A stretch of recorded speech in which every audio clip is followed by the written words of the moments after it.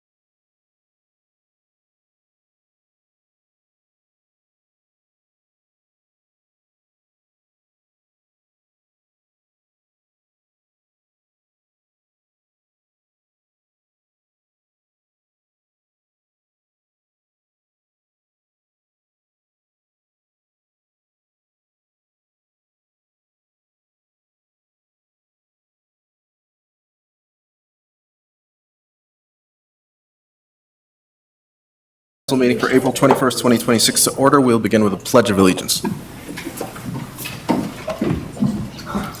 allegiance to the flag of the United States of America and to the republic for which it stands, one nation, under God, indivisible, with liberty and justice for all. Could we please get a roll call, Clerk Beck? Mayor Tapia Vega, Here. Mayor Pro Tem Barnes, Councilor Bollier, Here. Councilor Friedland, Here. Councilor Gallegos, Good evening. Councilor Gianola, Here. and Councilor Jensen. Mayor, we have a quorum. Thank you so much. And from my understanding, Mayor Pro Tem is a few minutes away. He'll be a little late, but he will be joining us tonight. We will begin, as with every meeting, with public input. Before I do, I understand there is a public hearing tonight, and I just want to make it clear and differentiate between the two public input and the public hearing. If you want to be on the record for the public hearing, please fill out one of these forms and just check the public hearing box. That will happen later on in the meeting. For now, unless our city attorney wanted to jump in on that at all. No, just for the public's benefit, if you do want your comments to be considered for the public hearing itself on the special use review, you do need to speak during the public hearing portion of the meeting, not during public input. While council will listen to everyone's comments during public input, if you do choose to speak about the public hearing matter, those will not be part of the record and cannot be considered by council this evening. Thank you, Mayor. Thank you. The only other thing I'll say is, of course, like every other meeting, if you do wish to speak during public input, just fill out one of these speaker request forms. They're in the back through that door. Just fill it out, give it to our city clerk, and we will make sure you get your 5 minutes. If you can't be here in person, you can also call in. That phone number is on our website. When you do come up, just state your name and address for the record, and then finally, you will have 5 minutes to speak. You don't have to guess how long you have left. There's a little red clock on your left on that podium, and you can just see how much time you have left. Just out of respect to everyone and making sure that we are respectful with everyone, I will give everyone exactly 5 minutes. That just allows everyone to have the exact same amount of time. So with that, we will begin. And tonight, we'll begin with Patrick Murphy.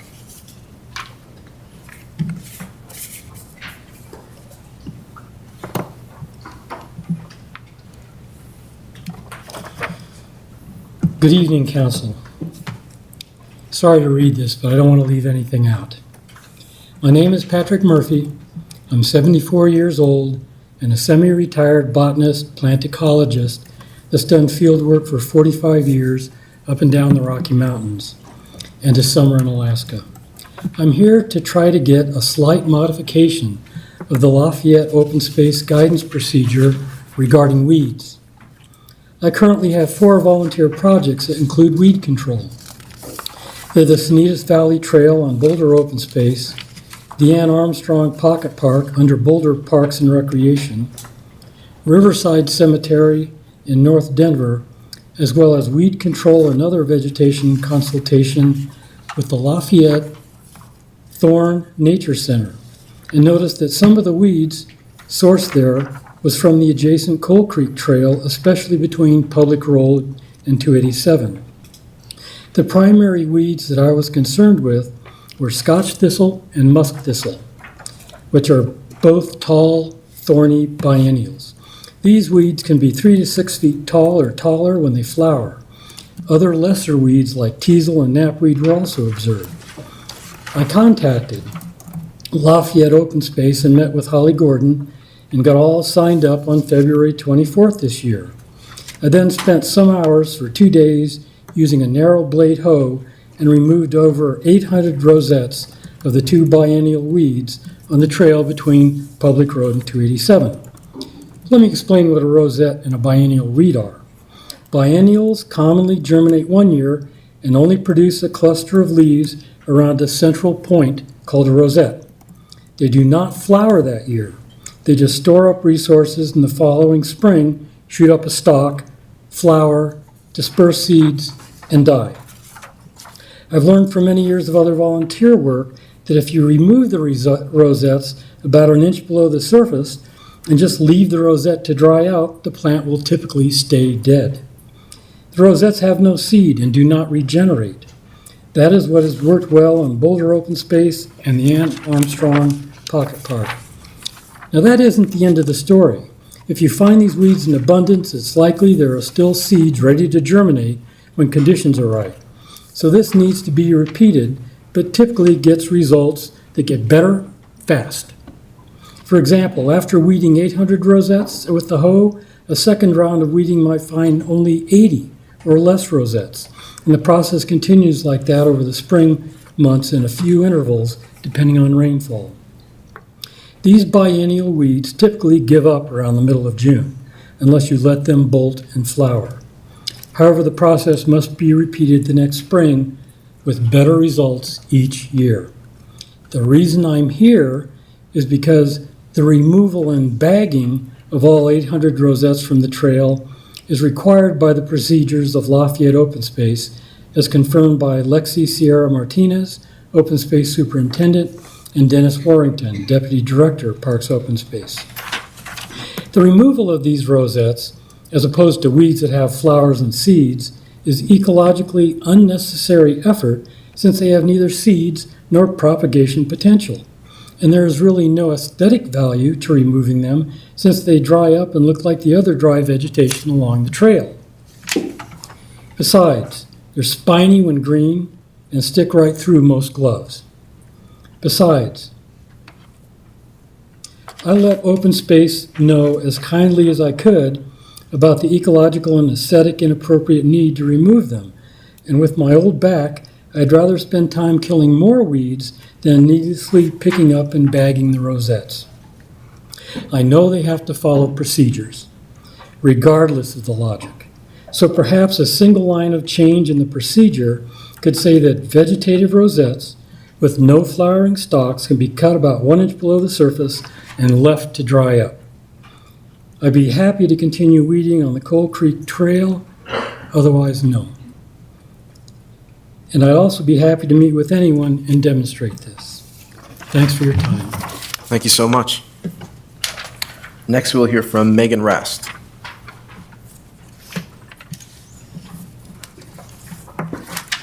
Mayor and City Councils, my name is Megan Rast. I live at 646 Homestead Street.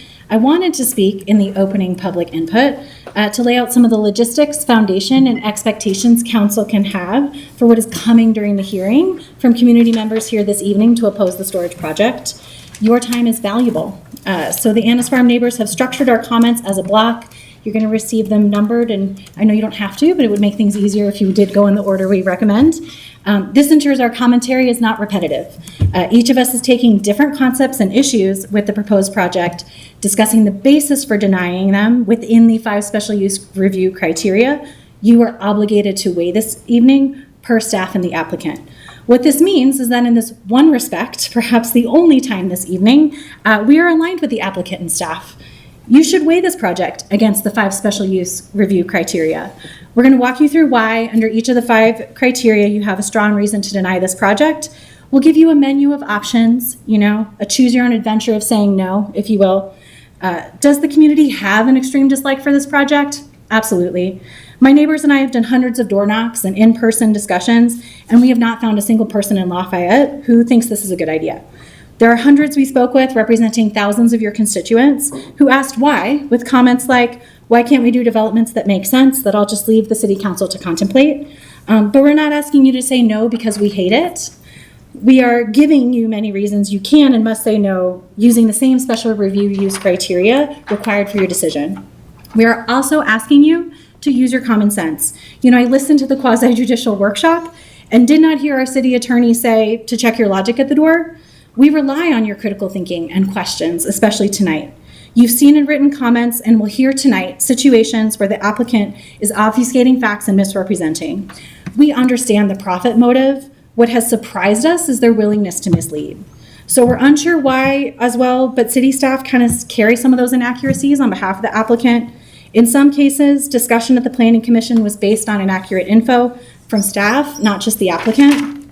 So we ask you to think critically tonight. You're the only ones who can ask direct questions. And if responses are problematic, such as, quote, that doesn't matter, when it directly relates to a special use review criteria, we ask you to please push back if it doesn't make sense to you.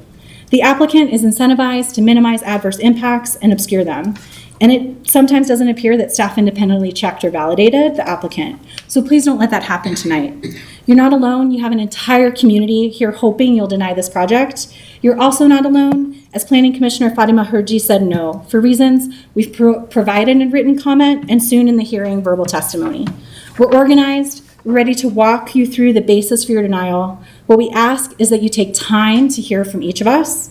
We regret how much better this could have been if we had reviewed this at the sketch plan level, not just here at the special use review and SPAR. But here we are. It's going to be a stacked discussion because it's our one opportunity.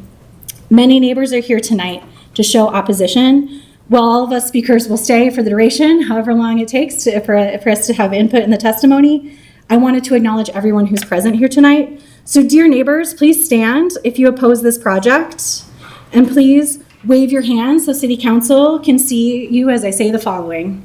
You oppose this project because it's incompatible with existing uses on Aspen Ridge Drive. You oppose this project because it will significantly adversely impact the residents of Annis Farm.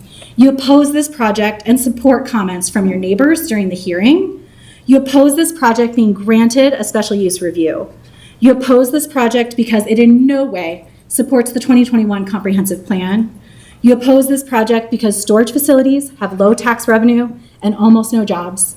You oppose this project because you agree with the work of the Land Use Code Working Group, and you oppose this project because you share the vision of the comprehensive plan to make that area walkable, street activated with real benefits to the neighborhood. Thank you for your time, and we look forward to the upcoming hearing. Thank you so much.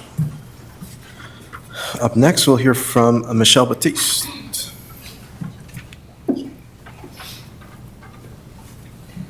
Hi, my name is Michelle Batist. I live at 580 Homestead Street, and I'm speaking out because I don't think I'll be able to be here for the public hearing. Thank you all for giving us an opportunity to speak. Lafayette does it right? We embrace diverse communities, we embrace creativity, we embrace commerce. And my neighbors at Annis Farm, we embrace smart development and commerce and thoughtfully planned development.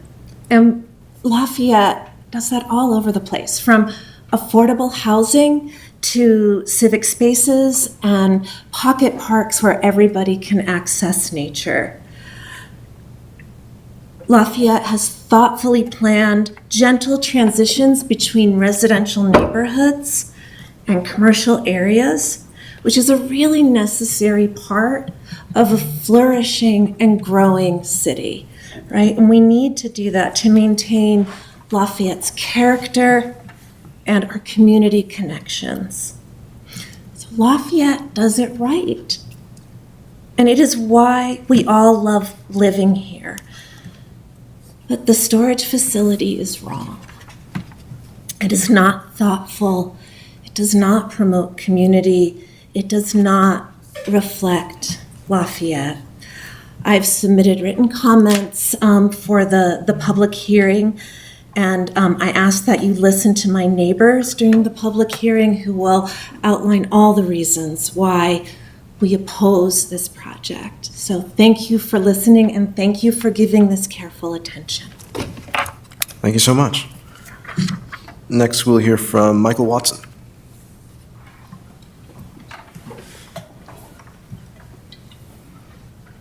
Hello, Mike Watson, 708 South Carroll.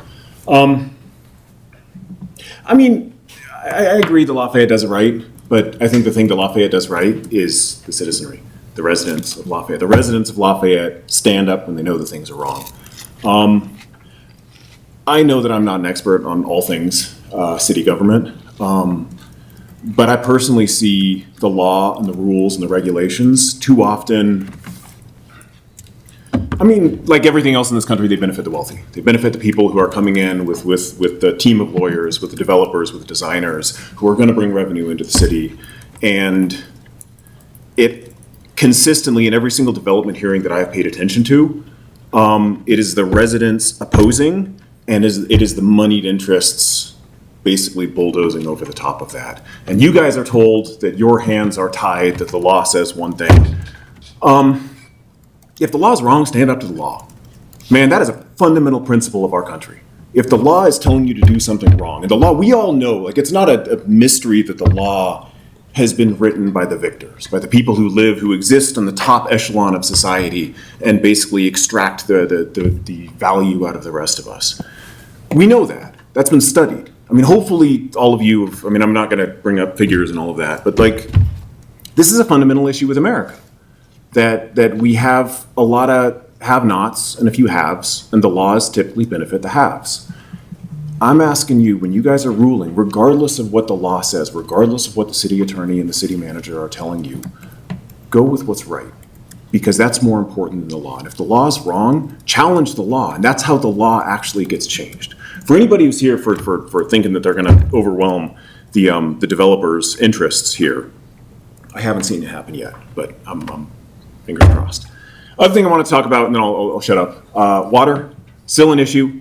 The water levels, the snowpack levels are still getting lower. I understand that there's all these rules and regulations governing when and how you can act, and that you have to put out notice, and then it has to be discussed, and then it has to be an open hearing. Some things, like nature doesn't work on your timetable. I mean, if you know you're gonna lose your job in the middle of summer, like, do you just continue your spending habits until all of a sudden you run out of money? Or do you start saving now?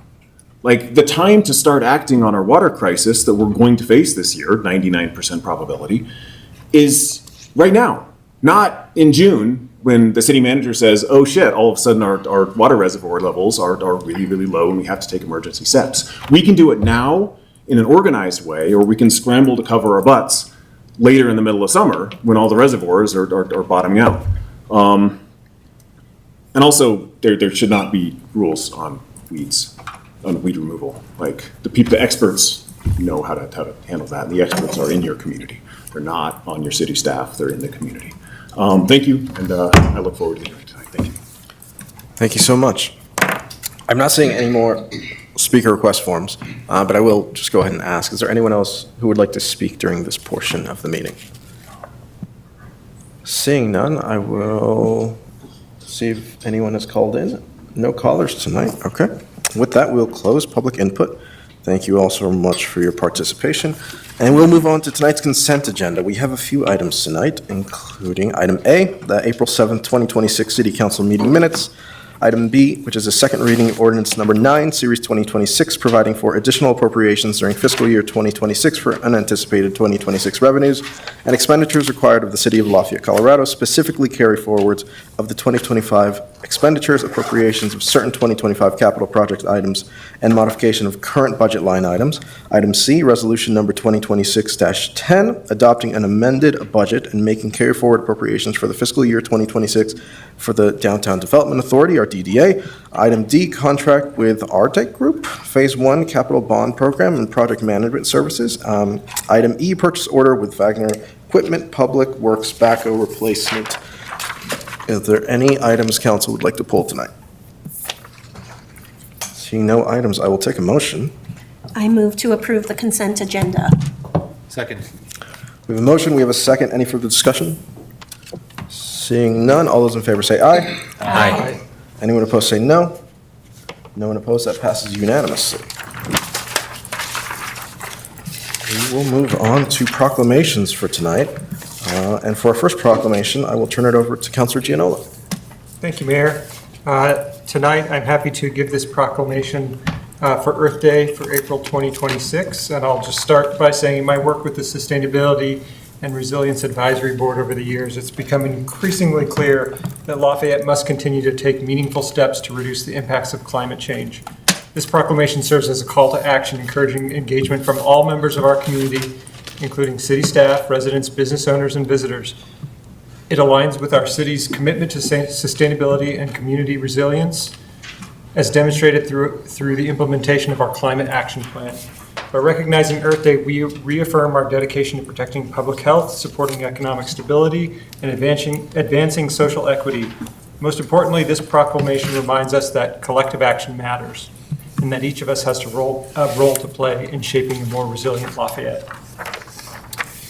Proclamation, Earth Day, April 22nd, 2026. Whereas the first Earth Day was celebrated on April 22nd, 1970, to inspire environmental awareness and encourage conservation, protection, and appreciation of Colorado's rich and diverse natural resources. And whereas Earth Day continues to serve as a powerful reminder that the health of the environment is directly tied to the well-being of the community, and that each individual has a role to play in shaping a more sustainable future.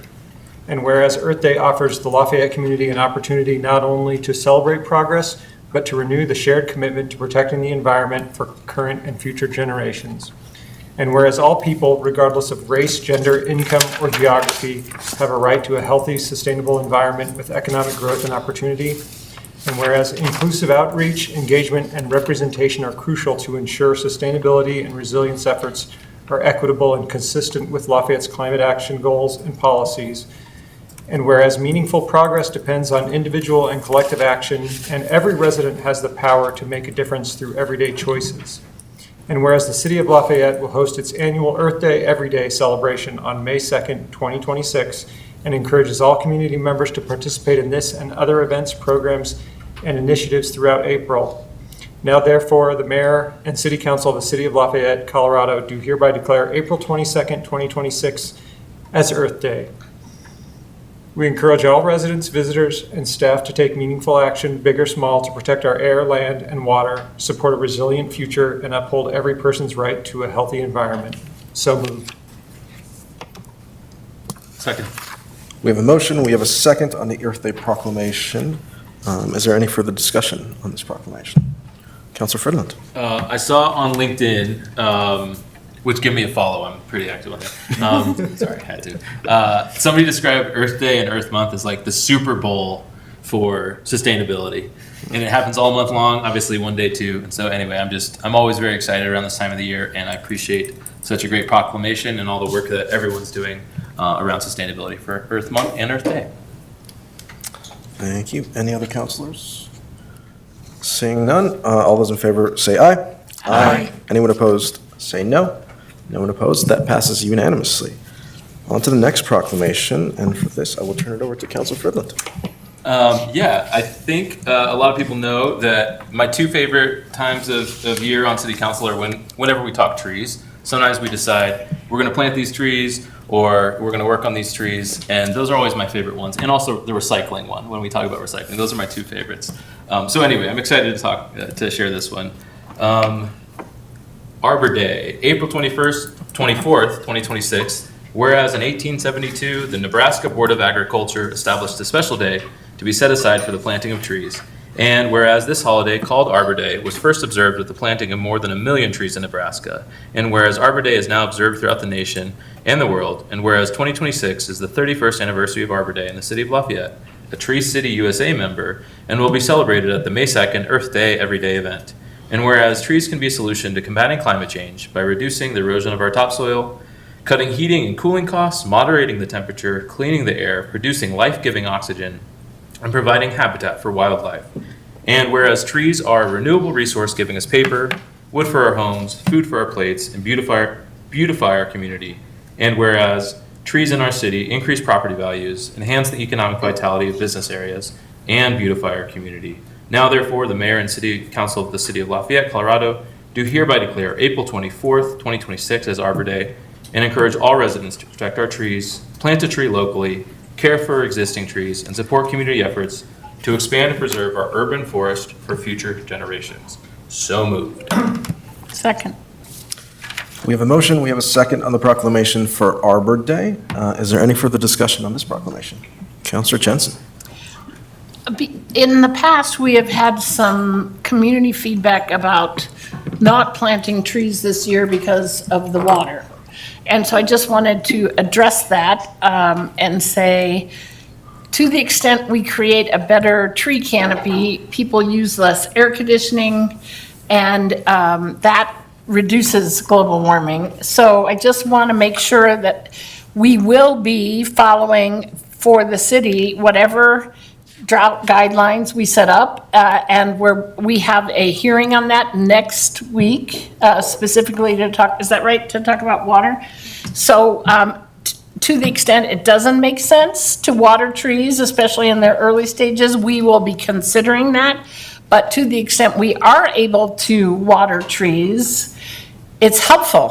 So I just want people to understand that there is a bit of a conflict, but we're monitoring it and trying to figure out the best path forward. And it is important that we plant trees. Thank you. Any other councilors on this one? Yes, Mayor, just very briefly, I think it's wonderful that we have both the Earth Day proclamation and the Arbor Day proclamation, particularly with thanks to Mr. Patrick Murphy, who may have stepped out, but semi-retired botanist and plant ecologist. I really enjoyed that particular comment, so with thanks to him. Councilor Gianola. Thank you, Mayor.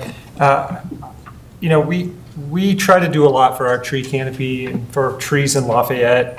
Recently we had a project where we're going to plant 80 new trees in the city, and in particular in a part of the city that is kind of lacking trees. And so this is a really important thing for the city and for, as Councilor Jensen mentioned, protecting, human quality of life, but it's also the animal quality of life for the critters who live in these neighborhoods who benefit from trees 24/7, right? We have a lot of birds who live in our trees. We have a lot of small mammals and things who live underneath our trees. I agree that water is an issue, but I think trees do a lot to preserve the water that we use and limit the extent to which evaporation can occur through shading. I mean, there's a lot of good things that come through trees. So happy to support this Arbor Day proclamation and Arbor Day in Lafayette. Fantastic. All right, well, we have a motion and we have a second. All those in favor, please say aye. Aye. Anyone opposed, say no. No one opposed, that passes unanimously. On to our final proclamation for the night. I will turn it over to Councilor Gallegos. So proclamation for International Firefighters Day, May 4th, 2026. Whereas International Firefighters Day is observed each year on May 4th to honor the dedication, service, and sacrifices of firefighters around the world. And whereas the City of Lafayette proudly recognizes the members of the Lafayette Fire Department who demonstrate unwavering courage, professionalism, and commitment in protecting life, property, and the environment. And whereas Lafayette firefighters respond to emergencies of all types, fire suppression, emergency medical services, hazardous incidents, rescue operations, community risk reduction, and public education, often placing themselves in harm's way to safeguard the community.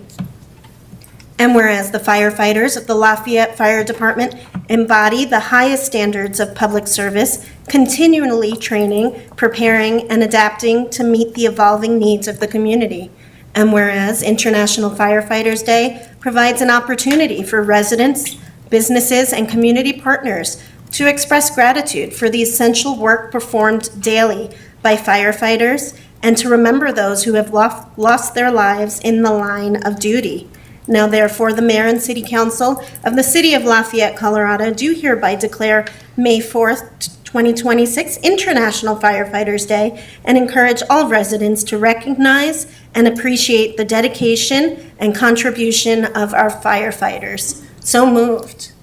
Second. We have a motion, we have a second. Any further discussion on this proclamation? Councilor Gallegos. So I'm just thinking back to the wildfire we had in January and how the Lafayette Fire Department was one of, I think, 4 or 5 departments to respond, and how quickly they were able to put that fire out and keep us all safe, and how grateful I am for the communication from the department on social media. I also want to thank our fire department for being so active in our community.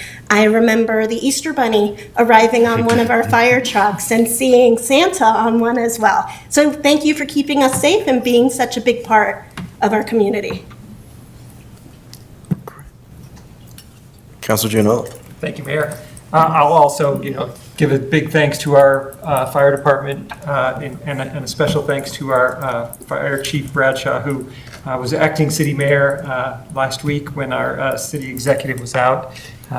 So thank you very much for stepping in for that role. I'll also just share that, firefighters face a lot of health issues, that they're operating in a really difficult job that just comes with just tremendous health problems that occur for the firefighters over the long term. A lot of these firefighting agents that are used are pretty significant. So, when they say that they're giving, sacrificing themselves, it's in more than one way. It's kind of a long-term effort. So really just want to address and say thank you to our firefighters for, really putting themselves on the line physically over the course of their careers.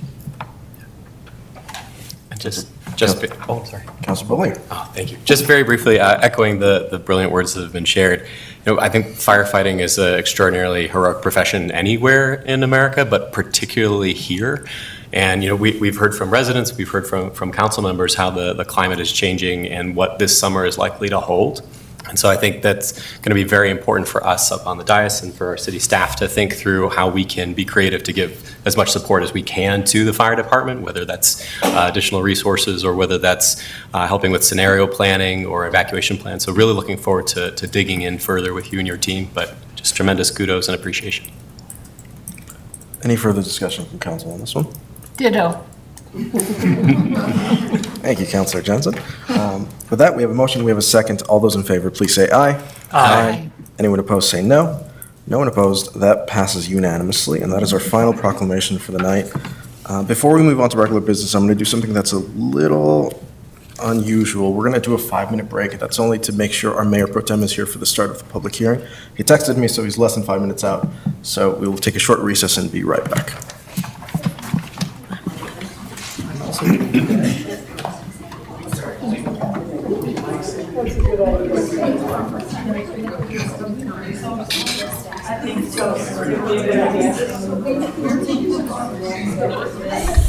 I don't know.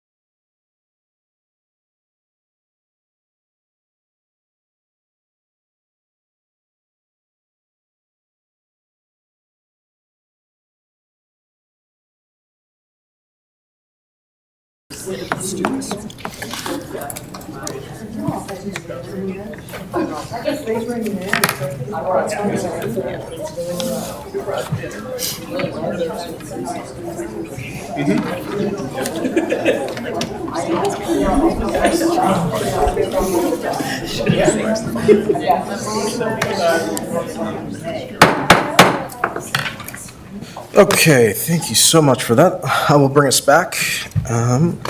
The next item on the agenda is a public hearing and consideration of resolution number 2026-11, approving with conditions an application for a special use review for a special self-storage facility and caretaker dwelling unit and site plan and architectural review for Lot 10, Block 1, Black Diamond subdivision, located at 685 Aspen Ridge Drive. The public hearing was noticed in the Daily Camera on March 20th, 2026, and notice was mailed to property owners on posted on the property in accordance with the Lafayette Code. The public hearing is now in order at 6:13 p.m.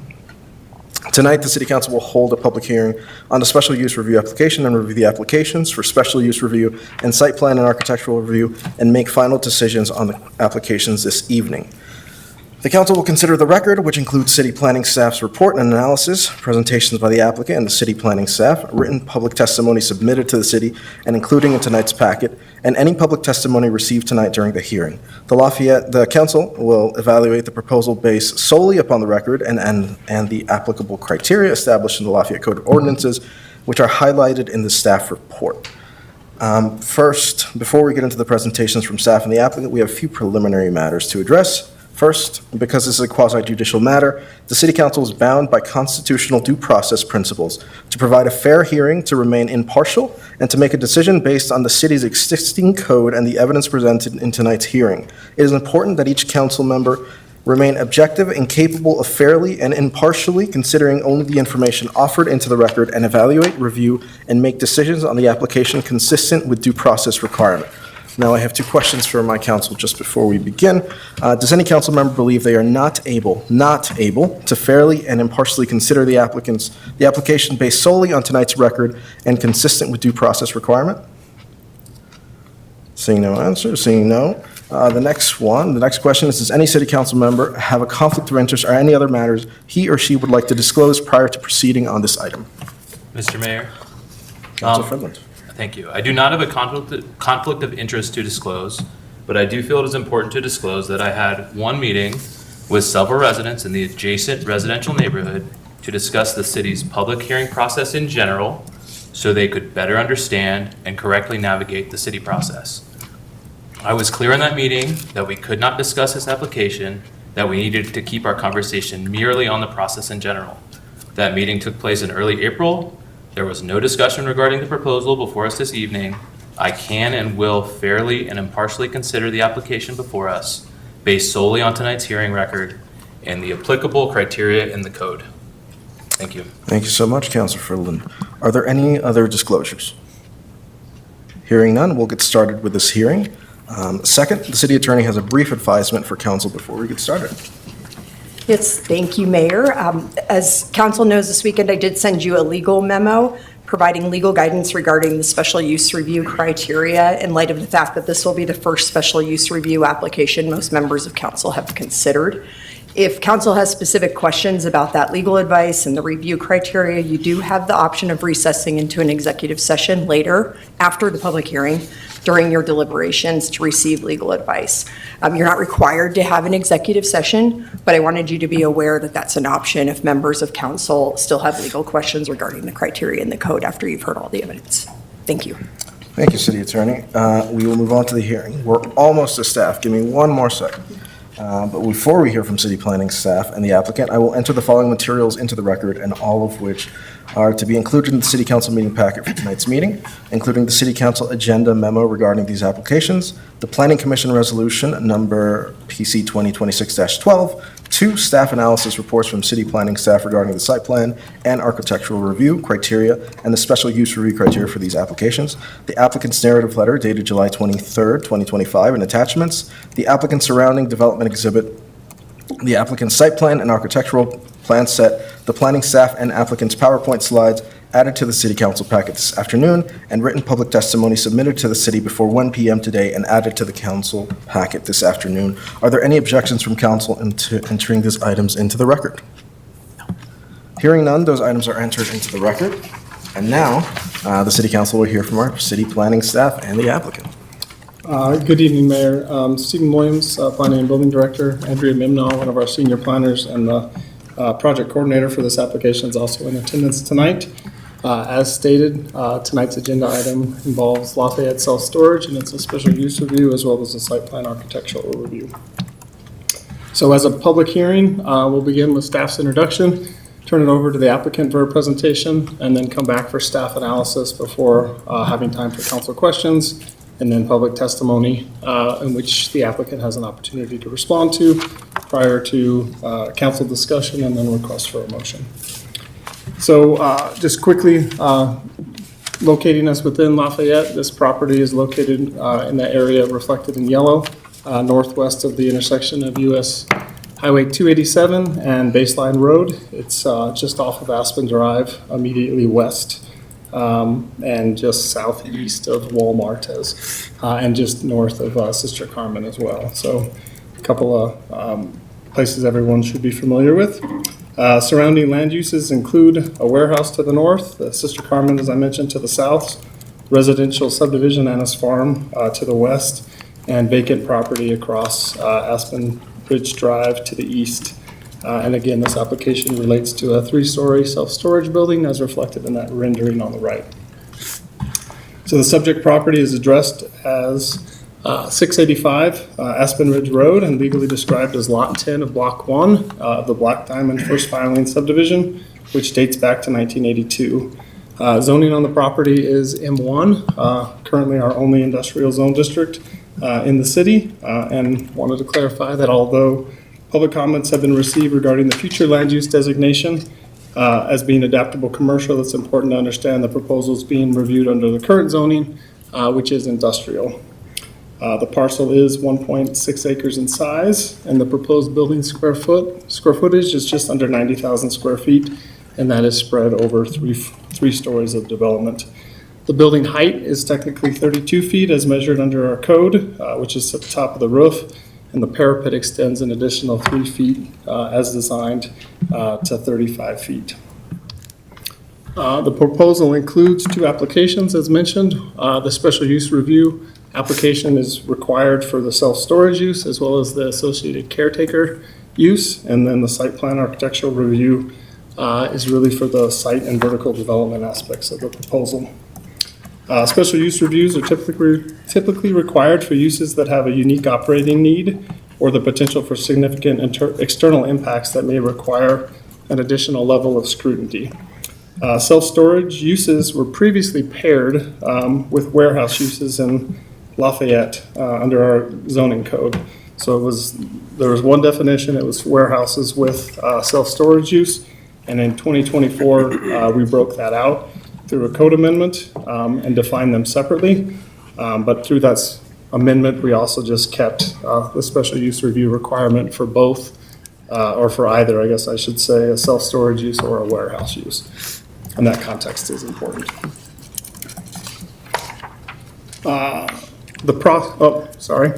Processes for special use review includes neighborhood meeting, as kind of outlined there on the bottom, formal submittal by the applicant, staff review, which includes referral to outside agencies, planning commission public hearing, which occurred on April 8th, and then tonight's city council meeting. And these reviews also require public hearings from both planning commission and city council. And planning commission heard this application, as I mentioned, on April 8th and voted 4-1 to approve with 4 additional conditions of approval, which I'll summarize through my analysis later. I'll turn it over to the applicant. Good evening, Mayor and council members. Thank you for having us this evening. My name is Alyssa Knutson. I'm a land use planner at Auden Johnson, Robinson, Neff, and Reganetti, PC. I'm here on behalf of the applicant 1784 Holdings, LLC. Again, I want to thank you for having us, and I also want to specifically thank planning and staff who's been extremely fantastic to work with throughout this process. So I just want to point out, I'm here with the rest of the Lafayette Self-Storage team, 1784 team, all here and available to answer any questions that may arise this evening. Stephen, oh, is this something wrong? Okay, sorry, I wasn't expecting that slide first. Just briefly, 1784 Holdings, it's a national self-storage developer, and then they really focus on developing high Class A storage facilities, as you can see in the images depicted here. Stephen did a good job pointing out the location of the property, generally located north of Baseline Road and west of Highway 287, and also in the industrial zone district. So these images are meant to show the planned streetscaping along Aspen Ridge Drive and also planned elevations. And just want to point out specifically that while the building is proposed at 89,592 square feet overall over the 3 stories, it has been reduced by 26,000 square feet almost in response to comments received from the public over the course of getting here this evening. The property background, I just want to touch on really quickly. This property is located in what is known as the Black Diamond subdivision, which was platted in 1982 specifically for industrial development. And it has since then by 1999, it essentially had been built out as envisioned with industrial and industrial flex buildings. In the early 2000s is when the residential directly to the west, which was then known as the Bateman property, now known as Anna Farms, was farmland at that time and then planned for residential development at that time. The city at that time acknowledged the importance of the industrial development to the east and required that the developer enter into a sound wall agreement, which essentially required that a sound wall be installed by the residential developer in order to mitigate impacts from the industrial. It also required that notification was provided to potential purchasers of residential property in Anna's farm or the Bateman property at the time. So I guess essentially what we want to point out here is that the city at that time anticipated potentially this residential and the industrial, and wanted to point out that the industrial was an important asset to the community that should continue to exist and also be further developed in that Bateman or the Black Diamond subdivision. These are images that just kind of point out that the residential, kind of began in 2004, but that industrial was existing. This is the earliest image I could pull from Google Earth Pro, but we have 1993. You see that several of the industrial flex buildings were built. And then beginning around 2004, we have Anna's farm beginning to be developed. Briefly want to touch on the project timeline. We had pre-application conference, back in 2023. And then it did go through 2 rounds of staff review. I want to point out specifically that there was the required neighborhood meeting, but in addition to the 1 required neighborhood meeting, we held a second neighborhood meeting where changes to the plans were presented to the public in response to neighborhood comments during that initial meeting in August 2023. And now we're here tonight.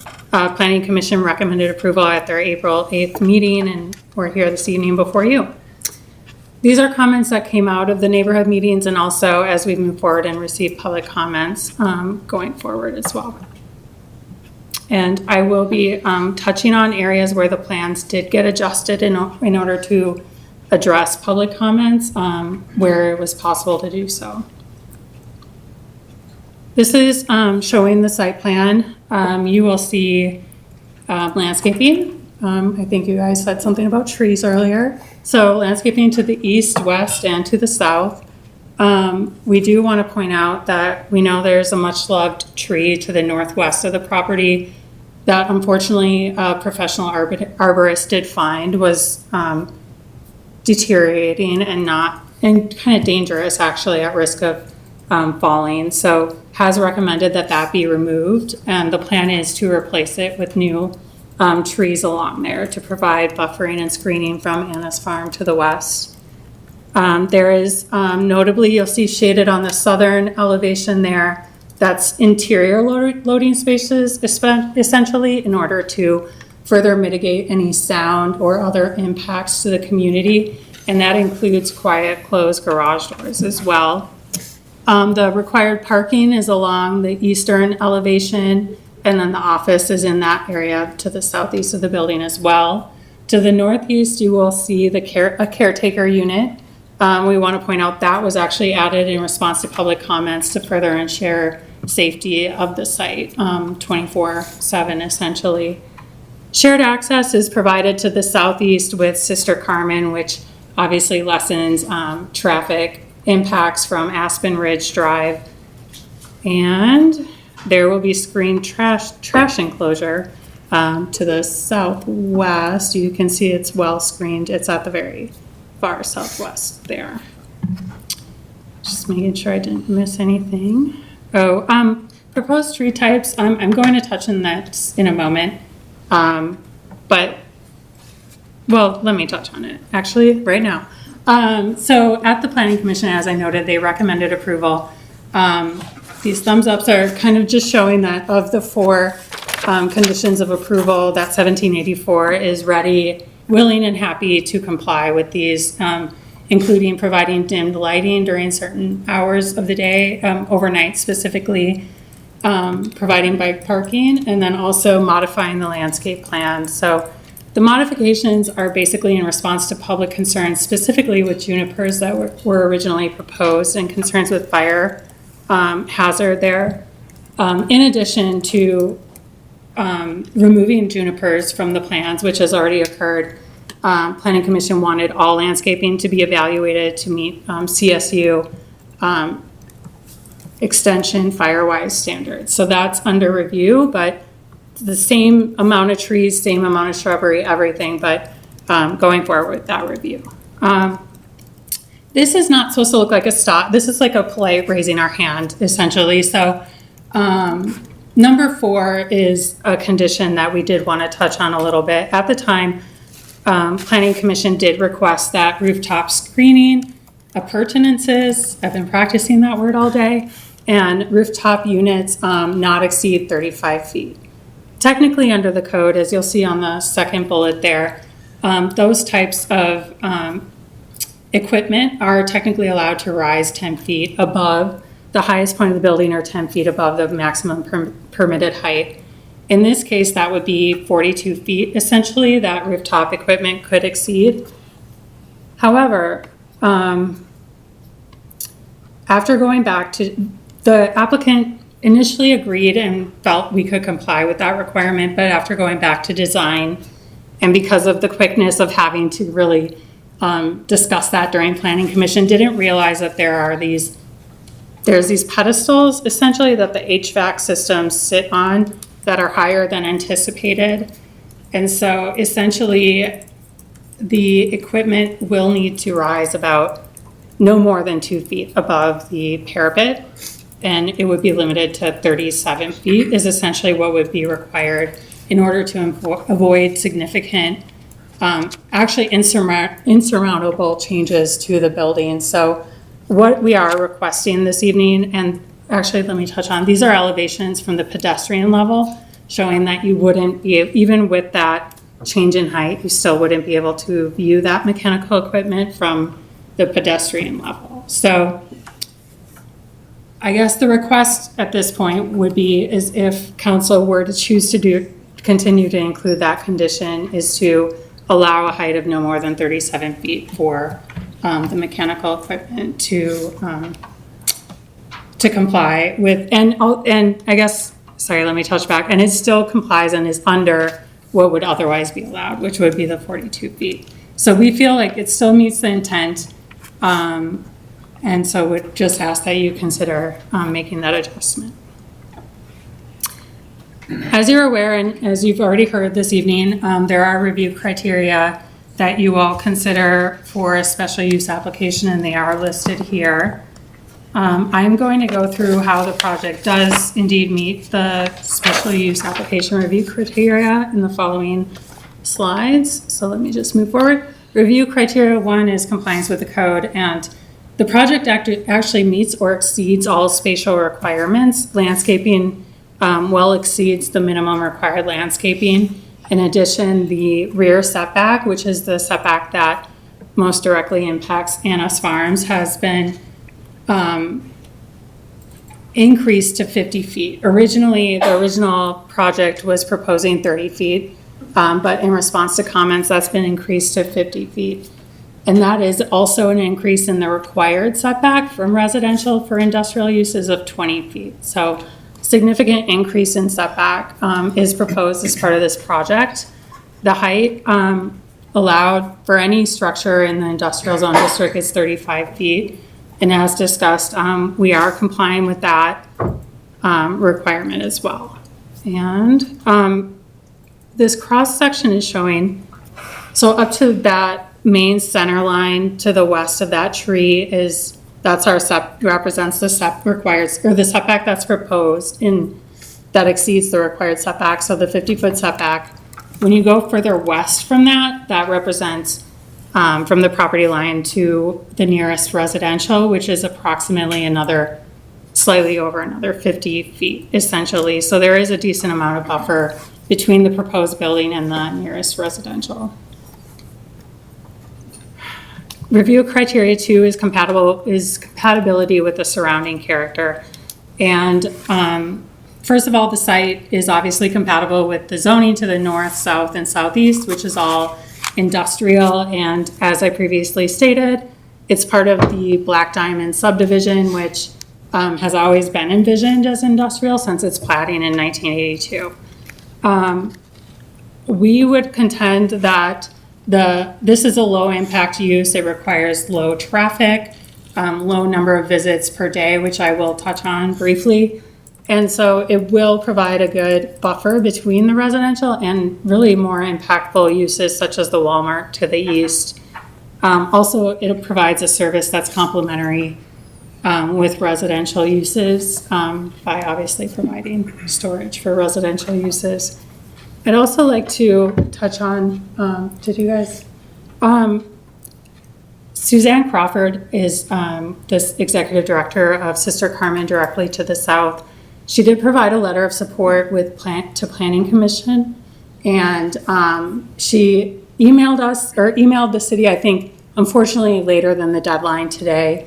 She has reiterated that she supports this project, has found that the applicant has worked to address concerns, and also feels that it's more compatible than other potential uses, essentially because traffic is so minimal, and that was a pretty big concern for her. So low traffic use is important for her continued operations. And if you wouldn't mind, I'd like to just take some excerpts from that, if that's okay. Let's see. Sorry, these came in so this is actually going to be the Planning Commission comments. So she says, this facility will share our driveway due to an easement from the original developer, and we believe that it is compatible use that will cause the least amount of disruption to the family resource center that we have in this location for 15 years. For us, a facility with relatively low volume of traffic is ideal for sharing the driveway. Finally, besides being compatible with our use, we believe that storage is a good option for the location and that it will not need a large amount of parking. All in all, the developers have been easy to work with and have listened and attempted to address concerns, not just from us, but from other neighbors as well. They have taken community input into account and have designed the facility to have as little impact as possible on the neighbors. In summary, we support the application and believe they would be good neighbors for Sister Carmen. So I apologize that didn't make it into your record, but I just wanted to note that. In addition, there is a slight hill topography that the building is essentially able to be built into, which allows it to essentially be viewed more like a two-story building from the western residences. So further supports compatibility with the surrounding character. Review criteria 3 is potential adverse environmental influences, and the mitigation efforts and just how the use operates lend to avoiding adverse environmental influences. This includes the added landscaping, of course, to the west, south, and east. And there will be no impacts or removal of trees on surrounding properties. In addition, the junipers, like I previously said, will be removed, and there is a review for landscaping that meets fire-wise standards as well. There's sustainability measures, which include using durable materials, minimal traffic, and low water usage. I would contend also, since this is an infill site, that also aids in sustainability efforts rather than making this move out further to a more inappropriate location. Lighting will be downcast, but I'll touch on that a little bit more in a moment. And then the sound wall, interior loading areas, and quiet operation garage doors further reduce impacts, and then the building will be sprinklered, and storage of hazardous materials is not permitted. This lends more to the point that Sister Carmen's comments were mentioning. So this shows, this is an existing 1784 facility, and this shows actual visits to the site, with between 9 and about 8 p.m. being the heaviest amount of visits that occur, and between 9 and 1 really the highest, with peak visits being 4 to 4.5 visits essentially. So, and then early and later hours obviously drops off significantly. So limited traffic based on this use.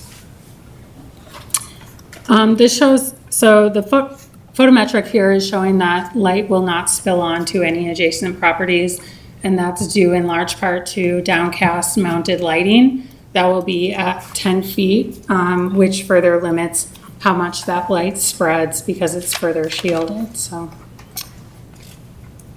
compatibility with the comprehensive plan has been noted. This is in the adaptive commercial classification. Adaptive commercial, I mean, I think it's been noted, encourages a more active street level, and that's being encouraged through the streetscaping that's proposed here. It's also, there will be a new sidewalk installed that will go from 5 feet to 8 feet to allow for further pedestrian activity along Aspen Ridge Drive. It also meets these other urban design guidance for adaptable commercial that you see here, which includes transparency. So you have the nice windows that show transparency, as you can see here, and then having an 80% primary street frontage, so the building fronts a significant portion of the sites. And then minimal parking areas as well. In addition to the designation in the comp plan, the project also meets several planning frameworks and policies as well. So it offers, like I mentioned earlier, a service that's compatible with, obviously we all know there's growing residential in Lafayette, so it is definitely compatible with that. And then also provides development of a site that's clearly been for a long time underutilized. This development, as I noted, goes back to 1982, and this site remains, and so will provide some tax revenues where otherwise it does not, as it's been vacant. Use of sustainable building practices, again, durable materials, I'd contend, again, the infill development is also a sustainable practice as well. In addition, noises will be limited due to that interior loading and I won't mention that one again, I've done that. And then it is adjacent to public utilities that currently exist, close to services as well, obviously. And then again, just touching on it, generates new tax revenues where it has not since the 80s. The final review criteria I want to touch on is that it shall not create significant adverse impacts on government services, existing or future developments. Again, very limited traffic generation from this use, particularly in consideration with other uses that may otherwise be permitted in the industrial district. In addition, there's screening from added trees and shrubs, and noise, light, dust, glare. It's all mitigated through the interior loading. The sound wall that currently exists, that was required as part of that sound wall agreement. Moving trucks generally do not have the backup alarms as well. There's also limited impacts to services such as housing, schools, public utilities, because there's very limited, there's no new residents other than the caretaker, and caretaker's family is also allowed to live in that caretaker unit. So no further burden to schools, libraries, any other services. Security is monitored through that caretaker unit that's added. There's 24/7 monitoring and keypad entry that's required for the site. The building will be sprinklered, no hazardous materials required or allowed, and constructed to fire and building codes. And then finally, the customer access hours in response to public comments were moved back from 5 to 6 a.m. to try to address concerns to the extent possible at this location. So I thank you for your time. With that, I'm going to pass it to Michelle Bach with 1784, and she's going to bring it home with the approval criteria for site plan and architectural review. Good evening. Michelle Bach, 1784 Holdings from Scottsdale, Arizona. So there's a series of architectural review criteria that is listed for the site plan approval as well. And all the points are listed here, but much like Alyssa's portion, I'm just going to go through them in the following slides. Michelle, can you talk a little bit louder, please? Yes. Thank you. So I'm going to just describe the architectural, the design, the materials that are being proposed for the facility and how it overall functions. So for our building materials, we are planning to use integral color CMU block. This helps keep the block lasting longer because the color and the pigment is baked all the way through the block versus just holding on the surface. We're also using it as a split face texture, which gives it more aggregate color pulling through in that. So that is all on our first floor. And then as we move up to the second and third stories, that is proposed as a eaves finish, which is also tinted all the way through the finished surface, and then some accents of some brick veneer and some metal paneling that is kind of framing around our tower elements, as well as creating shade for each of those glazing areas. And above on the third floor, there's some additional canopies that shade over our spandrel windows. So we do have two different types of glazing being used. So in the flat elevations below the 3D image, the ones that are colored solid black are spandrel windows. They are full glass, inset, flush, true building material to the building. They are painted on the back black, so there's no visibility into the facility. We're not getting light spillage or activity from people's storage units that can be seen by the public. The corner elements are using vision glass. The doors that are proposed in the corner elements do have lighting in them from dusk to dawn, with the additional condition that we received from Planning Commission that does require us, which we're happy to comply with, to reduce the lighting levels by 50% starting at 10 p.m. And the doors that are shown in there are marketing for our facility, and they are not operable. So there is a small corridor that is only accessed by our store manager and maintenance team to keep the area clean and secure, but they are not operable for our tenant use. So again, not being able to see people open the door or see their personal items in there. And then on the first floor, on the hard southeast corner, is where our office is located. which as Alyssa touched on, does have slightly different office hours, but Monday through Friday standard, or Monday through Sunday, standard 8 to 6 p.m. Then additionally, for the loading area that is proposed, it is interior to the facility.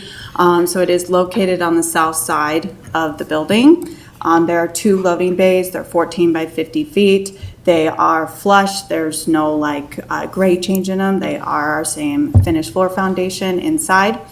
They are directly adjacent to the office. So interiorly, the office has a glass wall so that they can see all activity in and out of the loading area. It is all key code access. So once a tenant receives their unique key code, then they can access either the side loading door or the vehicular loading door. And it does work as if somebody were to come and the door opens and they happen to be in the right bay. The next person to come, the door automatically knows which door was used last and opens the other door. So there's no buildup of a vehicle. And they are so deep interiorly to account for the size of the largest moving vehicle, but also in the potential that somebody were to pull a ramp out as well, that portion has also been accommodated so it all stays interiorly to the facility.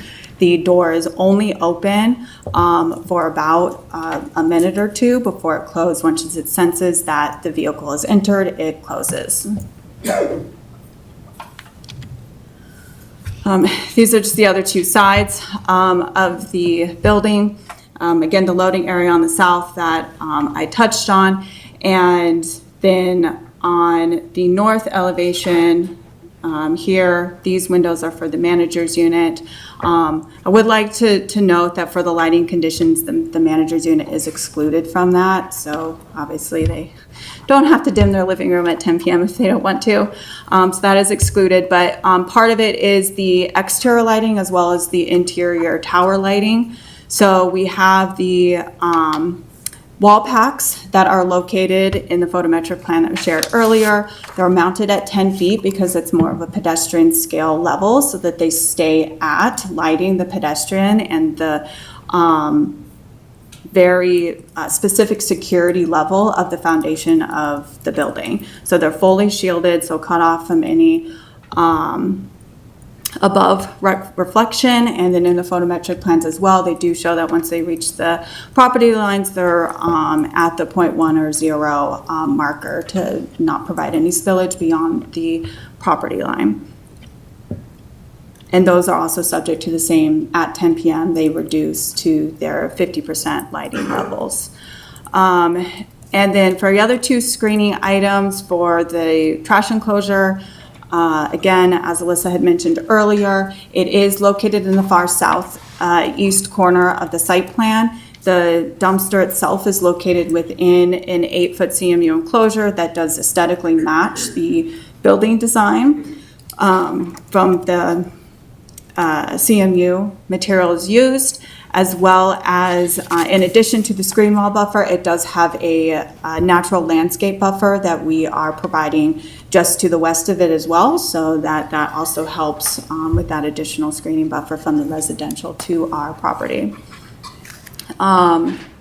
And then the rooftop equipment, as it was also noted earlier, these elevations have been revised to depict that the units are extending roughly that 1.5 feet to 2 feet above the parapet wall due to the pedestal that they sit on. And from a technical standpoint, those pedestals are anywhere from 14 to 16 inches tall, and they are used to keep the unit off of the roof so that in the event of any water buildup or snow buildup, the units are not compromised by them.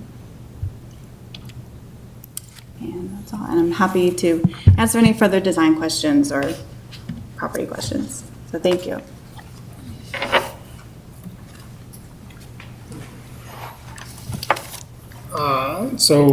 The intent language of the special use review criteria is noted here.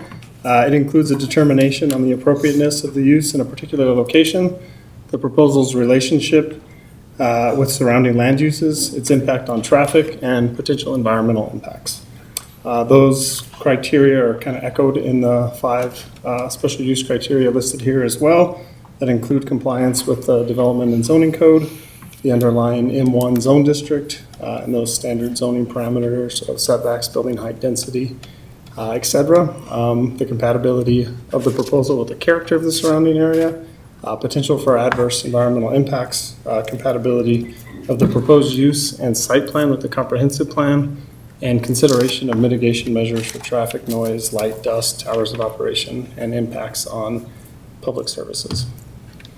The SPAR criteria are traditionally grouped into these 4 categories. That's how it was done in your staff memo, staff analysis, and that's how it's presented tonight, with scale being appropriate to the site and function of the project, listed kind of independently, and then criteria is B through K, addressing architectural scale, quality, design, proportion of building elements, appropriate building detail, appropriate building materials, and compatible color. And then L&M really related to landscape design, and criterion O through S related to screening and lighting. So we'll get into those details just a little bit more here. Staff found the application to be compliant with the underlying M1 zoning. We've also found the proposed development to be generally compatible with the surrounding area, which features other buildings in the M1 zone district that range from 25,000 square feet in size all the way up to 118,000 square feet in size, and from roughly 17 feet tall to close to 30 feet tall as well. And then the primary external impacts associated with this use have also been concentrated near the front and south of the property, which include the parking, the office, and caretaker's unit, and then the internal loading docks, as was described by the applicant, located on the south of the building. So the special use criteria are also in general compliance with the comprehensive plan. Staff acknowledges that the comprehensive plan is an advisory document that designates this area as a future adaptable commercial land use. The proposed development can be found to be compliant with certain adaptable commercial design principles, including streetscape enhancements and the minimization of parking areas. More specifically, the development proposal includes 12 feet of right-of-way dedication, which was also mentioned by the applicant. This will afford an enhanced streetscape that includes an 8-foot wide sidewalk, 8 feet of landscape tree lawn, an ADA ramp at the intersection with Diamond Drive, and the capacity for a future bike lane as additional development in that area occurs. The bike lane just along that frontage right now independently doesn't make any sense, but when more redevelops and that whole street frontage or streetscape changes, then we have the space for that now. And then the proposed building also orients to the street, includes ground floor windows, and is 3-story in building height, which are also elements of the comp plan design principles.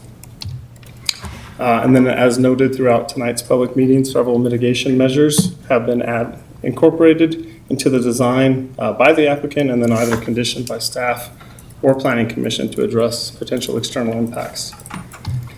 Staff have also found the 19 SPAR criteria to be met, including the building and site scale noted here, architectural scale and quality of design elements that have been covered. The building also, this cross-section kind of illustrates that the building also exceeds the rear setback requirement. So that setback requirement is technically 0 feet in an industrial zone district. Our land use code also requires 20 feet of separation when there's a residential use out there and or adjacent, and this is over 50 feet away from the property line. That separates it from Anna's Farm subdivision, but over 100 feet from the nearest residential building as well. So,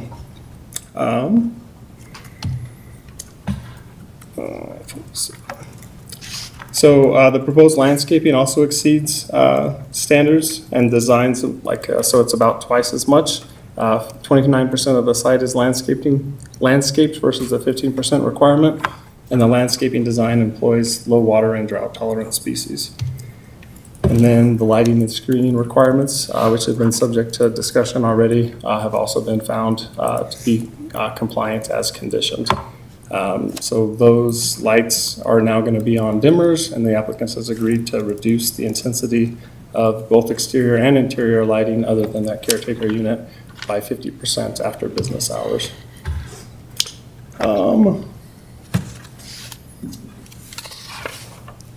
So staff's recommending approval relative, just want to kind of parse out the two conditions of approval. Staff's original memo included 4 conditions related to motion sensors for the interior lighting and restriction on the lighting being limited to the hours of operation. We also had a restriction on the occupancy of the caretaker's units to follow our code. We had our standard technical corrections that need to be done. And then the one update that occurred in your packet tonight was for that 4th condition to be folded in the right-of-way dedication. So that's always been a part of the plan of that 12 feet that I just mentioned for those improvements along Aspen Ridge. We'll need to come back to you along with the drainage and access easements to be approved, because when anything's dedicated to the public, city council has to accept it. So those things are listed now completely. It was just drainage and access. Previously, the right-of-way dedication had dropped off, but that's now in your conditions of approval. And then through that planning commission meeting on April 8th, there was an additional criteria for that reductions in the luminosity to 50% after business hours. They also added in a landscape requirement for that firewise standard that the applicant mentioned.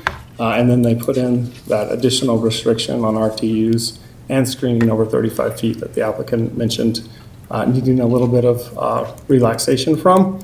And then they also requested bike parking be provided for employees on the site. So there's 8 total conditions if both staff's and planning commission's conditions of approval are accepted. Now it's time for questions. Thank you so much. Do any council members have questions for staff or for the applicant?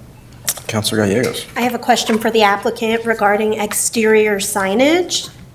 So I was just curious if there are any plans for large glowing signs or how the building is going to be identified. Sorry, so we are planning for exterior signage. It will primarily front Aspen Ridge Drive. We have no plans for any sign fronting or facing any residential community. We don't have a sign plan done yet, but it will meet all Lafayette standard codes and compliances for signage. Thank you. Any other questions from council?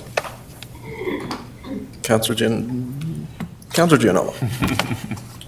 I have a few questions. For the applicant, maybe first you can come back up. Integral color CMU, can you just explain to me what that means? I don't speak building. Yeah. So the integral color comment just means that the pigment that you choose to use on a standard gray block, if you choose to color it something, being integral color means that it is baked all the way through the unit block versus just on the surface. So if you were to have it only baked on the surface and then go and shear off an inch or two of the block, it would just be a gray block again. And so that's a CMU, is just that gray block that we're sort of used to seeing. Yeah, it stands for concrete masonry unit. And Got it. so, but by calling it integral means that the color is baked all the way through the full 8 inches. Okay, understood. I want to ask about the inoperable door section of the building. From the description that you gave, it sounds like that's going to be lit 24/7 on those doors? Only lit at nighttime. So from dusk to dawn. Okay. And then at 10 p.m. when the facility closes, those lights reduce to 50% power. I see. What is the goal of the after hours, late night lighting of that section of the building? Visibility of the building and the use of what it is. Okay. In the packet, there's discussion of occupancy sensor, and that's not related to the inoperable door lighting. No, the occupancy sensors are for interior to the facility. So essentially, if no one happens to be, because our facility has very low traffic use and customer usage on a daily basis. So there are large hours of the day where no one may be on the third floor or the second floor. And so instead of keeping the lights on all day, they're on sensors until somebody walks down the hallway. Okay, great. I want to talk about the loading door. You said the loading bay is 14 feet by 50 feet. How high is the loading door? 14 feet. 14 feet also. Just trying to understand what size of truck is going to be able to enter in there. They're sized to like the largest like Penske or U-Haul truck, but not semis. Okay.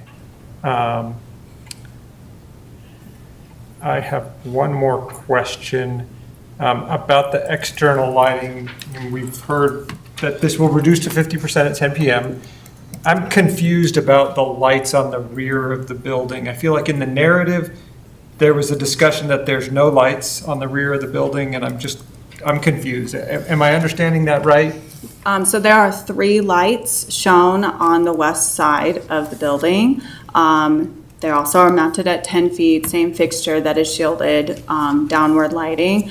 We have them in there for security lighting. To have a 50-foot setback or really 100 feet between the next driveway and our facility, we have cameras that obviously can see at nighttime, but having just a few wall packs that also provides just an extra level of security, so it's not a no man's land. Yep, understood. Okay, that's all I have for right now. I might have more. Thank you. Counselor Jensen. I'm assuming that the equipment that you said can't be lowered to the standards of the Planning Commission is because it's a heat pump, is that correct? It's the RTUs, the elevator, doghouse for it. They are anywhere from 4 to 5 feet tall. I don't know what you mean doghouse, sorry. The elevator, like shaft that sticks up, it always protrudes above a roof line. So that's part of an apparatus. Okay. So when we went back to adjust our floor levels to meet the condition, which we did, we reduced each floor level by another 4 inches, but we couldn't get enough to accommodate the pedestals that the units sit on. So the differential that we're asking in the condition is because of the concrete pedestal pad that these mechanical units sit on. And then because even though we have a flat roof, no roof is actually flat. It does pitch, and we have pushed the units actually further away, also as a result of some of the discussion from Planning Commission. The nearest unit on our roof is still 40 feet away from our western property, our building edge. And the closer we get to the middle of the roof, the higher on the slope of the roof we are. So that's creating a couple inches. And so all in all, doing the math, we're having a height differential with specifically only the mechanical equipment. So I know this is not a building code review, but it's more of a land use. But what energy efficiency measures are you taking in terms of heat and cooling? So the building is marketed as climate control, but the units do not run 24/7. The thermostats are locked for manager units only. They're mounted at the highest allowed ADA level so that tenants can't potentially tamper with it. But we do have a set ambient temperature for the summer and the winter that they stay on, and then the building kind of climatizes towards that. They run down the interior hallways, the HVAC ductwork.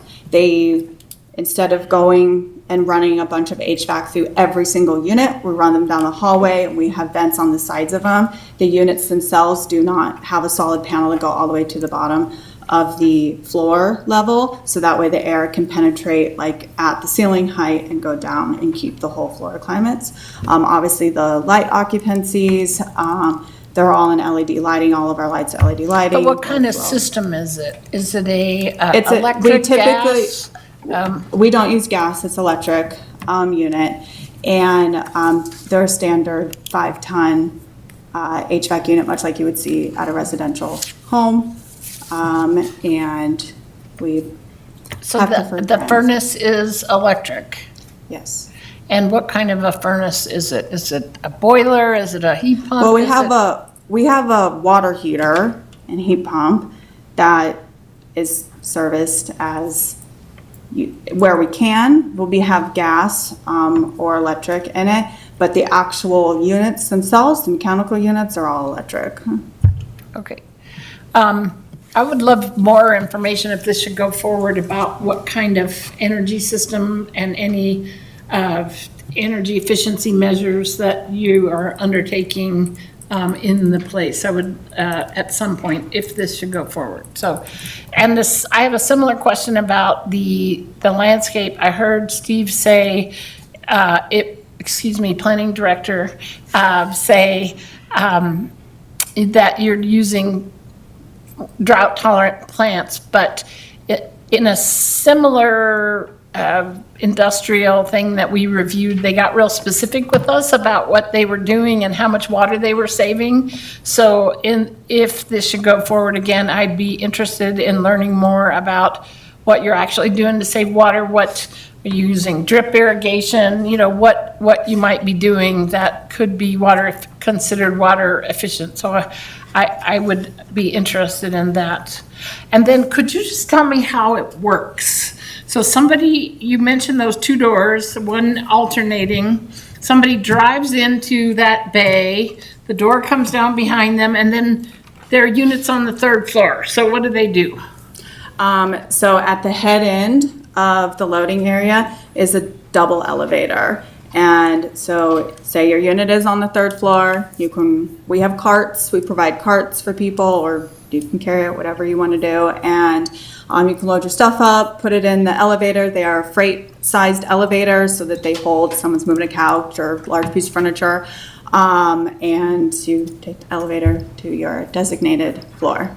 Okay, all right, that's helpful. I've never been in one of these or seen how they work. I have no clue. Thank you.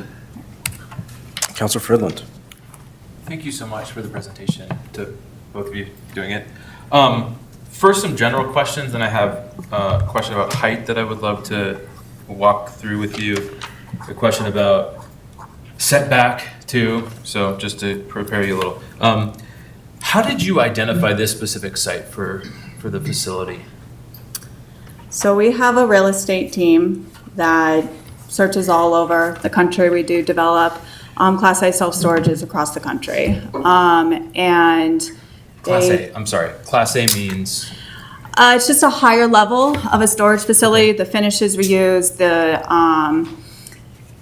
services that we provide to our tenants, having the interior loading at the level that we do, those are all just a different standard. The 24-hour security. Our facility is not 24 hours. None of our facilities are. Those are kind of like just different levels of types of storage facilities.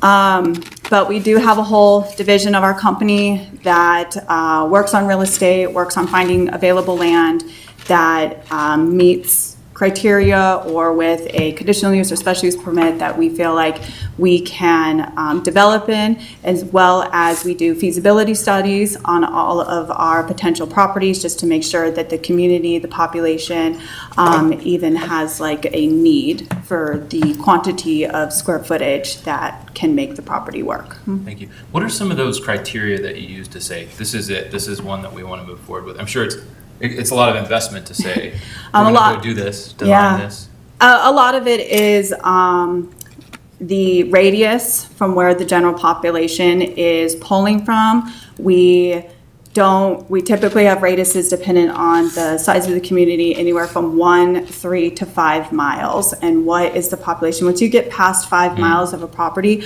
most people are going to find a different facility. They're not going to want to drive to ours. So based on those radius characteristics, then what are other driving factors? Is there other commercial coming in? Is there residential? Is there new residential planned in the future?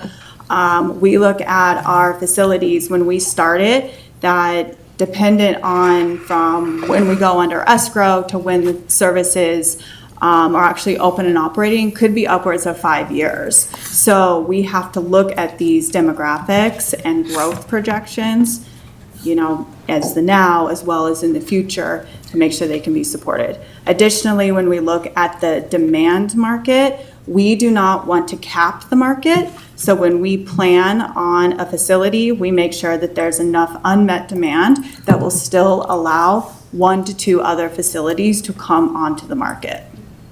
Interesting. So, you know, I don't know where all of the storage facilities are in Lafayette, but I know there are a few.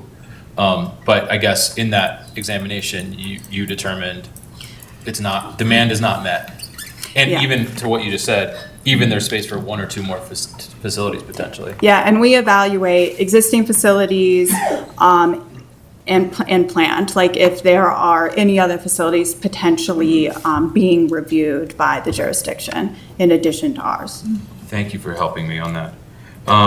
Is this design fairly typical for you of what you build when you build self-storage facilities? Yes, it Yes. is. We do have our own 1784 design and construction guidelines manual. Yeah. We've worked years to perfect and revise, so these are Fairly typical.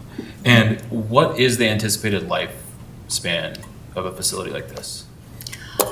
We like to keep them for, you know, as long as they are producing and operating, so we're not in the business to flip it on to a different use, Yeah. so. Okay, fair enough. Could be 10, 20 years, I don't know. Got it. Or longer, maybe. Yeah, too, or right? longer, Yeah. ideally longer. Yeah. As long as it can be. So I want to talk about height because I'm quite confused about height. In reading the narrative, I think you said something about this is actually the finished elevation, which maybe is a term in this, which I think I understand it, is actually lower than the property to the north. Yes. Okay. I may phone a friend for this question. Okay. Yeah, help me understand this. Maybe you can understand why I'm confused, because if that property is, I think you said it's 25 feet, the building envelope, but it's probably, I don't know the elevation of it, but like the finished elevation of that is X and your finished elevation is Y, Y being lower than X is what you're stating in the narrative. Yeah, so I'm gonna ask Jim to come up, and he's our civil engineer, so he can kind of maybe break down the grades for you better. Okay, thank you. From a finished floor elevation, that is what our new building pad is. So when we pour our building pad, Yeah. that is the finished floor elevation. And then from that, based on our zone, we are allowed 35 feet to the top of roof. And our building is 32 feet from the top of roof, 35 to the parapet, and then the request of 37 to the units. But he can describe the grade change and the cutting better. Jim Brostovich, Civil Resources. Thank you. So I don't think we talked about relationship of building height to the north. I think it was discussing the fact that the building is sunk into the ground on the west elevation, so the west side of the building. The average grade of the west side of the building is almost 6 feet above the floor. So the back of the building. There's a bigger one in Alyssa's. There we go. So the west side of the building, the green by the tree actually will slope up towards the building, not down. But where the dirt is against the building is 6 feet above the floor elevation. So if the floor here, the grade is up here almost. Right. So as you're looking at this building from the west, from the Amherst side, it's going to look approximately 6 feet lower than the 35 feet. Than the 35 feet. Yeah. Versus if you were standing on the sidewalk on it. Yeah, or the parking lot. Yeah. Fair. Yeah, I understand that. Thank you. That makes sense. I guess, yeah, maybe in the narrative, maybe it's old or I don't know what it is, but I pulled it right from there. So I don't know, maybe something to check. I do have questions in terms of height compared to nearby properties. And what I'm thinking about is, right, the like step up to the T1 to the east? Commercial, regional commercial, T1, is that what it is? That sounds right. To the east. To the east, the Walmart. How tall is the Walmart? That's my question. I believe it's a 40-foot building, but it also has an what do you say, lowered floor elevation? Well, the grade is The lower. grade of the I don't know property what is their, I lower, mean, okay. I'm sure their finished floor elevation is lower because their grade Right, their is grade is lower. lower. They're downhill from us. Right. It is regional commercial. Regional commercial. Immediately adjacent to the east. That's the transition, and that's what Walmart's designated. But I don't know that I have. Stephen, do you mind going up to the speaker? I'm please? sorry. Thank you. I'm sorry. Thanks, Jim. It is regional commercial, like where Walmart is, but I'm not sure what their building height is. Okay. We got some of those original building heights, and I'll dig that up, but it is based off of GIS information that we have, and it's kind of a best guess. The analysis that I did was primarily like properties more adjacent, not Walmart, which is in a different zoning district. Right. So, yeah. Yeah. But, and then what I think, I guess just to help clarify here, so there's that element that the applicant has talked about it kind of being built into the hillside, which is about a 6 feet differential. Yeah. And then there's an element that talks about like how uphill, like where Anna's farm is, there's 9 feet of topography difference between the finished floor of the home and the finished floor of the proposed building. So there's also that topography change. So So if there's one- kind of two variables there that they were, I think, referencing both in our memo and then in their narrative. So if one were to stand on the path on the drainage ditch, which lots of people will do, right? How high, like how high is it above that viewpoint? So if you, I don't know if you can, there we go. It's just to the east The of the path sound is wall, just right? to the Yeah, east right of there. that sound wall, so it's comparable to that. Yeah. And there's a point there that I don't have that good eyes, that talks about the elevation point at that it's gonna be comparable to there, but a couple of feet probably difference. And then it continues to slope down as you move to the east. Okay. And so that's, like you said, it was the 9 foot, and then it's also recessed 6 feet. 6 feet into Okay. the, yeah. So the overall massing of that facade is 6 feet less than Yeah. 29 feet. Yeah. I can do that math. And then in the M1 zone, in, what is this development called, Black Diamond? Correct. This would be the highest finished elevation in Black Diamond, is that correct? Highest building by a couple of feet. Yeah, we look like that analysis looked like there was a 30-foot tall building out there. There's a building I think it's 2 lots to the south that has a 2-story element that is approaching 30 feet. And then the other ones look like 1-story, like kind of warehouse buildings, but they're at a taller elevation because they have a lot of garage bays that are probably comparable in height as the 14 feet, if not taller, to allow for that kind of space inside those buildings. And then to the east, we have the transitional, what is it? Regional commercial, yeah. Sorry, regional It's okay. commercial that is then at a lower grade, so you could say, I mean, Potentially lower. that height requirement, I don't know that Walmart got a variance, and it is kind of it's a large 1-story building because of how massive it is. guess But it is a technically 1-story, 35-foot yeah. height limit out there too. But I can try to dig that up. okay, thank you. But you're right about the grade, counselor. Yeah. It slopes down. Slopes down. I just want to talk about setback. I'm curious about setback too. And sorry to my fellow counselors. You're all good. I'm hogging the mic. Do you mind, let's see, you have it right there. Okay, perfect. So there's a 50-foot setback from the property line, right? Property line's reflected here, and it's just over 50 feet to the building facade. And in the setback, there exists some easements that are there. Correct. What is tell me about those easements. So there's a Highline ditch easement that's Okay. immediately, that expands, so it's 60 feet in width, and it covers a portion of their property, and then the outlot that the city owns to the west. And then there's an additional drainage and utility easement that's reflected here. So those are also encouraging that building to be set further to the east. So if I'm understanding that correctly, it's basically set back where it can be set back, Yep. right? Yeah. Like the easements tend to Without dictate that. Without a vacation of that Obviously, existing vacation easement, correct, easement yep. could exist, of So- the utility easement especially, potentially. Okay. I will cede the floor to my fellow councilors because that was too many questions. Other questions from council?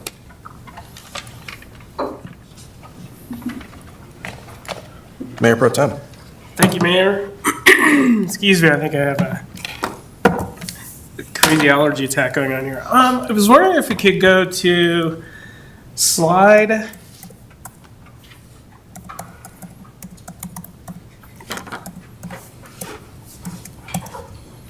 Slide number, and this is in the packet, so it's page 192. Can we go to the packet, or?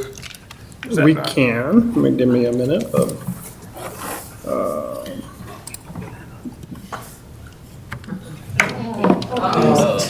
sorry. Everyone look away for a second.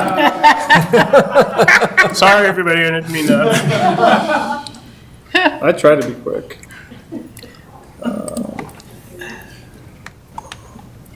What's your page number? 192, page number 192.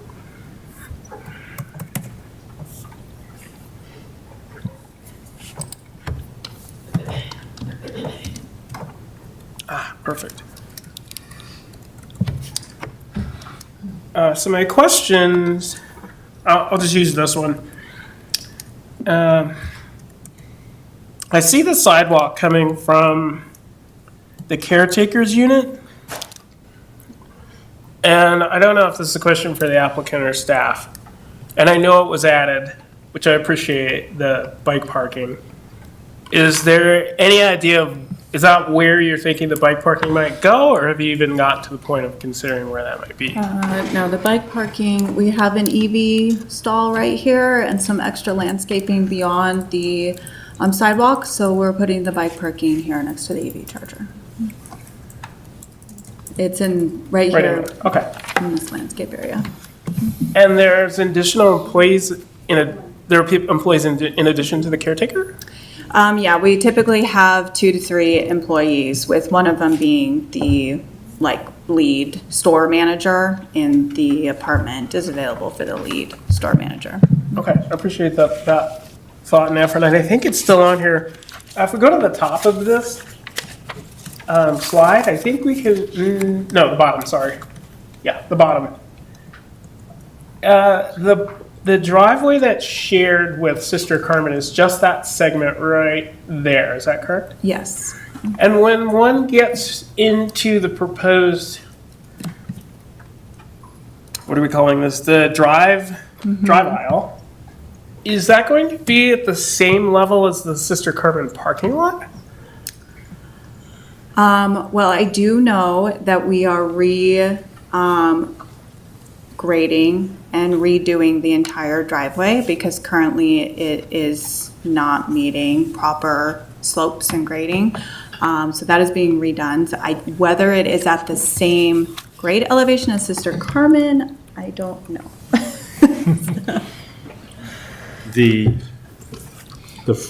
Called the front door of the office is approximately a foot below where Sister Carmen is. So they're pretty close to the same elevation. Okay. And this is in compliance with drainage, so if you had water flowing out of Sister Carmen parking lot into yours, it would still. Sister Carmen's won't flow into ours, but they're independent. The drainage is independent. We're regrading the driveway to create more room and an accessible slope to create that wider sidewalk at the bottom. That's why we're doing the grading work. Okay. And I really hate to do this to you, but there's an image actually in the slide deck of the back of the building, and there's something poking out at the top of the building. I'm just wondering what that is. I know we said the lighting was, if I understand correctly, the west side of the building, it's 10 feet high, but I don't know what I was looking at. I was just wondering if we could. You know which, this one? Yeah, what is that? Oh, that is the north side of the building. So because you're looking at an elevation, you have to look at everything from where you're standing to the east. So both this as well as this is the awning that is happening on the north and south elevation. So the light's not actually on there? No, we have no lights. Over there, our lights are, there's one right here, there's one right here, and there's one right here. These are the down-facing Yeah. ones? So there are no lights at all on the backside? No. Well, other than the 3 security level lighting. But there's no lights in these upper awnings, and there's no lights in the windows. You can't see through these windows. So security lighting means there's no, is it like night vision? And there's So no, it just means that when it's dark, that portion of the building has some light on it. It is for security purposes. Light helps deter people from hanging out in the dark behind a building. I'm right with you. We just call it that. Right, but will it be down facing? Yes, it Okay. is. But different from the other down facing lights. All the same. All the same down facing lights. They look like these two fixtures. Okay. And there's 3 of them on that backside. Yeah, so you can see the blue text. Yep, that's where the lights here. are? That's where the lights are. Awesome. I think that's all I have. Thank you, Mayor. Of course, any other questions from council for staff or for the applicant? Councilor Gianola. A couple more. I want to talk about setback a little bit. I want to talk about setback on the front of the building and the back of the building. Can you pull that slide back up? I think it was early in the deck that shows. Like the site plan? I think it was like the first slide on the staff presentation, maybe the second slide. I think. I'm not due. It was, Okay. yeah.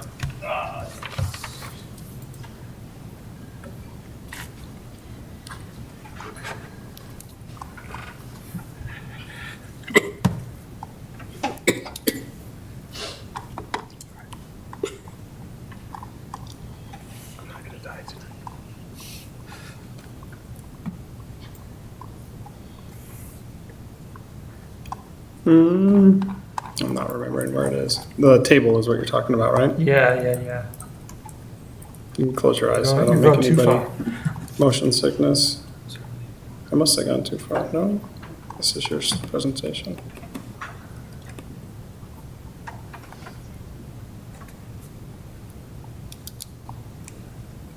There you go. Finally, sorry. Perfect. So the required setback on the rear is 0 and 20 feet from a residential, and we have 50 feet. And then on the front is a 20-foot required setback, and we have 69. So the front setback is actually almost 20 feet more than the rear setback. Can you help me understand that design?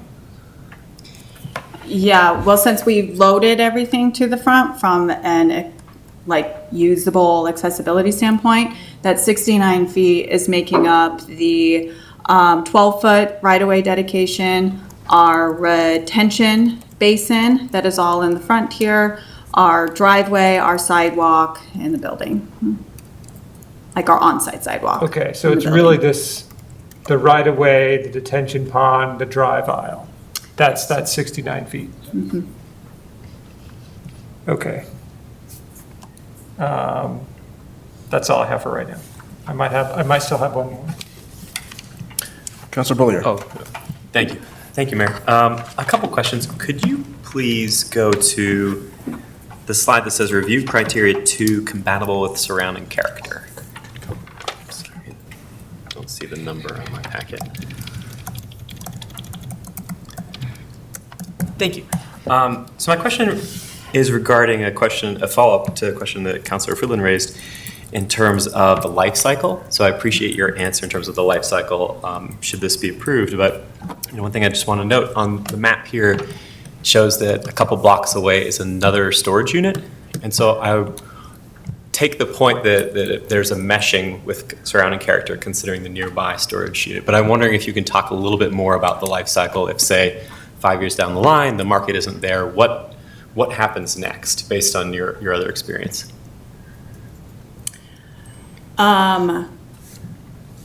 Well, for one, that other facility is a single-story drive-up facility. It's a completely different tenant type than what we are. So as far as a market analysis, both can coincide, much like Home Depot and Lowe's in the same corner.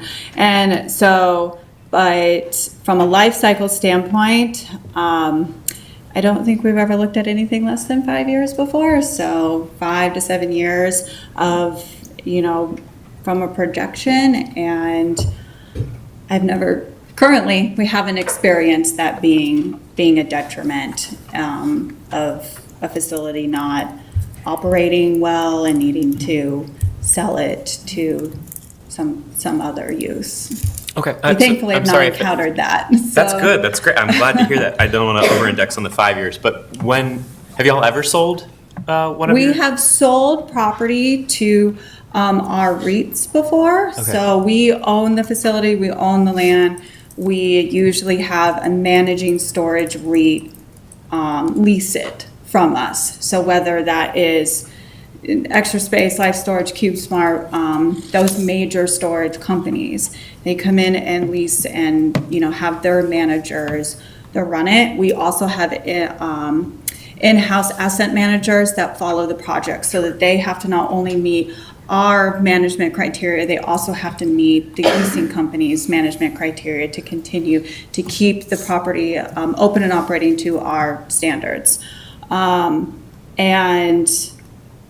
then sometimes, based on the facility, those REITs sometimes will want to just outright buy the facility. And we take it into consideration, and we have sold some in the past directly to whoever that is.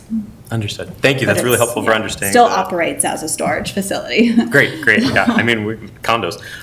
That's very helpful for understanding the life cycle. My next question is on kind of like employment. So I appreciate the explanation in the packet and the presentation about the caretaker and potentially the family. How many jobs does this unit support? Usually 2 to 3. Usually 2 to 3. Okay, thank you. And then- Full-time. Full-time. How many part-time? None, I'm just clarifying. Okay, great, thank you. Yeah, that's great. And then lastly, could you talk to me a little bit more about y'all's fire suppression plan? I am very careless. I leave a bunch of things in my storage unit, they catch fire. What happens?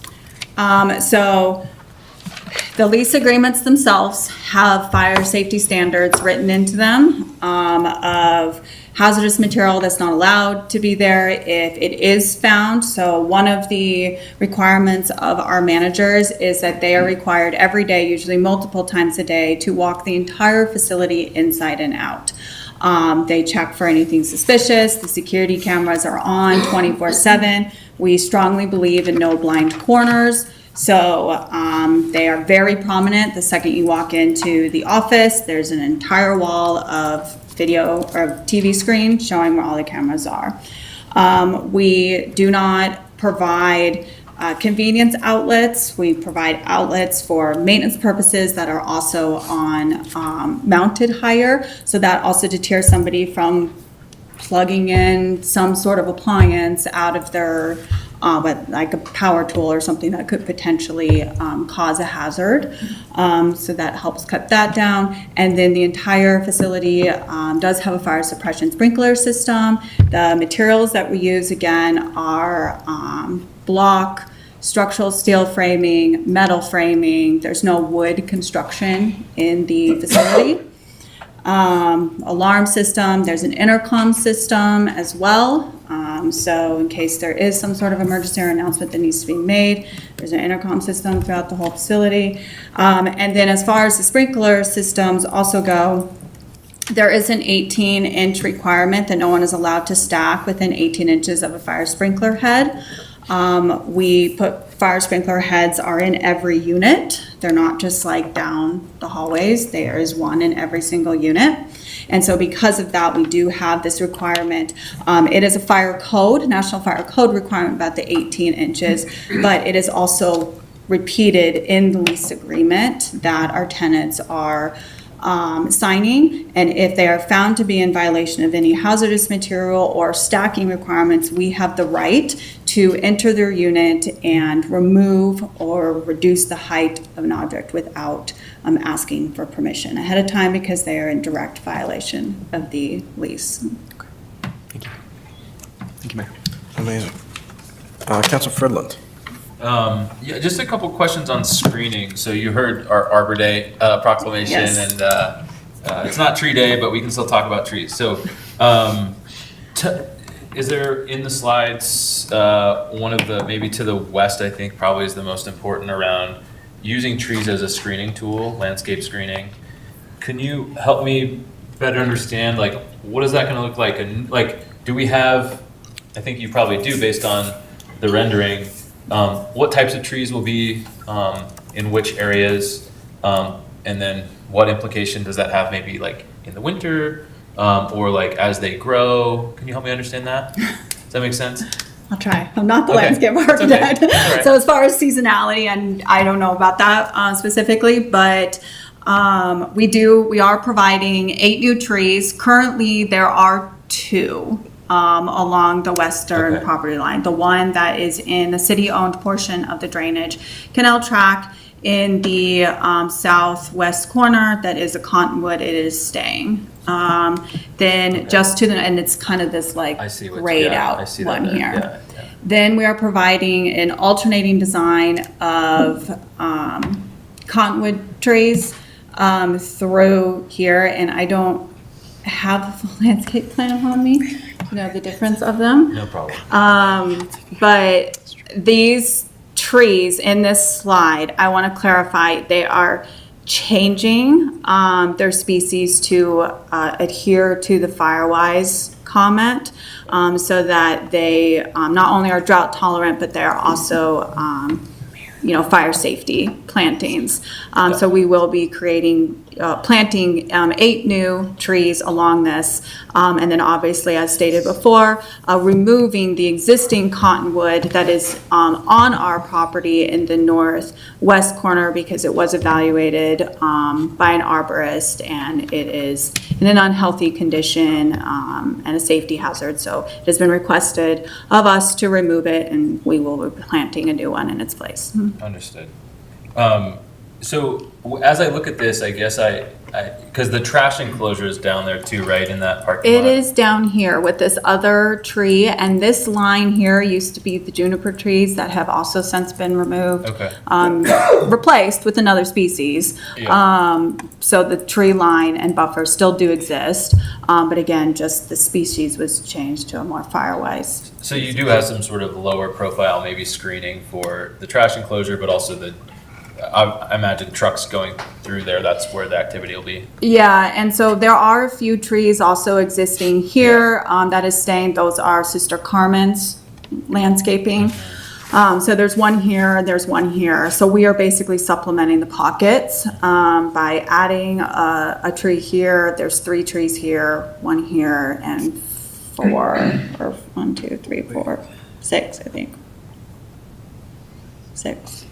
Here. I'd also like to point out that the trash enclosure is almost 5 feet lower than the grade west of it. So it's down in the same hole that the building is. So the screening is kind of over and above. And it's a trash and recycling enclosure, right? You have space for a trash and a recycling dumpster?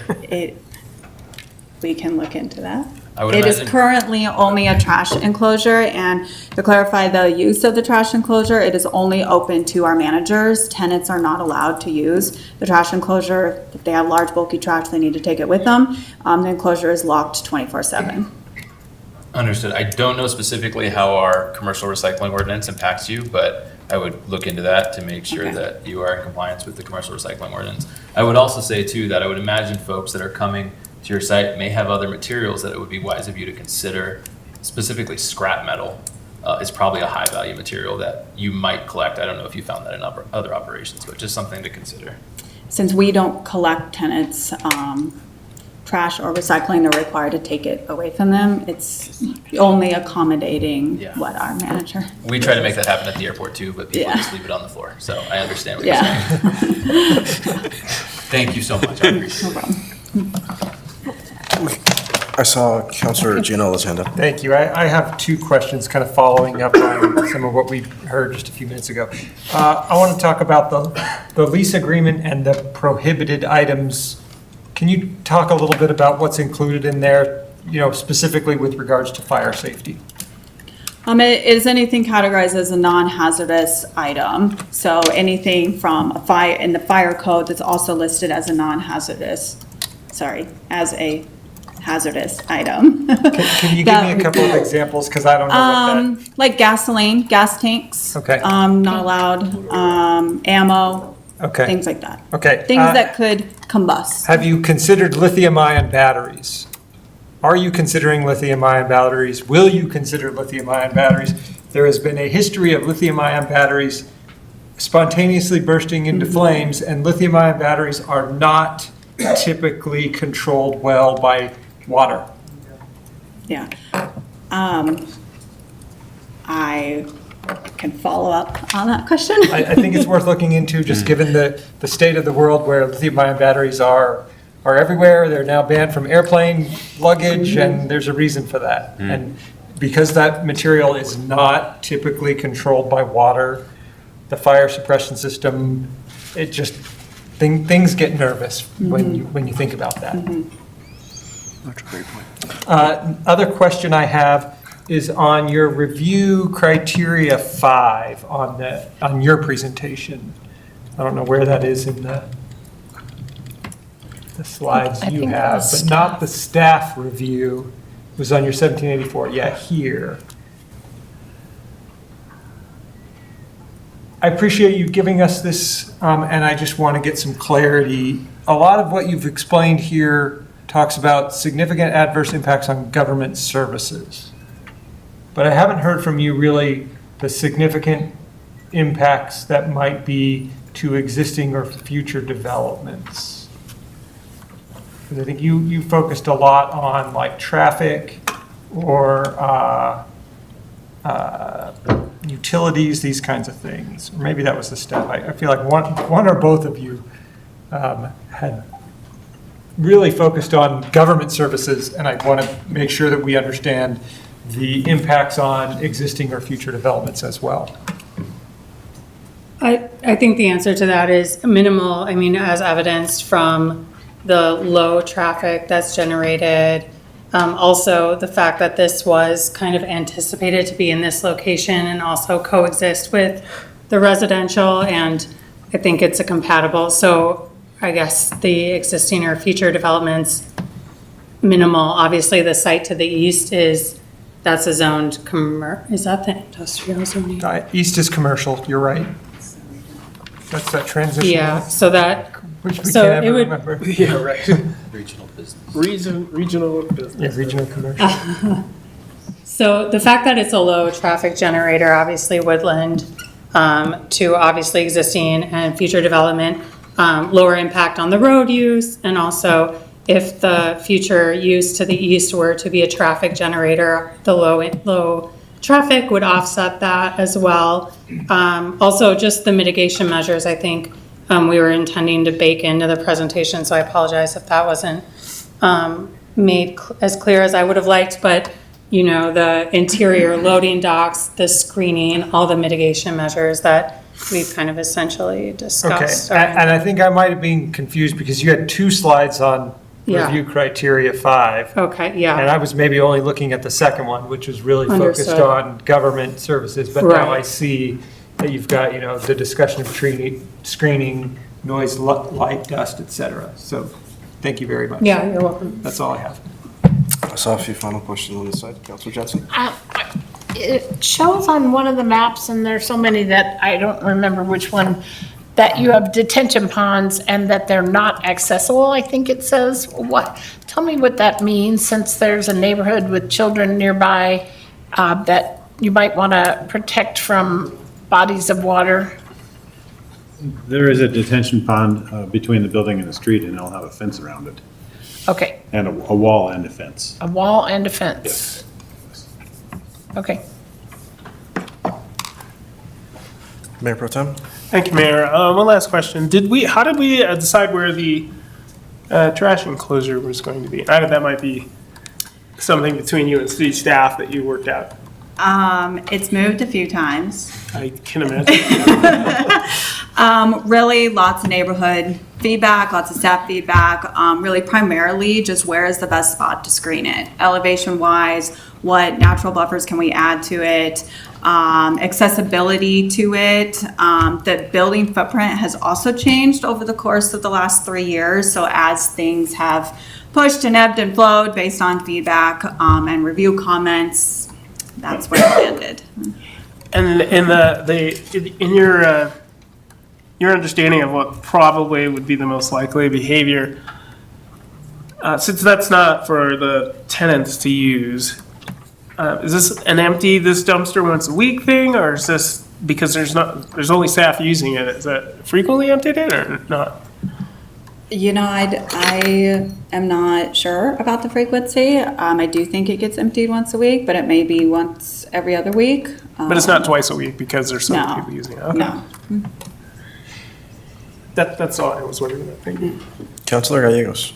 There are some live animals living on the site. What are you doing for prairie dog mitigation?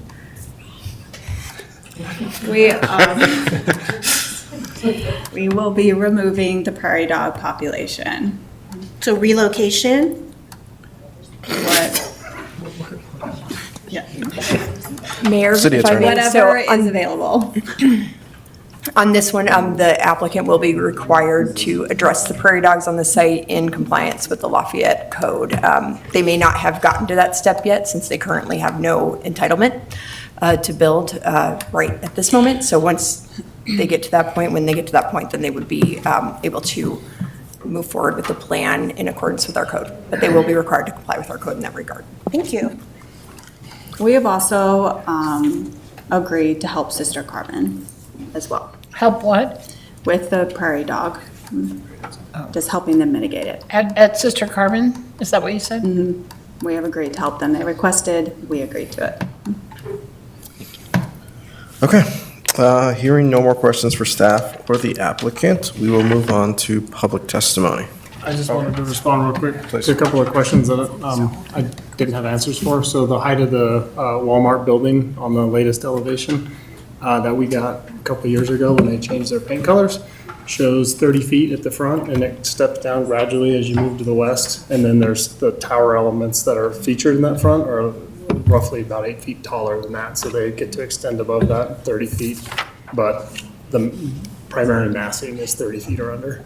And then I think Councilor Jensen had a question about there is a water table kind of calculation on the landscape plan, and it shows a very small, like 330 square feet of moderate water use, and then the rest of it, which is around 21,000 square feet, is all low water use, and there's nothing at a high water use. So all of that same Cottonwoods are high information. water. Cottonwoods are very thirsty trees.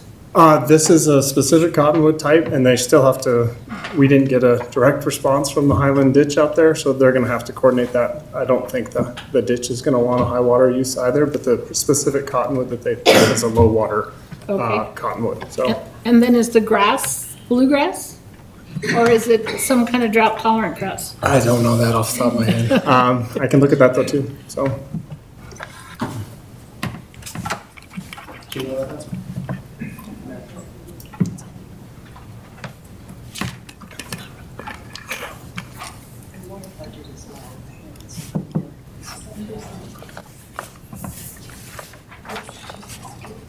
It's listed as a fescue, and then, oh, you're about to answer, go ahead.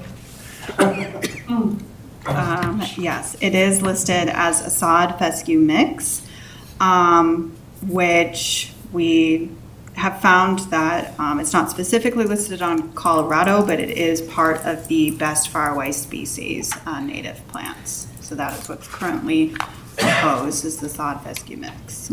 And do you know how often it has to be watered once it's established? No, I do not. Okay.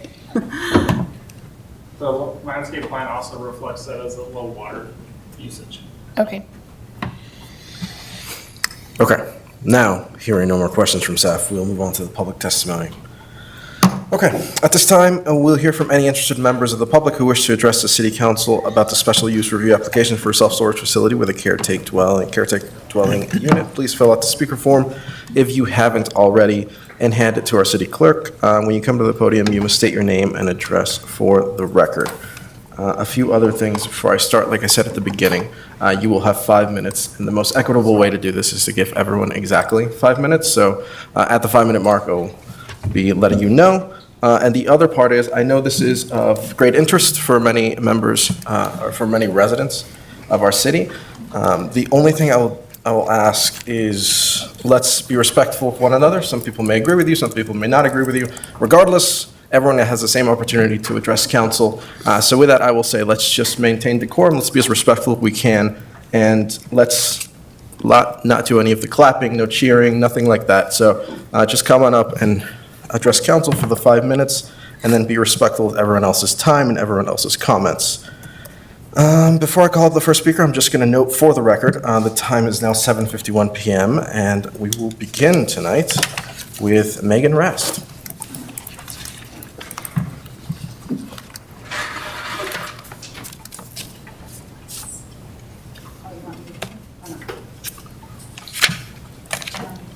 The applicant does. And just as a logistical note, page 4, Mayor, has the list in the numbered order. Okay. All right. Good evening, members of council. My name is Megan Rast. I live at 646 Homestead Street, about 80 feet from this proposed self-storage building. I will focus on criteria 1, 2, and 4, compliance with the code, the surrounding area, and alignment with the comprehensive plan, essentially and specifically why self-storage as a use is not compatible across all 3. So under criteria 1, this is a special use review, meaning it's not a permitted use. Denial does not infringe on property rights.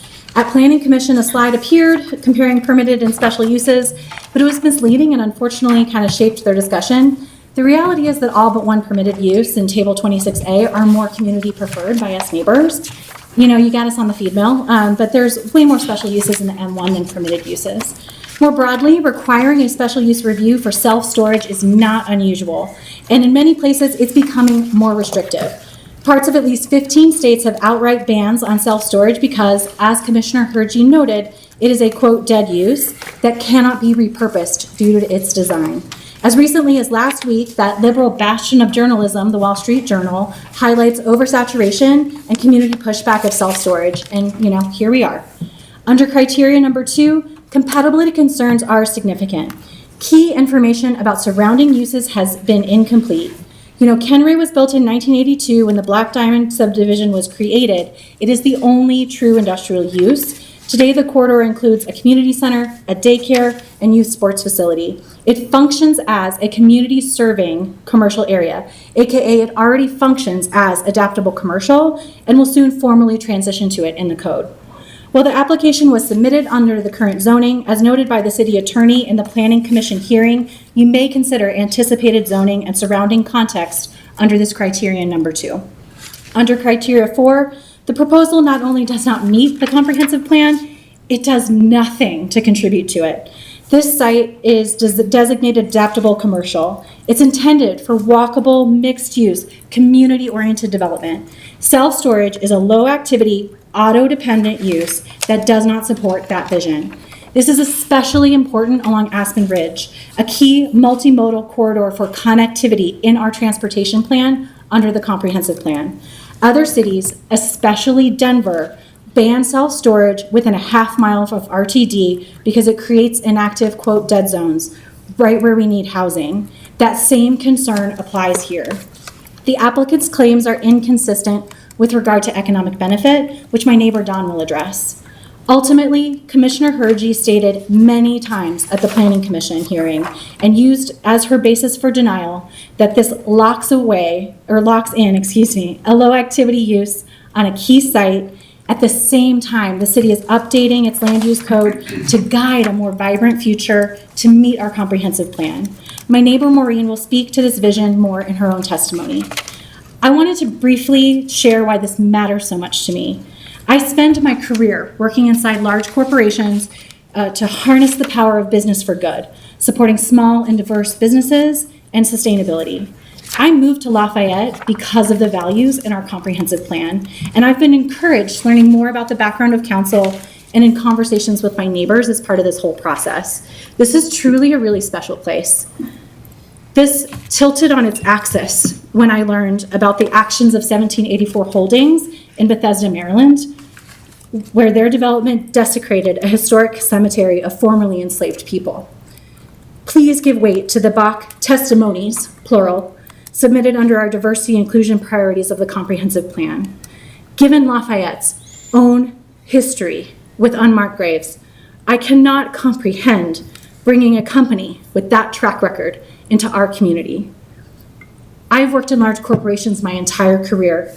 This is not a typical profit-driven situation. This crosses a line. The company's chairman and CEO has a history of financial instability, as submitted in my written testimony, including the firm right before he founded 1784 Holdings that lost $500 million with a B, faced an SEC investigation and litigation, and left communities in the dust. This is not a track record that gives us confidence. It is not who we are, and it is not who we want.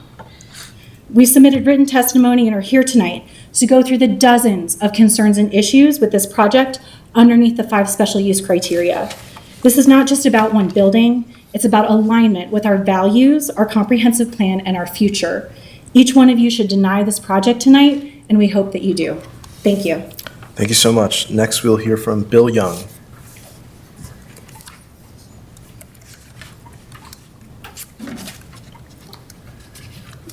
Good evening, Council.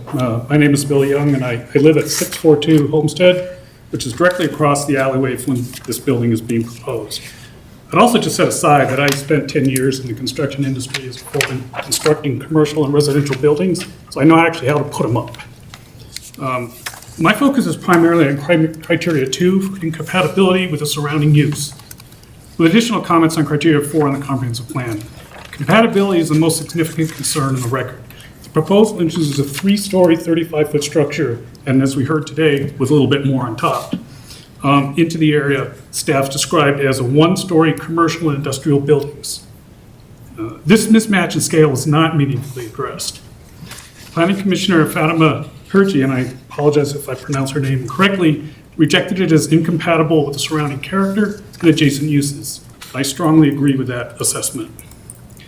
This concern is compounded by disputed and inconsistent measurements. The staff report cites a 104-foot separation from homes, revised one day before the Planning Commission hearing from 120 feet. Yeah. Well, residents actually calculate this closer to 80 feet. In the applicant's cross-section, distances are also inaccurate. The applicant states my home property line is 19 feet when it is really 8. And similarly overstates the width of the alleyway and the distance to the midpoint of the High Line lateral. I welcome anyone to come out with a tape measure and measure my property lines, and you'll find this to be true.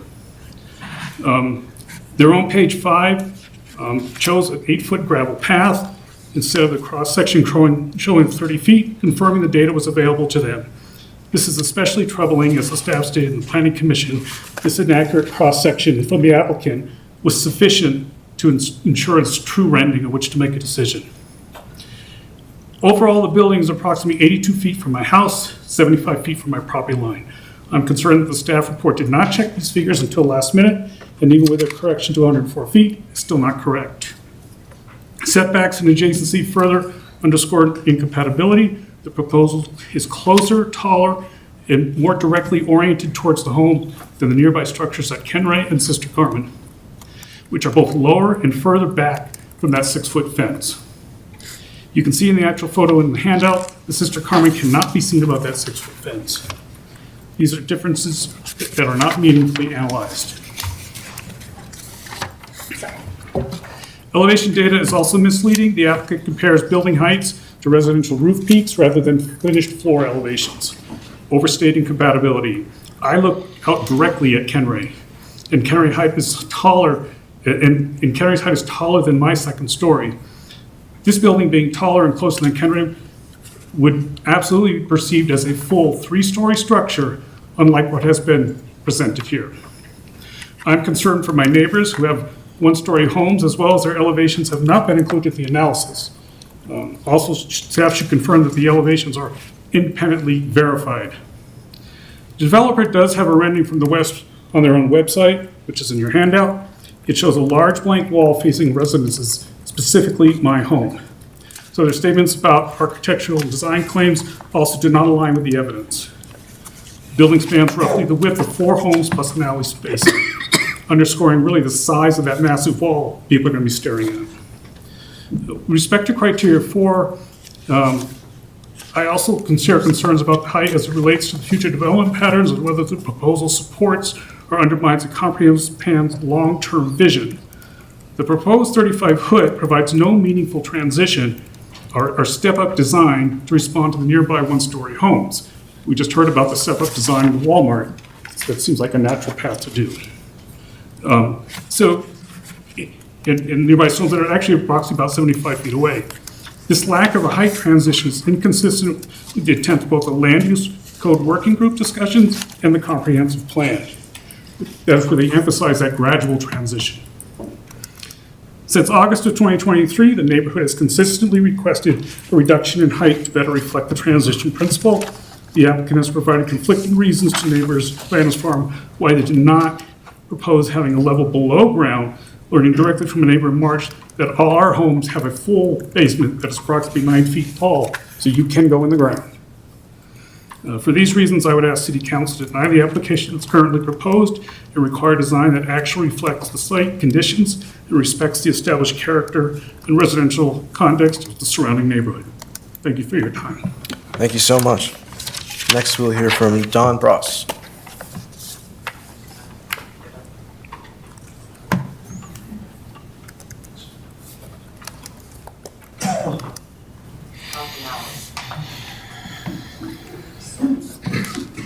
Good evening, and thanks for your time, and I also want to thank you for the care that you took in asking the questions you did. I'm Don Bross, and my wife and I live in Landis Farm. I attended the last planning meeting, and I was very interested that there were no realistic views from our perspective of a project that's been underway now for over 3 years. It doesn't, if you have the kind of money that has been used to present from the east many times, from the overview many times, from the south many times, but somehow there's no way to show you or before you, the Planning Commission, what does it look like if you walk down Homestead Street. So I'm not a professional. My son used Apple, and we came up with what we think it kind of looks like. And if you look from here, you see this is fence, and this is looking down the alley. And for us, granted that this is probably a half story too high, but what this also doesn't show is the unique character of the buildings to the west of this project. Even our garages look better than this. You could build a mausoleum that would have some of the same artistic characteristics. And this is, thank you, going to be about as dead as a mausoleum, as I'll get to in a minute. We thought you needed a true rendering by good people that would say, this is what it'll be like, and it's acceptable. We've never been here to complain about Walmart or any of these other massive structures, so why this one? Well, because our concern was something that just was admitted tonight, that we're gonna see this over the fence. And that's not even talking about the folks looking out their second story. So, I'm glad that you've asked the question you had. I think you're getting on to the idea, you know, I didn't want to leave here thinking you didn't know what we're signing off on in terms of its effect on Landis Farm. Because that's what happens sometimes. You don't get the whole story. Paul Harvey died too long ago, and I wish he was around. Next, under criteria 4, I'm a little bit worried that the economic justification of self-storage doesn't clearly align with the city's stated goals. The staff identified economic prosperity as this is the Planning Commission staff as I understand it.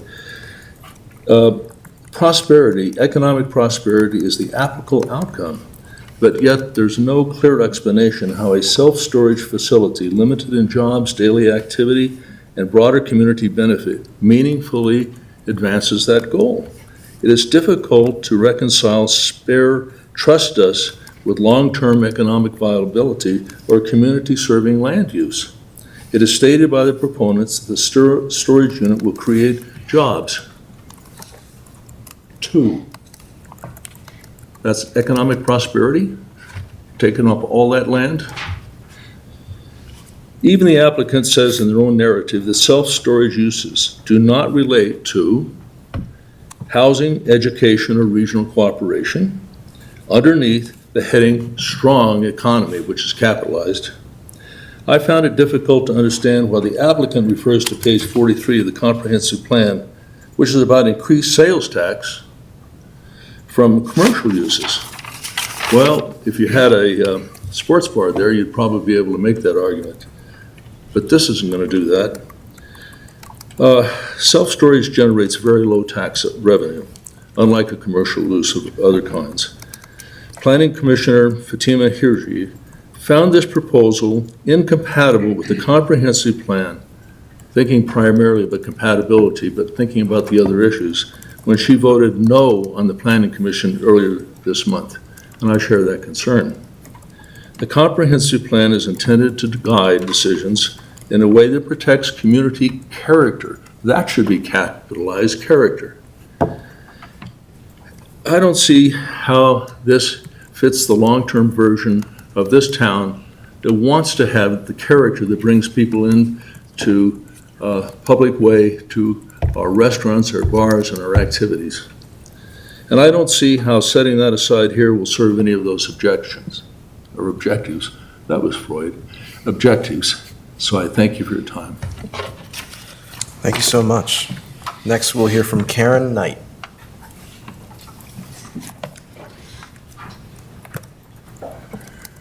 Good evening. My name is Karen Knight. My husband Andy and I live at 604 Homestead Street. I would like to address landscaping, noise pollution, and operational hours under criteria 2 and 5. Under criteria 2, landscaping and screening. The applicant's proposed landscaping plan raises concerns about both effectiveness and safety. The area that we are concerned about is the area that lies between the back of the storage unit and the fencing bordering Anna's farm.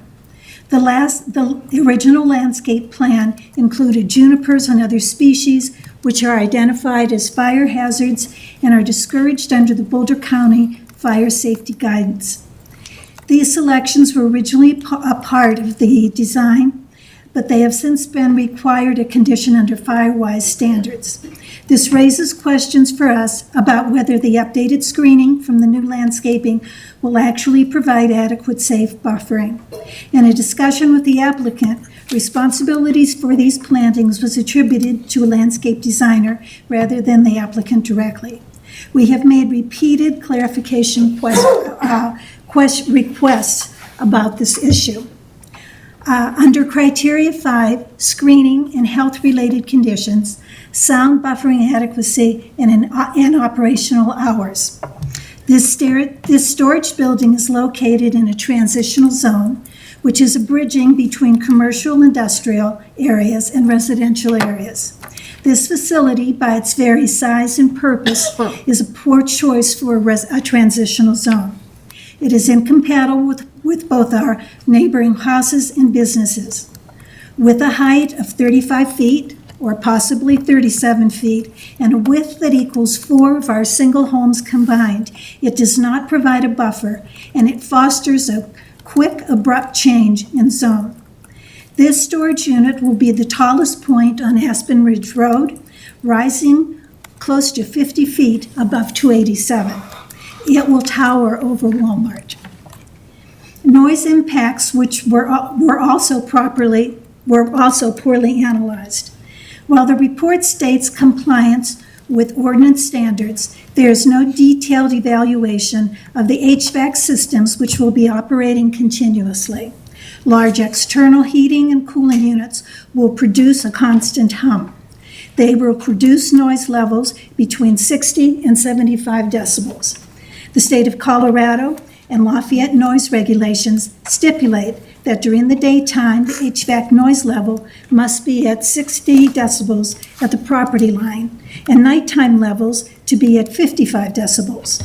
This low-frequency hum emitted from the HVAC systems in the evening can lead to sleep disturbances even though they may fall below legal decibel limits. At the April meeting with the Planning Commission, one of the planning commissioners made a concerning comment regarding the noise emitted from the HVAC system. They felt that this issue should not be addressed now, but they will, quote, sort it out in the complaints. This is a complex issue and should not be tabled. Daily operational noise will also add to noise pollution. It will consist of traffic noise, the metal rolling doors, daily conversations, trash disposal, and pickup. Operational hours are also concerning. The proposed 6 to 10 p.m. hours exceed those of surrounding businesses. Residents have consistently requested 7 a.m. to 9 p.m. hours, but these requests have not resulted in any adjustment. The applicant has conflicting information on this regard, at one point suggesting any change of hours would not make the project financially viable, while elsewhere stating that between 6 and 8 a.m. on average, only 2 renters will use their facilities. This usage does sound minimal until you realize that this is roughly 700 and plus intrusions yearly in this tiny 6 to 8 a.m. time span. Planning Commissioner Mettler recommended a condition for operating hours to be reduced, but it was lost in discussion at the meeting. One mitigating factor with noise pollution is distance. The farther you are away from the noise source, the lesser the impact. We in Anna's Farm do not have this luxury. The facility Thank you so is much. 86 Unfortunately, the 5 minutes are up. We appreciate your time. Okay, thank you. Thank you. Up next, we'll hear from Wendy White.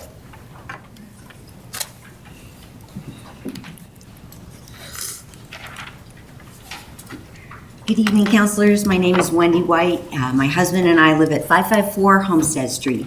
My testimony addresses criteria number 3, environmental and safety impacts, specifically fire risk and site safety, including flood concerns and hazardous materials, plus criteria number 5, operational impacts, focusing on hours of operation and related neighborhood impacts tied to livability and compatibility. Fire danger is the greatest concern because of our proximity to this 701-unit, 3-story building. At the Planning Commission hearing, Fire Chief Bradshaw noted that the building will be sprinklered, but stated that the fire department does not have experience with this type of business. While we are not questioning the competency of the department, it was not explained how they will prepare for a fire in a nearly 90,000 square foot Class A building containing Class A stored combustibles like wood, paper, and plastics, plus large volumes of unknown stored items on 3 floors in a dense configuration, which creates risk and difficult conditions for firefighters. Class A facilities do catch fire, and the often rapid nature of these fires can overwhelm sprinkler systems, causing catastrophic damage. This is especially true, as Councilor Gianola mentioned, of lithium-ion battery fires. This concern is heightened by the applicant's acknowledgement that prohibited hazardous and flammable materials could be stored in units. While the facility would have security cameras and on-site management, and customers sign contracts agreeing not to store prohibited items, enforcement relies on an honor system that can be easily violated by concealing items. There are also 6 hours each day when customers access the building without on-site monitoring, only remote camera oversight. No one at the Planning Commission hearing addressed whether this facility's risk assessment changed upon learning that enforcement rests on the honor system. How is it acceptable that public safety depends on a flawed system that can be and is already readily circumvented? Flood risk is also unresolved. The site borders a highline lateral ditch, and city engineering staff have confirmed that emergency overflow conditions, including scenarios similar to the 2013 flood, were not fully addressed. While on-site runoff is discussed, there is no clear plan for high-flow overflow events or protections for adjacent homes. Removal of the existing cottonwood tree also raises concerns about bank stability and erosion, which does not appear fully evaluated. Under criteria number 5, moving truck noise pollution is another concern. Unlike all the other industrial buildings on Aspen Ridge Drive, which place their loading bays on the east side away from Anna's Farm, this proposal locates its internal loading bay on the south side, which exposes Anna's Farm to external vehicle and truck noise. The applicant claims that noise will be minimal and suggests most customers use Penske and U-Haul trucks that do not have backup beeper alarms. However, local rental locations confirm to us that these moving trucks do have backup beeper alarms. With operating hours 7 days a week from 6 a.m. to 10 p.m., and somehow 16 hours is considered limited in the application, residents would be directly impacted by frequent backup beeper alarms, engine noise, and affiliated activity. The landscaping buffer will not mature for years and offers uncertain sound protection even at maturity. This raises a basic question: why wasn't the loading bay located on the east side to reduce impacts? Parking lot air and noise impacts also remain unresolved. The traffic study estimates 135 daily trips, although the applicant claims the traffic will be less than this based only on anecdotal data from one of their own facilities, described as larger but not identified nor located, and with no way to assess comparability with this facility.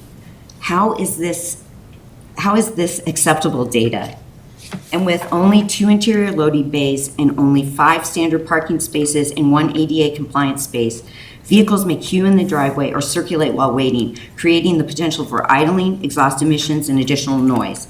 The Planning Commission raised concerns about what happens when multiple customers arrive at once and loading bays are full, but no clear operational protocol was provided and no condition was added to address it.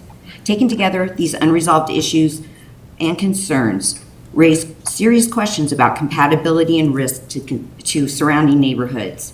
Thank you so much for your consideration and leadership. I appreciate you. Thank you so much. Next, we'll hear from Sue Surface.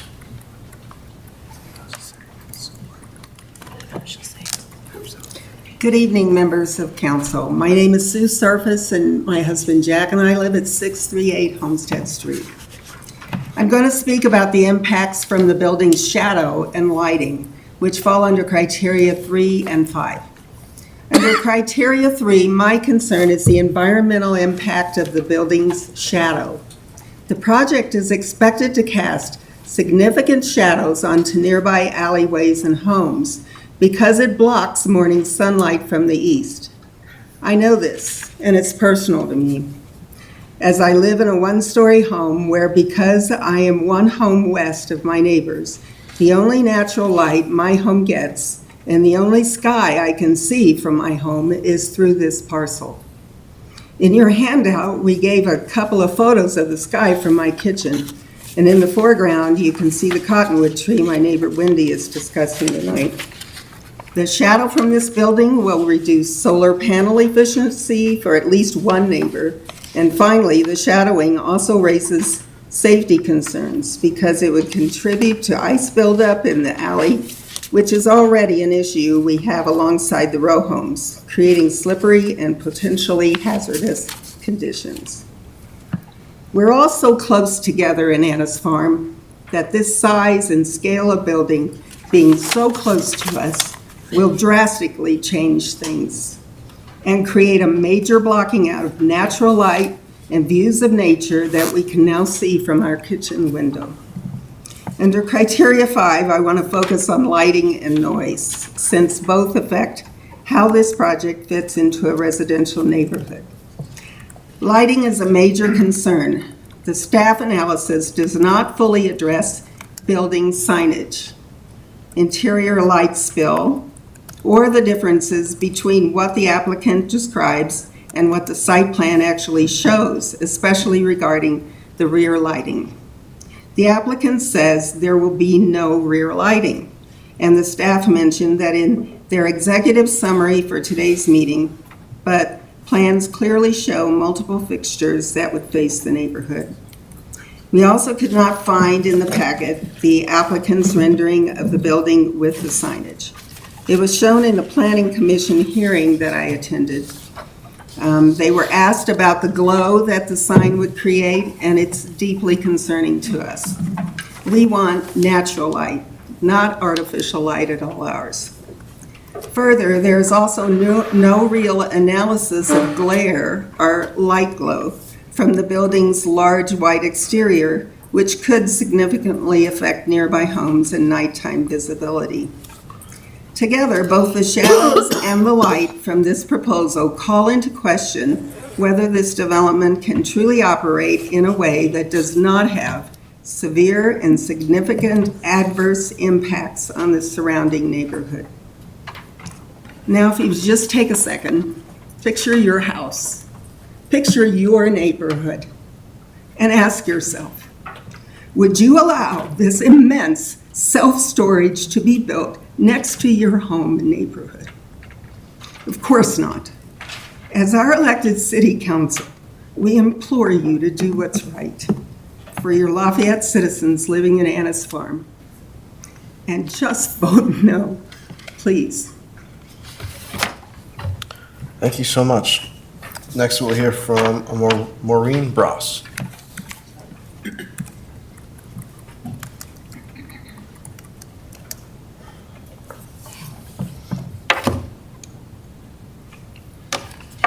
Good evening, City Council. My name is Maureen Christopher Bross, and I live at 530 Homestead Street, Lafayette, Colorado, a most wonderful, charming, and character-laden community is Annis Farm. It sets Lafayette apart. We can all choose to live elsewhere in Boulder County, but we chose Annis Farm for a reason. My testimony focuses on criteria number 4, specifically how this proposal does not align with long-term planning, built form, and the comprehensive plan. The applicant justifies the need for more self-storage based on population growth, but there is growing community concern about oversaturation of storage facilities, especially along transportation corridors. A recent Wall Street Journal article highlighted how communities across the country are pushing back against this trend, and cities like Denver have already restricted self-storage near transit because it creates low-activity dead zones that do not support walkable development. The multimodal transportation plan calls for a study of the Aspen corridor for potential connectivity between modes, and we support that.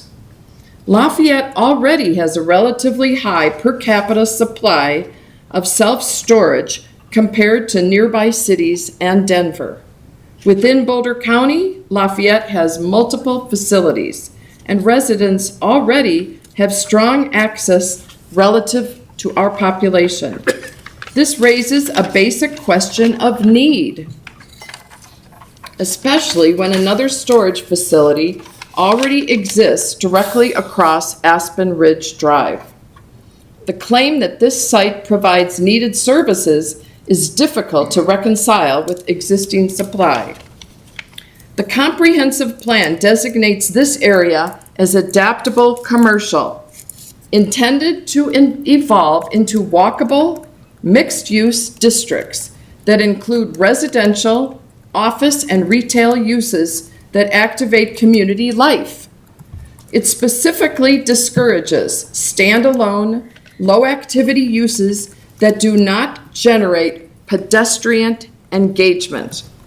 Self-storage is a single-use, auto-oriented building that does not contribute to this vision and is not adaptable in the future. As Commissioner Fatima Hirji noted during the hearing, and that was the Planning Commission, self-storage has fixed functionality. It cannot realistically be converted into something more active or community serving. This limits long-term flexibility and conflicts with the intent of strategic infill and evolving commercial districts. This concern is especially important given timing. The Lafayette Land Use Code update is underway. It's been going on. It's ongoing, and it is expected to further define these adaptable commercial areas. Approving a large permanent storage facility now risks locking in a non-conforming use, just as the city is refining its long-term vision, a vision that we do support. A major concern is also the impact on Sister Carmen. The applicant highlights its proximity and suggests coordination, but Sister Carmen is a community donation center that relies on trust and controlled drop-offs. The applicant's trash enclosure will be locked and managed only by facility staff, raising a real concern that any or many of the 700 self-storage users could leave unwanted items or donations outside the facility. While Sister Carmen has submitted a letter that appears supportive, many neighbors understand this as their effort to mitigate risk. If problems arise after construction, Sister Carmen would have little ability to address them, and the lease-based restrictions the applicant references are not enforceable as zoning Thank you conditions. so much. Unfortunately, the 5 minutes are up. We appreciate it, however. Okay, Thank you. thank you. Thank you to everybody. Up next, we'll hear from Nancy Sellinger.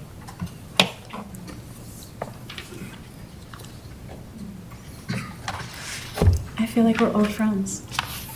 My name is Nancy Sellinger. I live at 650 Homestead Street with my husband, Alan Sellinger, who's out in the hall because he's been teaching all day and he needs to stand because he's going to go crazy. So first, I'd like to talk about, I have been at the meeting since 2023, along with my neighbors here as well. And it's been really strange because at first I thought, okay, this is not happening, but then it came back in 2026. And so I attended both the City Council and Planning Commission meetings on the 7th and 8th, respectively. And the biggest impressions that I took away were that the new land use codes will go into effect later this summer. However, in the meantime, currently proposed projects are subject only to the 2021 codes. However, these new projects could still be considered in view of the new land use codes coming up. However, this is another however, the new, whatever projects will come up, they will be subject to new fire safety codes. So I got really confused because I thought, okay, so you're only responsible for one thing, not another. Anyway, that was what I didn't quite understand. If we move down to looking at Sister Carmen and Ken Ray, yes, they are they're there before we have been there, and I think it's important to take what they're doing into consideration. I've been in our home for almost 6 years. 6 years ago, we asked Ken Ray to please put downcast lights. They have never done it. The lights stay on all night and flash right into my bedroom. In addition, there's a new engineering facility right next door. They have 3 large windows, and they have very bright lights that go on all night. Well, not all night, but at least till after 10 p.m. I have photos that I can show you if you're interested to see them. Those also blast right into my bedroom. The last thing to take a step back, what are the goals for the city of Lafayette, and how can we all work together to grow and share our community? Will the new land use codes accomplish this? How can we meet the Vision Zero action plan? Can we repair, replace, or build new sidewalks, safe bike paths to connect neighborhoods more effectively? How will a 4th storage facility placed diagonally from the existing one fit in these goals? In 2021, 2022, and 2023, new storage facilities became a hot topic for investors with the promise of high returns of passive income and steady tax revenues for cities. It's 2026. The economy is more volatile, and these investments no longer hold the same possibilities, with some investors not seeing expected returns, communities pushing back against low job creation and significantly lower tax revenues, along with light, noise, disturbances to homes, and unfortunate lasting effects to natural environment and local wildlife.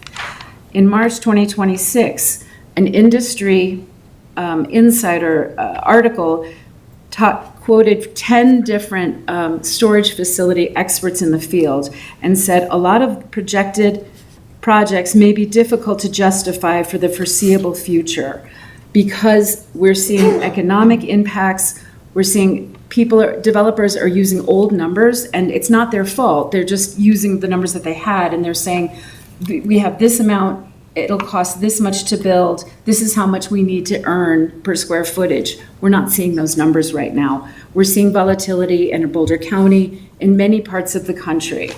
These are things that I would like the Lafayette City Council to request to have those numbers reevaluated. What are the costs? What will the revenues be to the city? Does this still make sense this many years on?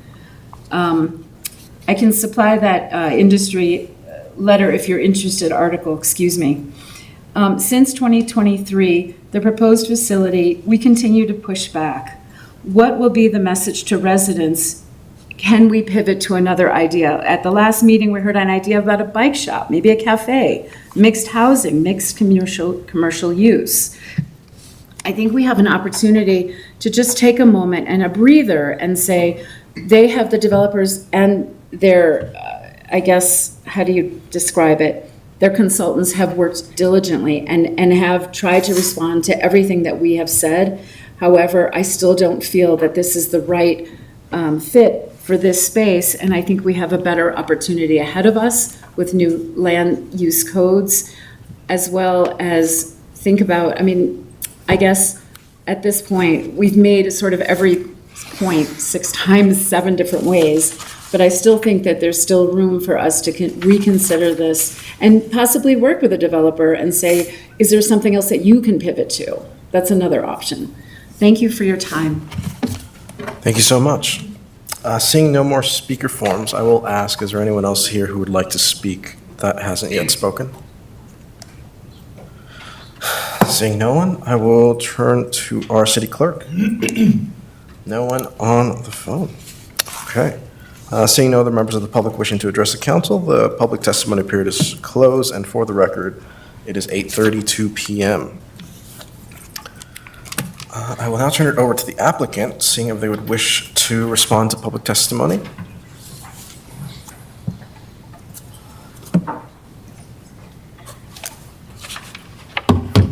Okay, I'm gonna hit as many notes as I can.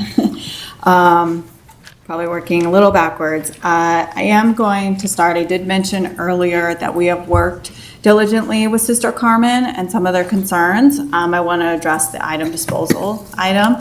We have worked with them, and we both have an agreement that if there is found dumping on either property, that each property owner will review their security camera footage, and we will determine the best course of action from there. So we do have that in a signed agreement. And I am going to go back to a few slides. Hold on. Grab the rest of my notes.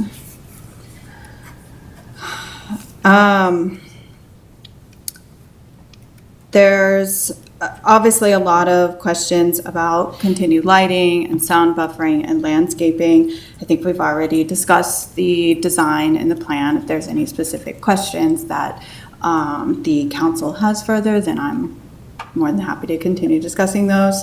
I do want to go back to specifically the setbacks and the views for the council. This setback, cross-section here, sorry, was not revised from Planning Commission to now, but we did, as far as the numbers go, but we did add some extra dimensions in it to hopefully help understand the overall area. And to please note that from a survey standpoint, we have surveyed from our whole property all the way to the sound wall. And so from the sound wall to the neighborhood parcel line is, like their home parcel line, is being supplemented with county parcel maps and Google Track maps and measurements from that. So this note does list a varied right-of-way on the Anna's Farm property. As you work your way north and south along the road, it does vary, which is where some of the numbers have gone from 104 to 120, 106. There's varied because the homes are set back at different distances to our building.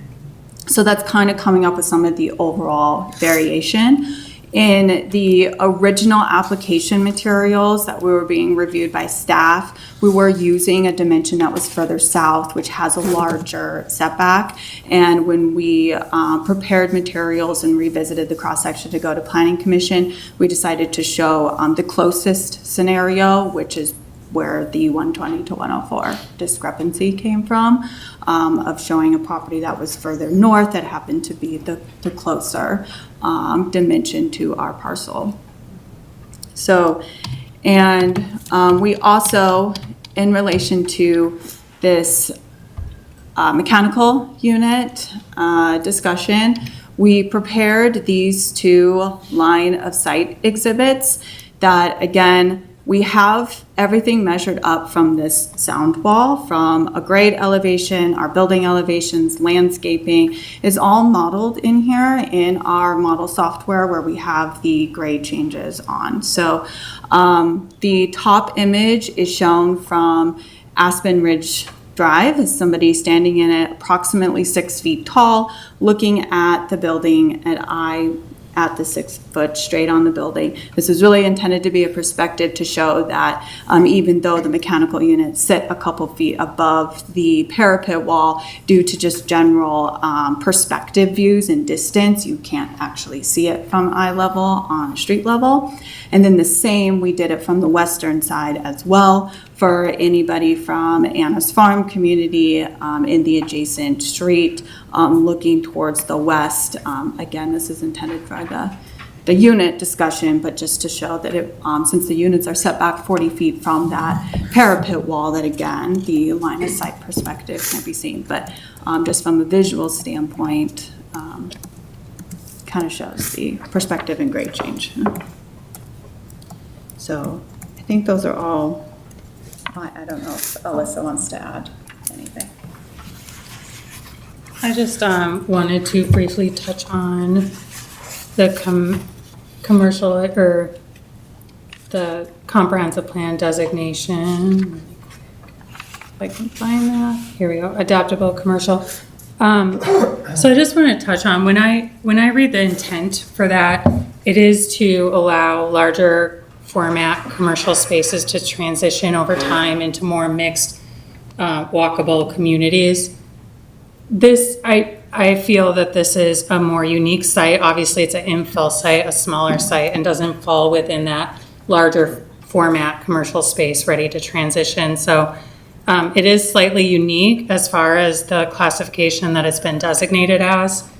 Nonetheless, the urban design standards have been applied, as I noted before, with added landscaping, sidewalk, added transparency. And I do note there were some mentions about the building being longer than multiple houses put together. However, again, that is something that this designation encourages, more of a building frontage along the entire lot frontage. So trying to incorporate those elements, despite the fact that this is somewhat of a unique site for the designation that it is in the comprehensive plan. Thank you. Great, thank you so much. Before I close the public hearing, I just want to check with council if we have any further questions for the staff or for the applicant. Seeing none, I will close the public hearing, and time is 8:39 p.m. And we'll move on to council deliberations and a decision. Sorry about that. Okay, so the item for discussion is resolution number 2026-11, recommending approval with conditions of an application for special use review and site plan and architectural review for Lot 10, Block 1, Black Diamond subdivision. Before we begin our deliberation, the city attorney has a verbal advisement for council regarding the review criteria for tonight's application. Thank you, Mayor. Just so council knows, I did provide a similar verbal advisement for the Planning Commission, and so I thought it would be beneficial for council to provide a verbal advisement tonight regarding your review criteria. So council, before you begin deliberations, I want to briefly remind you of the legal framework that guides your decision on this application this evening for both the special use review, and I won't be focusing as much on the site plan and architectural review, but I will answer any questions about those criteria if you do have any. So as a reminder for council, in this matter, you are acting in a quasi-judicial role. You are not acting tonight as legislators or policymakers tonight, as you heard in your quasi-judicial training recently. That does mean your task here is not to make new policy or decide how the property should be regulated in the future under the city's new land use code that hasn't been adopted yet, but instead you're acting more like judges this evening, charged with applying existing law to this specific application. Your task is to consider the application before you and the evidence and testimony presented in the hearing, and then decide this application under the law in effect today, which are the current zoning regulations that apply to this property, the current Lafayette Code, the applicable review criteria in the code, and competent evidence in the record this evening. With respect to the special use review application on which you had a public hearing tonight, the council's responsibility is to evaluate it under the criteria in Lafayette Code Section 26-15-4, which you've reviewed a few times tonight. Those criteria include several separate considerations, including compliance with the code, compatibility with the surrounding area, environmental impacts, compatibility of the proposed use and site plan with the comprehensive plan, and whether the use avoids significant adverse impacts on surrounding properties or government services. You've heard a great deal of public testimony specifically about the comprehensive plan criterion, as well as the other criterion. You've also heard analysis by city staff and testimony by the applicant. And the comprehensive plan criterion is an important part of your review, so I will be focusing a bit more on that in this advisement. But it should not be considered in isolation or treated as overriding the rest of the code framework this evening. In terms of Colorado law, it does distinguish between an advisory, the courts do distinguish between an advisory comprehensive plan and binding land use regulations. A comprehensive plan is considered an advisory and non-binding document unless and until it has been made or specific provisions have been made binding through adopted land use regulations in a legally sufficient and sufficiently specific way to put property owners on notice of the regulations that apply to their use of their property. Colorado courts have also recognized that even where a code references consistency or compatibility with a comprehensive plan, that does not require the decision maker to find consistency with every single individual goal, policy, or provision contained in that document. Instead, the courts have held that the decision maker, that's you this evening, may interpret criterion like this one broadly and holistically, considering whether the application aligns with the comprehensive plan's overall goals. Here, the Lafayette Comprehensive Plan, your comprehensive plan expressly states that it is not intended to serve as binding legal review criteria for individual development applications.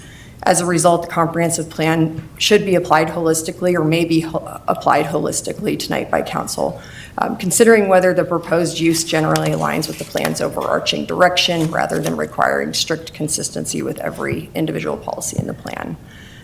Lastly, just a comment regarding due process, since you also do serve in a legislative role, and it is your responsibility as council to ultimately adopt land use regulations in the city. Land use regulations that are in effect tonight and that govern your application tonight are required to provide fair notice to property owners of the standards that govern the use of their property and provide meaningful limits on discretion of the decision maker in a quasi-judicial setting. Let's see here. So I just wanted you to keep that in mind, that tonight, while you can and should and must consider all of the special use review criteria this evening as you review this application, including the comprehensive plan, I wanted to remind you that to do that in a holistic manner and to look at the plan as a whole, and that no specific provision, unless a specific provision of the comprehensive plan has been incorporated into the code through legislation, that it cannot be used as an independent regulation that governs this application on its own.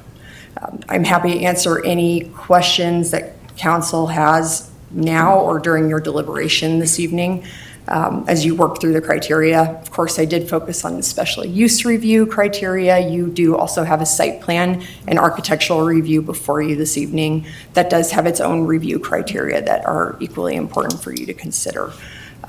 And so if you do have any questions about those, either staff or I will be able to answer those tonight. Great, thank you so much. We'll move on to deliberations, and before we do, I want to say a few things, and really what I'm doing is just buying time from my council, because this is the first time that we've done this, at least as a new council, and we've just received a lot of information. So the first thing I want to do is make sure I thank a few people. First, our staff. I know this has been a long process, so we're here. Thank you for the years that have gone into this. I, of course, want to thank the Planning Commission, because those are difficult decisions, and the work they do is important to the city. And lastly, I want to thank our residents for being civically engaged, for being here, and for making your voice heard. It's incredibly important, and we truly appreciate it. I also just want to highlight there are 2 recommendations for us tonight. The first being from our staff, which includes 4 conditions, and the second, and if you want to pull those up, that'd be great. And the second is also is an approval recommendation from our staff with 4 conditions. And the second recommendation came from our Planning Commission, where they also recommended approval. And not only did they agree with the conditions laid out by staff, they added 4 further conditions. So hopefully that bought enough time, because now we deliberate. Now we figure this out. And of course, as our city attorney said, we are required to make findings regarding whether the review criteria has been satisfied. That is our job here tonight. And speaking of that criteria, and speaking of section 26-15-4 and the special use review criteria, I think the best way to do this is to just break this down one by one in terms of criteria. That makes it easiest for me, that makes it easiest for likely all of us. So the first criterion is compliance with the Lafayette zoning code. Which counselor would like to start the discussion on this criteria?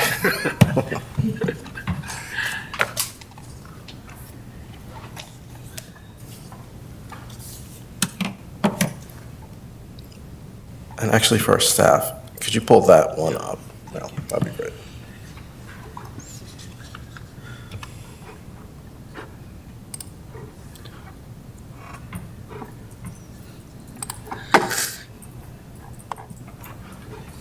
Mr. Mayor, if I may, I wonder if it would be valuable for us to have a discussion prior to going into each criteria. Sure.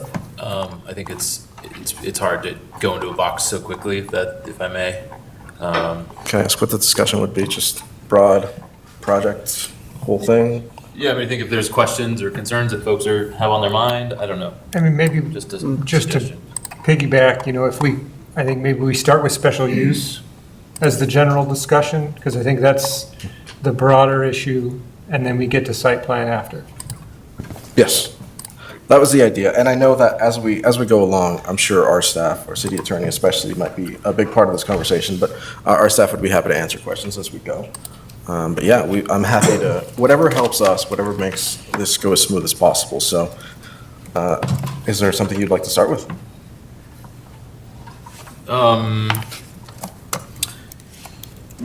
I mean, I've got a lot of thoughts. It's hard to order them, I suppose. I think that the number one thing that I'll say here is that, I feel like we are in a really challenging position, because we have an old zoning code, but we have a newish comp plan, right? And so this really puts us in a very awkward and odd place where we haven't actually, as our city attorney really spoke to, we haven't actually fully implemented all of the elements from the comp plan that were so, robustly workshopped with the community to get to a final stage.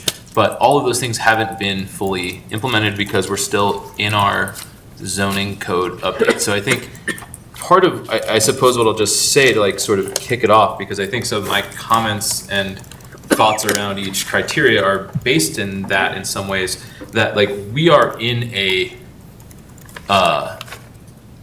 we're in between a rock and a hard place. We're in between a screening wall and a big building. It's a tough place to be. And I think, just as a sort of general comment, I think it's something we need to consider in the future, because I think if this keeps happening, which it probably will, because if an application is submitted today or tomorrow or 3 years ago, and it's before the zoning code gets updated this summer, we are going to continue to be in this place for quite some time. And it really is not fair, I think, to the applicant. It's not fair to the community, because we're just in a place that's really, really uncomfortable and really challenging, and certainly challenging for us. So I just want to say that right off the bat, because that's generally how I'm feeling, that, we are in a place that feels very awkward because of that. Councilor Gianola. Yeah, I thank you really a good starting place for the discussion, because I think it is challenging. One of the things I'm struggling with is just the concept of special use by itself. You know, we're looking at this as, it's not a use by right. It's a use that you have to kind of show that you meet all these criteria. And I'm struggling in my mind to see, you know, why certain uses are special uses. You know, I think when staff talked about, when they started initially, self-storage wasn't an established special use. It was lumped in with warehouse, something like that. And how those are different are, I think, quite different uses, but I can see the overlap.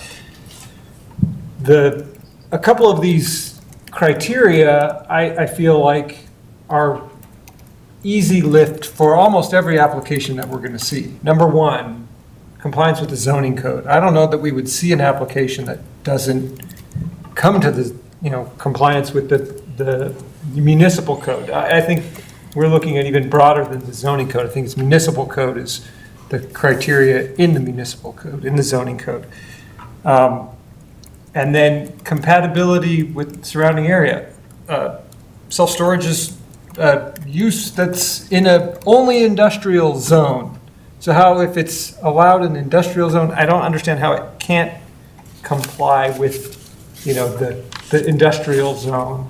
Environmental impacts, it's generally low activity. I mean, we've heard the public talk about it's a non-use. So, okay, check. If we just get easy checks, why is it a special use? This is where I'm struggling. Like, there's got to be something meaningful in the code to say that, well, what leverage do we have to say what special uses do we allow and what don't we allow? And so I just really am struggling with this on this particular type of use and what the criteria are in our code. Councilor Jensen. I think there are other additional conflicts. For example, the community wants trees that will screen, but our fire code is getting rid of evergreens because they're brittle and fire susceptible. And there are I've been sitting here looking at various elements of the comp plan. The applicant gave us elements of the comp plan they think it meets, but I can give 10 other things out of the comp plan that I don't think it meets. So you've got some that it meets and some that it doesn't. The economic benefit doesn't seem to be very great as far as I can tell. And I was looking up on my phone whether trash and dumping is an issue in storage units, and what I looked up said that it is. That people leave storage units, they leave food, they leave hazardous materials, they leave all kinds of things. And yes, it is the responsibility of the owner of the property to remove them, but there will be a time period when, you know, there's stuff there that is not compatible with a neighborhood, and potentially mice and other things that come along with that. So from my point of view, there's a lot of conflicts here, you know, and yes, it meets the zoning code, but I don't think we got the whole story of the proposal and how it might impact the character of the surrounding area, because I can't imagine there's not dumping of stuff or people just leaving their storage unit without cleaning it out, you know, and what I looked up confirmed that.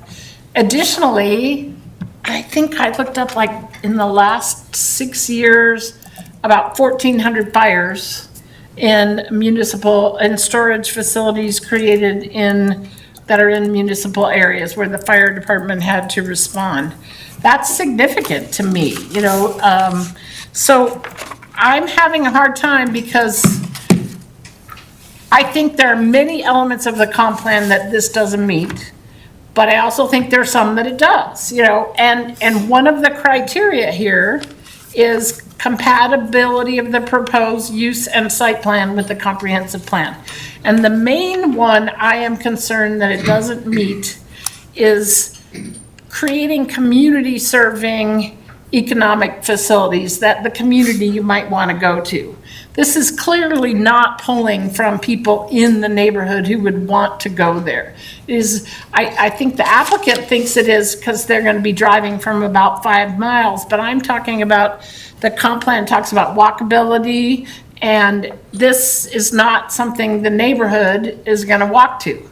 And other uses would be, in my mind, more supportive of that element of the comp plan, is trying to create community supportive economics where people would actually go there with intention and they would walk there.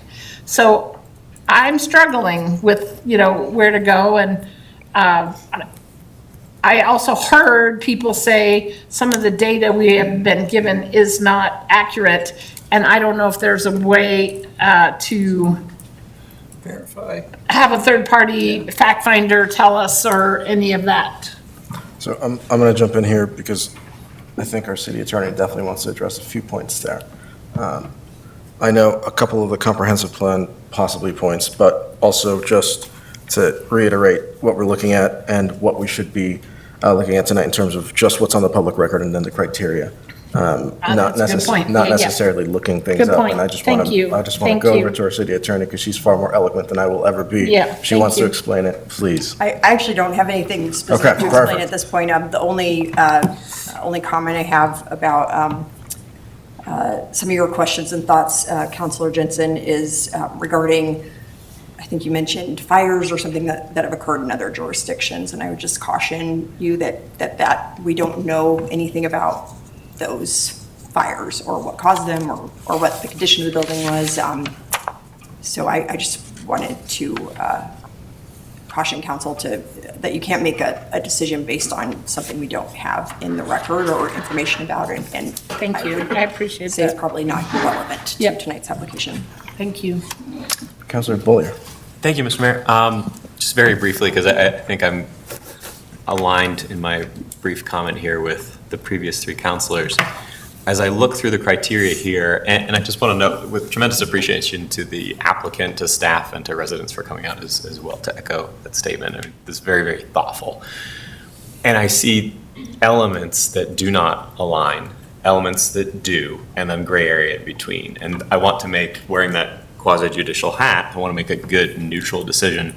But I'm curious, particularly for those who have undergone this process before, like, for example, criterion number 2, compatibility of the proposal with character surrounding area. It absolutely is compatible immediately here. There's another storage unit 2 blocks away. And that it is clearly not compatible with the residents immediately west. And both of those things are true.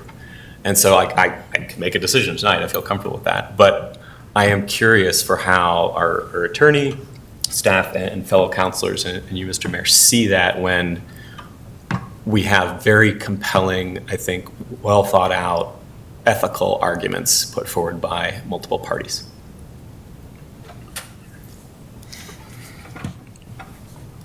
I think that question was for me. Yes, I've been through this process before. And this is, as everyone's pointed out, it's difficult. And the compatibility of the proposal with the character of the surrounding area is challenging because the surrounding area, if you consider what it is, it's compatible. But if you consider where it physically is, that's the hard part. And in the case of what it will be doing in that area, character is the question here. And it's unusual. The use that we see is not what the new zoning land use code says. And the special use is a question of like, why do we need special use? Because we're in that transition where we're trying to work out what is it that makes this special. And that's another hard one. It is different from what's around it. It falls within what we have today. And the applicant's point of, due to population, there's a need for this. We have a stuff thing that we do as people, and it's appropriate. Well, it's not no, I don't know if it's appropriate, but it's a tool that we use to determine how much storage space are we going to need for the population that exists. It's not great. I'd love to see something even better, but that's one of the ways we know if storage is something that we would need. And there's no I'm just looking down at the criteria. The adverse environmental impacts, you have to stretch. I can't find an adverse environmental impact. And we did go through the lighting. From what I'm seeing, just with what's presented, the lighting is maybe more in accordance with what one would expect in that area. They've addressed it, and I do appreciate the fact that the applicant has listened and adjusted to what people have asked. And the fifth one, like mitigating, there's a lot of mitigation that happened right on there in that last bit and piece. And going back to number one, meeting the building setbacks, building height, density, and zoning requirements. It's what we have today. And the comment about activating that area with the multimodal transportation plan is an aspiration. And it is near, there is some bus transport through there. I think it's it's greater towards baseline road, but it might change over time if we ever get RTD to. Okay, I'm not going to talk about RTD yet, but we have a transportation issue, and if I do understand correctly, there is tax revenue from storage facilities that comes from all the storage facilities, and it goes into, I think it's our affordable housing.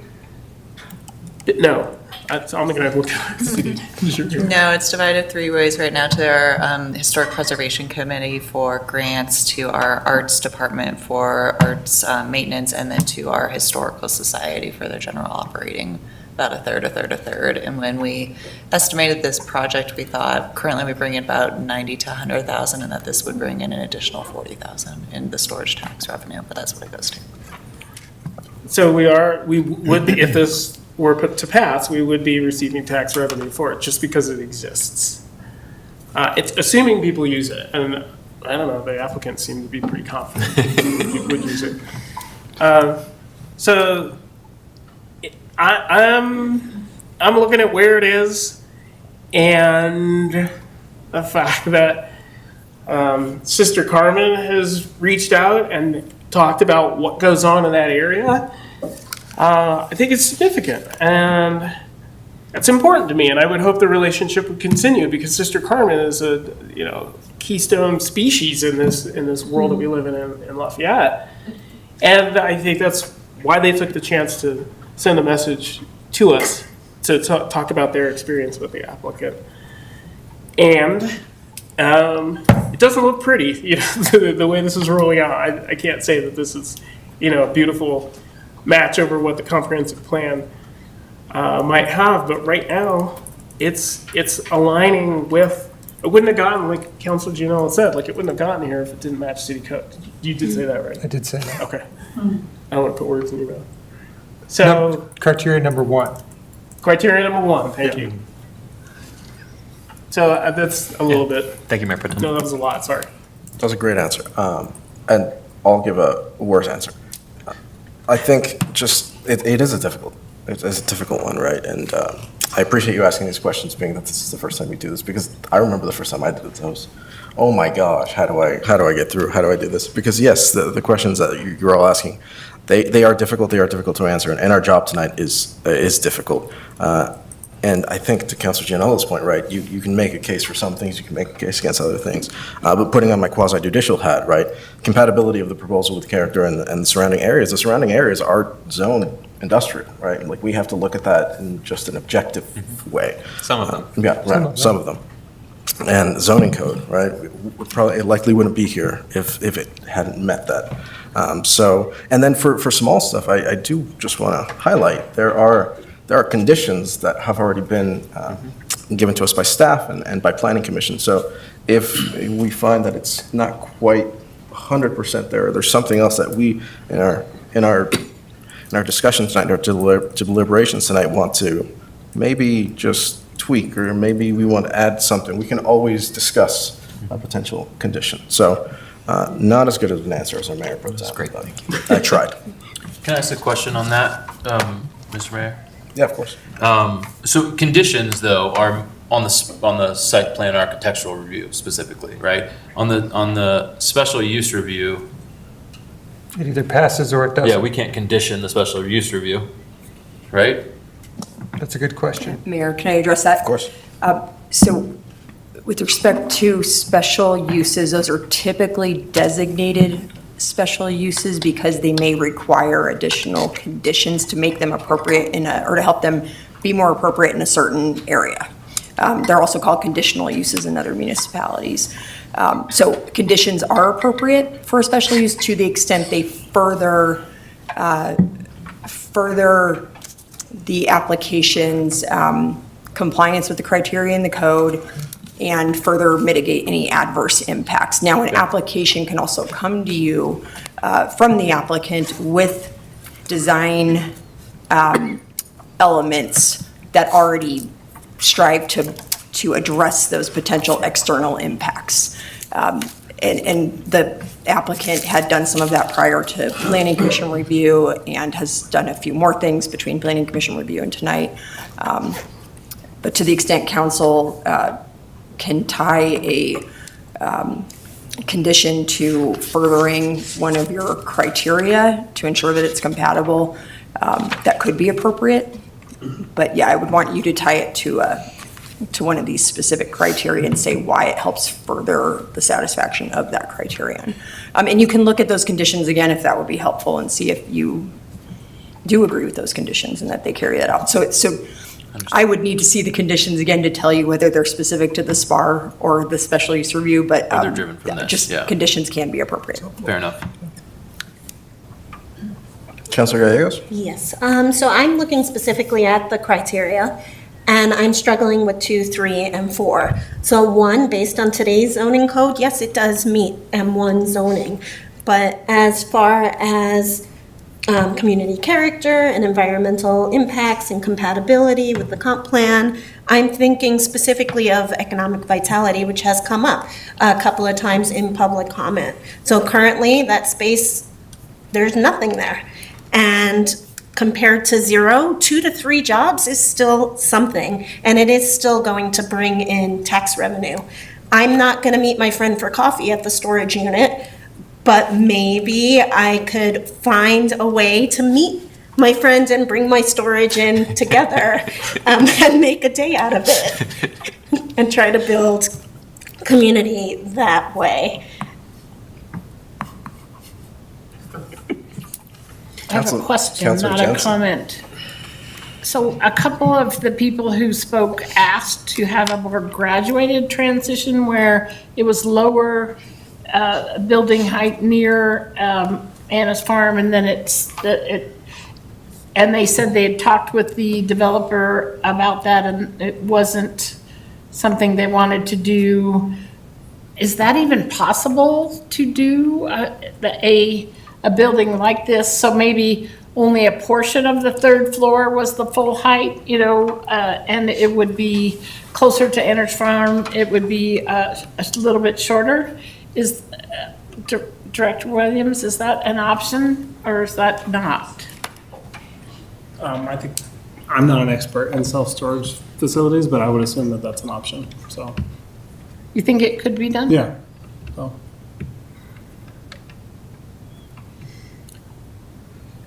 But we can also open it back up to the applicant to ask questions if you want specific answers as to their appetite for such a change. So. Well, if I could jump in, this comes up in the comprehensive plan as a big portion of the relationship between neighboring uses, right? It talks about transitions from one development to the next so that you're compatible. And I think the example that they give is a graduated height, absolutely. So, again, the weighing of this, as you said earlier, Councilor Jensen, there are some things where I can check the boxes for the comp plan and some things where I give it an X, give it a 0. One of the things I'm struggling with is in the applicant's own criteria for meeting the comp plan, they gave aspects around sustainability, and I'm just not convinced by some of those sustainable design features as really meeting the sustainability criteria of the comp plan or kind of Lafayette's goals generally.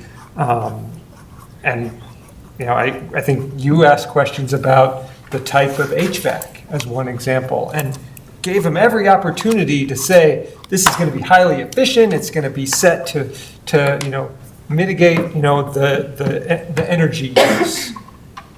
Didn't come up in the discussion. There's opportunity for energy efficiency and design elements that just we didn't hear. I think the things that we did hear, I just didn't find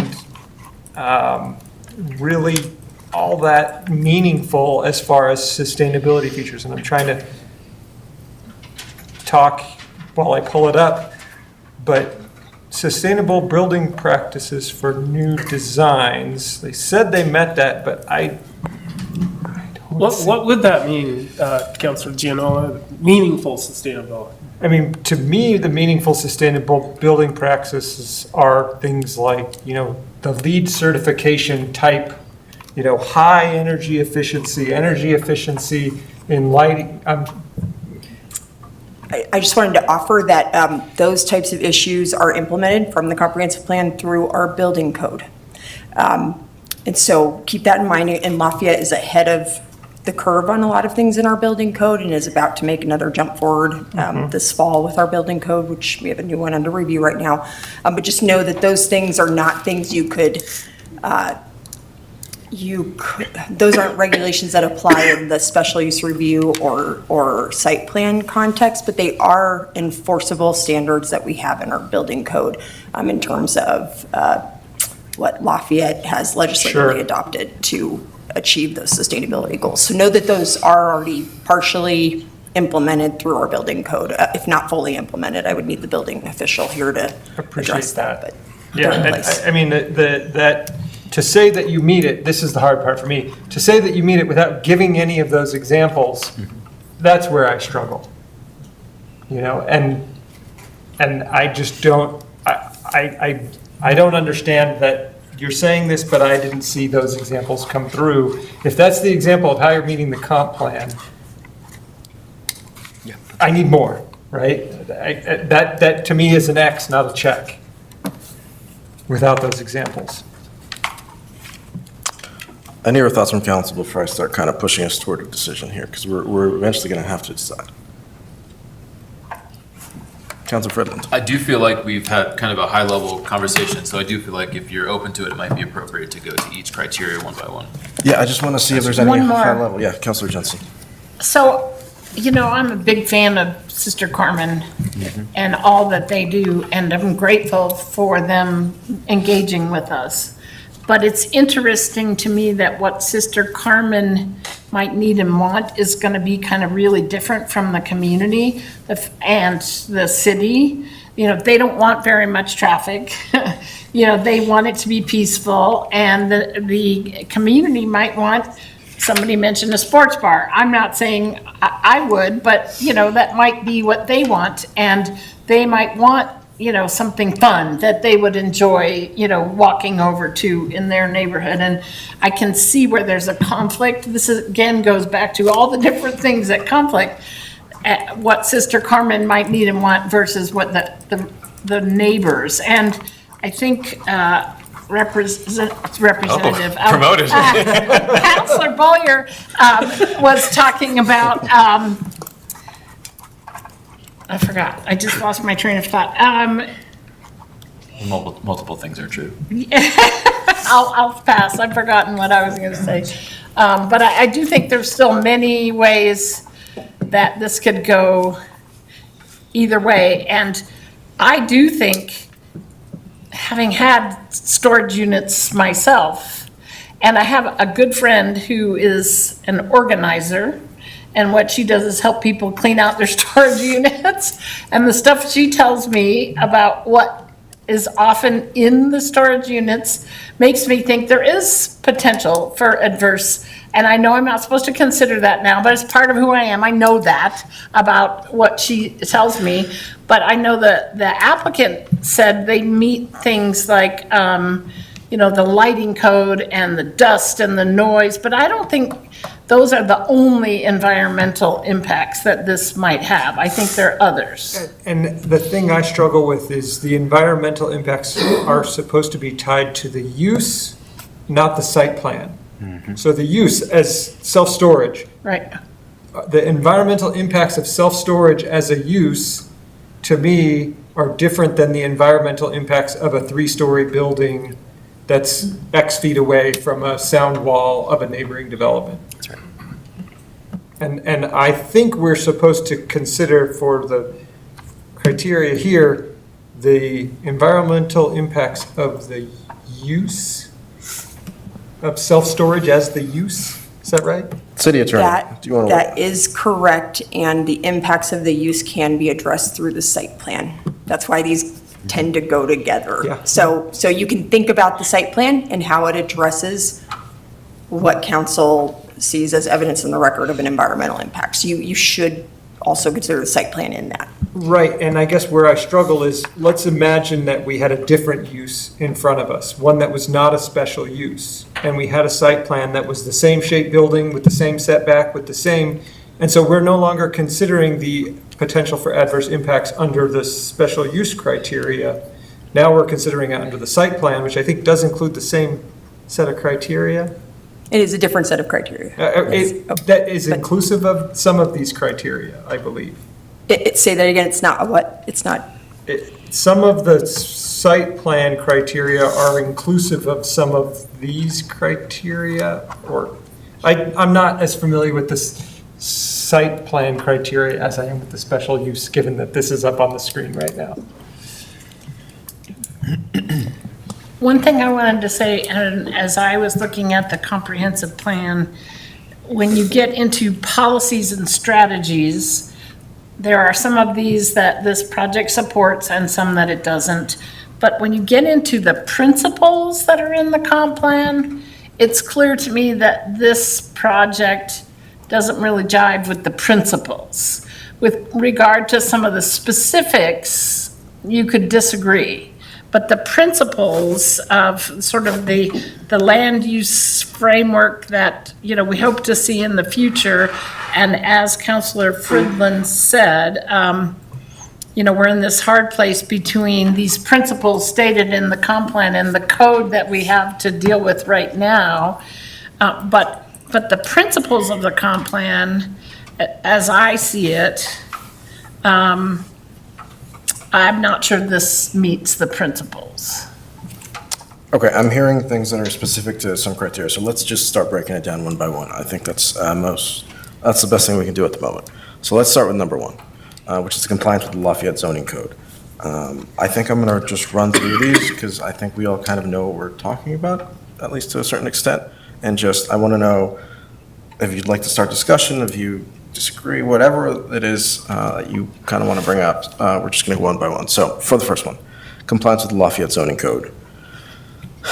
Appears to me. I think yes, but I would like to see if we could do a graduated setback or graduated height differential that if it were to go forward, would, closer to Anna's Farm would be lower height, and then it would get taller further away. Maybe that's in mitigation wanna- measures, is that maybe where that should be? Yeah. Mr. Mayor, I Yes. see criterion number 1 is the strongest for the applicant. And I guess we'll come back to this maybe question. a question that floats in my head is, let's say there's very expensive, like they go 5 feet deeper.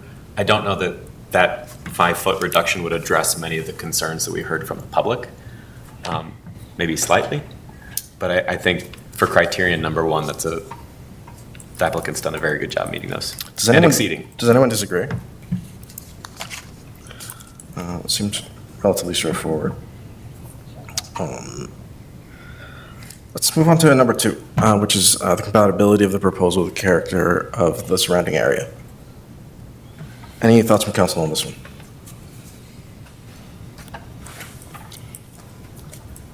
Yes. David wants. I do have thoughts on this. I think this is one of the, this is a challenging one, I think, for the proposal. I think we heard a lot about height.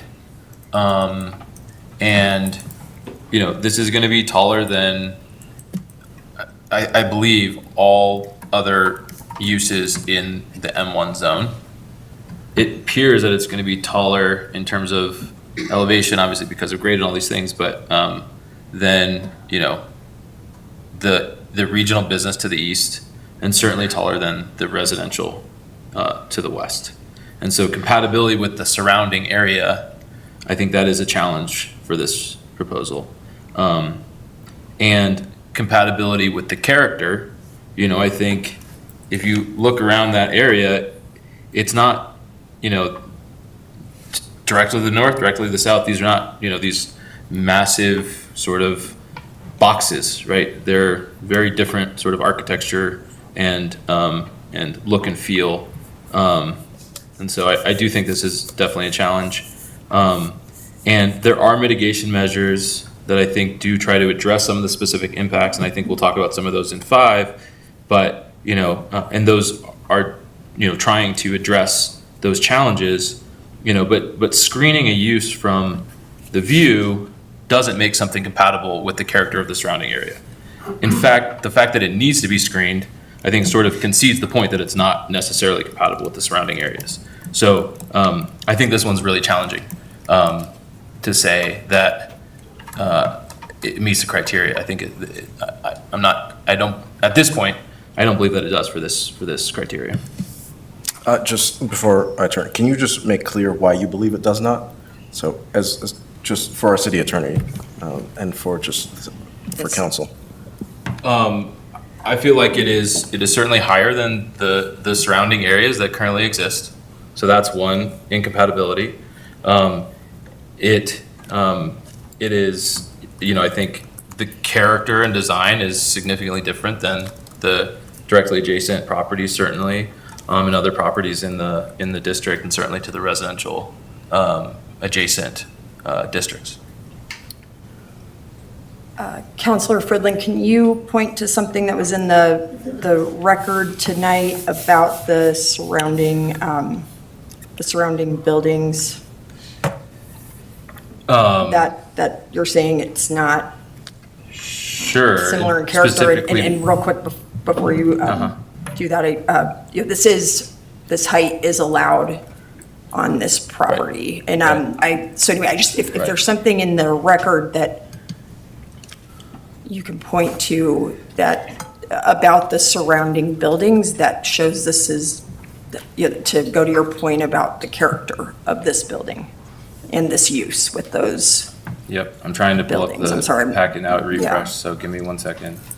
I think in terms of specific height, right, we've talked about that in number 1, right? It meets the height requirement in the code. Yep. Okay, right? So I'm not saying that it doesn't meet the height requirement in the code. What I'm saying, though, is this would be the highest property in the district on that street. It's certainly higher than the residents to the west, and because of grading, the regional business to the east. In terms of character, I mean, we have quite a few renderings, we have quite a few pictures, right, of the character of the buildings to the north and south are different. And, you know, I don't know how we define compatibility necessarily. I would be interested if we have that in the code, but in my mind, that leads to at least a question of, is this compatible with the character of the surrounding area? Can I jump in? Was that sufficient? I could use a little more on the buildings to the north and the south, what you meant by the character of those buildings. I mean, the architectural character, first of all, also their uses are very different in terms of their commercial uses, right? Job creation, activity, you know, one is, I guess, a manufacturing facility and one is a community serving, you know, drop off and community donation facility. So they're very different in terms of character. And can you articulate what's incompatible about those uses with this use? What's our definition of compatibility? Sorry, say that again. What is the definition of compatibility in our code? Is it defined? That they don't conflict with each other or interfere with each other, that I'm defining it in the negative, you know, it would be incompatible if the uses would conflict with each other, interfere with each other, prevent the appropriate use of the others, or prevent the appropriate use of this site. And if planning staff has more than I have on that right now, but yeah, it seems like an important question. Does it get along with, right? Is it a use that is compatible with? It doesn't necessarily need to be synergistic, but is it somehow interfering? I'm so sorry, I'm struggling with this. Yeah. Why are we only focusing on the north-south axis of compatibility? Because I can hit the homes immediately to the west with a baseball. Like I can throw and hit a house. So that also counts as surrounding area for compatibility. And as we've heard it throughout the record of public hearing testimony, this is perceived as incompatible by the immediate western located properties. I take some of Councilor Friedland's points in terms of north-south, but I think by definition, it's incompatible with the immediate to the west property. And they have kind of a cottage style of architecture, and this, given that it's industrial zoning, is an industrial facility, which is not compatible with that cottage style architecture. And it's by its very nature, I do think that I remembered the other thing I was going to say. There is this conflict in that this was zoned industrial before they moved in, and they had lots of information that it was zoned industrial, as I understand it. But there is an inherent non-compatibility between, you know, a neighborhood and industry. There just is. And so from David, from your point of view, I think I agree with you that the character, just the essential character, when you have two different kinds of zoning right next to each other and not enough space to do a real good buffer, then they're not compatible. Let me try to jump in here because I just want to be clear, and we are quasi-judicial, which is why I'm making it as clear as possible for our city attorney and the questions that I ask. I think I understand where you're coming from, Councilor Friedland. I also understand the zoning is industrial, and the zoning to the west, residential, yeah, of course.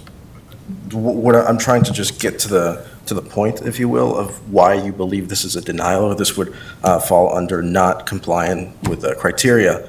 And I just want to come back to that question. And what I hear is too high. It's too tall for what's immediately to the west. However, basing just off of the information we've gotten tonight, it seems as though that is not true. The evidence tonight that we saw on record shows that because of the grading, the height of the building is compatible with the height of the building to the west because of the different grading, because of where they sit. So I just want to make sure, because we can go back to the slides, and at the top of those buildings, actually we could pull the slides back up. So I just want to, again, circle back to that. and hear from you directly as to why this wouldn't meet the criteria and how too tall would necessarily be the criteria that you are using to deny them. So I didn't say denial. Okay. Well, you did say it didn't meet the criteria, so I just want to be clear with that. Number two that we're talking about, Yep. that specific criteria, I was saying that it doesn't feel to me like it's compatible with the character of the surrounding areas, which is what it says on the slide, right?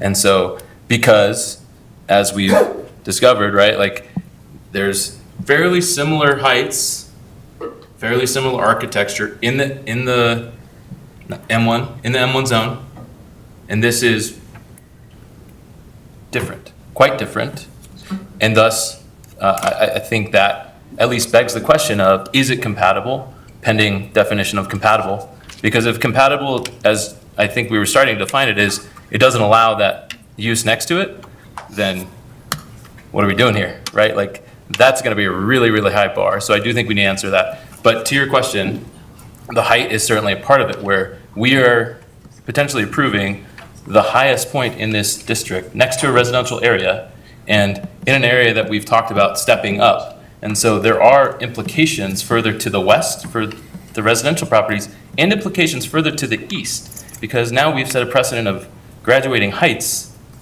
in a transit corridor that then starts to go up and up and up. So I think that's why I feel like where it is now, it feels incompatible with the character of the surrounding areas because of that height difference. So specifically just based on that height and the compatibility with to all sides, I'm hearing north, south, also west. Well, certainly west.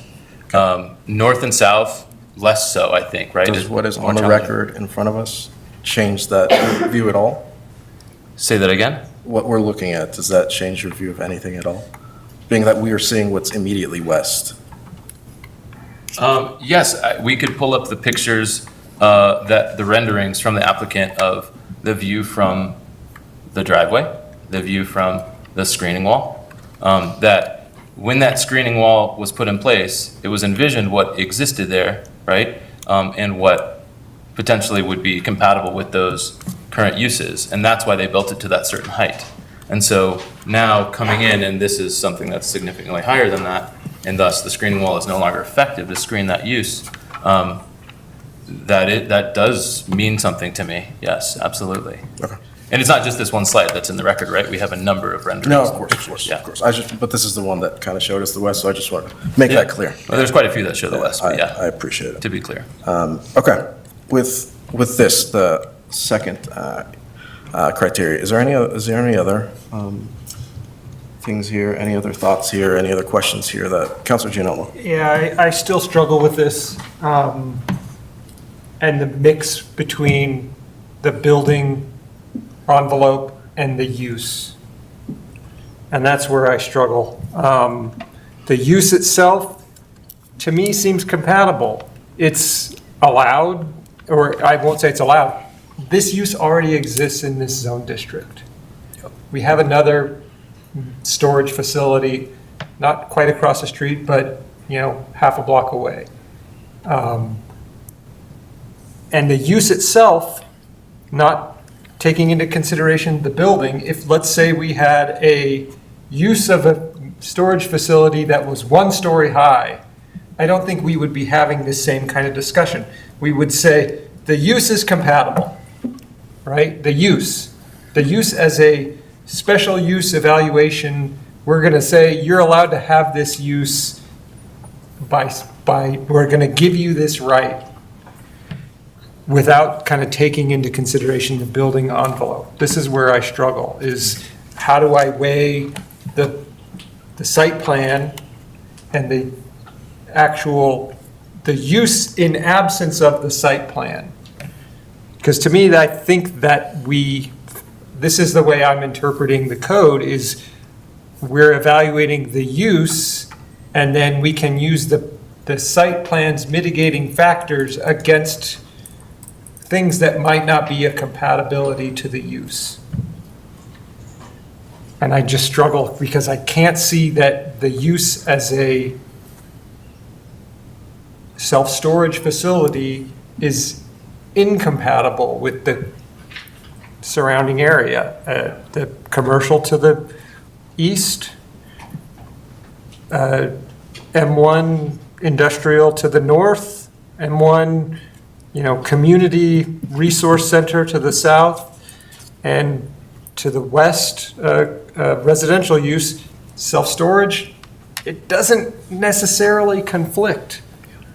Can I jump in real quick? Yeah, please. So I'm really interested in human terrain as a thing. And so in terms of the surrounding area, there's like a few thousand people, maybe a couple thousand people who live immediately to the west of the site. And I think they have character, some of them. And so I think that I guess I'm not understanding why we're focused on the north-south access in the east. That's important, but I'm really thinking of this neighborhood exists. It has character. It's established. It's been around for a while. I stipulate that it came after the zoning. Again, number one criterion. Yep. But I don't see this as compatible with the character of their 1,000+ neighbors. I don't see that as compatible. Can you say more?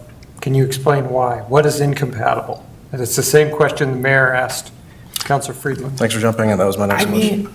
Well, it's like why are water and oil incompatible? It's a storage center, I think a very well-designed one, very thoughtful, et cetera.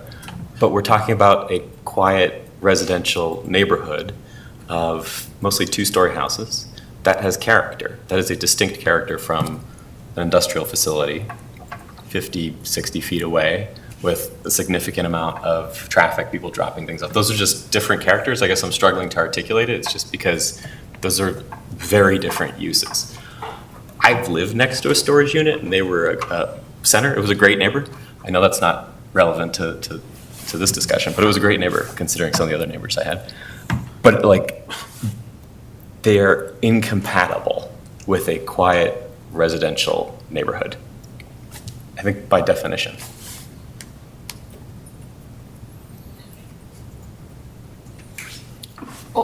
One of the other things that someone spoke to were the blocking of sunlight in that neighborhood, and I think that's an issue in terms of compatibility. Yeah. And sky, and so that you want to be able to see something outside your window besides concrete, and so that's an area where I would say it isn't compatible. Is that a problem because of the height, Councilor? Sure, if it was Jensen? short, as I think Councilor Gianola was saying, if it's one story, it wouldn't be blocking the sunlight in the sky for people. Okay. Anything else on this particular criteria? I guess I would pivot the question back to you, Mr. Mayor. Mm-hmm. How is this compatible, considering the tremendous weighing in from the public? That they, again, we all would stipulate they have character, they comprise the neighborhood to the west. How is this compatible with them? So that's a good question, and I think it's framed, if I can push back a little bit, incorrectly. I don't think it's necessarily how this is compatible with just the residents to the west. I think we have to look at this as objectively as we can and as comprehensively as we can in a Agreed. quasi-judicial way. And it is M1 zoning. It is zoned the same to the east to the north and to the south. Just looking at what has been said, the height is allowed through the zoning and what is currently allowed through our planning and building. So I don't necessarily think I would say that I think it's fully compatible. I think that's kind of a spectrum, if you will, but like many have said. However, I think asking the question, how is it compatible with the West and the residents that live there is a difficult question to answer because, well, that's not necessarily what we're hoping to answer. We have to look at things comprehensively. And for me, the question here is more towards the zoning code, right? I understand a lot of the things that are being said, but they're more geared toward that first criteria here. When I look at the proposal with the character and surrounding area, yes, I want to take the West into account when I do that, but as we've also heard, the M1 zoning was there long before any residential was there. And I think the applicants have done a good job. This has been a 3-year process. I think the applicants have done a good job to create as much. I mean, you can't create a perfect barrier. You can't create a perfect kind of transition zone, but I think they've done as good of a job to try to make that as compatible as you can. So that's kind of how I would answer that question. I know it's not a perfect answer, but it's hard for me to say it's incompatible when I can't find a specific part of the criteria that was in our record that would make it incompatible for me. If I can add to that, the city attorney was saying that, giving us examples of it, things that were incompatible. If we look at compatible, I'm not going to do this. Yeah, I am. So if you look at relationships, there's compatibility, right? Are you going to get along? Are you going to work together? I'm trying to give an example. You wouldn't want to put a cement factory next to a. Well, you can't just do that. Okay, sorry. You wouldn't put a cement factory next to a water plant, a water sprinkler plant. Or a daycare. Daycare. Yeah. Daycare. Example. Yeah. So I mean, because we're trying to work out uses, compatible uses. So there are some things that don't work next to one another. I mean, if that might help with understanding, we have documentation from the sister permit. We don't have documentation from the other side. We do have documentation and public testimony from the third side and then the fourth side of the street with nothing over there yet. But there could be something over there in the future with different zoning codes. So if we look at how does this play out in the future with the new land use code, that might help put it into perspective. Mr. Mayor Pro Tem, may I respond very briefly? I love the analogy, and I'm kind of seized on this with the character of the surrounding area, and I completely agree with the mayor that it's not just to the west, it's the entire cardinal direction. But to take your analogy further, this feels a little bit like imposing an arranged marriage on a couple that maybe one party is very interested in the marriage and the other is absolutely not. So I think that's relevant. I'm not saying that's a deciding factor, but it is relevant since we're going boom, boom, boom down the list. And again, I completely agree. Criterion number 1 knocked it out of the park. For me, criterion number 2, I don't see it, but I appreciate it. Can I add a piece? Councilor Fridlin, please. I think when you consider that zone, right, that corridor, it's not these big box warehouses, right, one after the other, too. So I think others have talked about the residential incompatibility, which is challenged. But I think even in this corridor, it's challenging for it to be compatible because it's not these big box pieces, right, which this development, as proposed, is a really big illuminated, project, self-storage box. So, with not many windows and all these types of things. And so, I think, to me too, to think of it as a whole, I think we've talked about, but that's the north-south orientation is still, to me, a little challenging for that reason too. Okay. Anyone else on this? We have 3 more to go, so just on special use. Anyone else on number 2? Great. Let's move on to the third, the potential for adverse environment impacts. Anyone want to jump in here? I have a question about that one. Are there specific environmental impacts we're supposed to be considering, just the ones that I think were highlighted in the comp plan? It talks about traffic noise, light pollution, those kind of things, or can we consider the universe of environmental impacts? City Attorney, please jump in. Some guidance for council on that one. It's environmental in this context is looking at impacts on the immediate environment or the surrounding environment, not not in the Earth Day sense that you talked about earlier. Okay. But it is environmental impacts on the environment. So it is generally things like traffic noise, light, dust, activity even. Those types of environmental impacts that could result from the use. Okay. Yeah.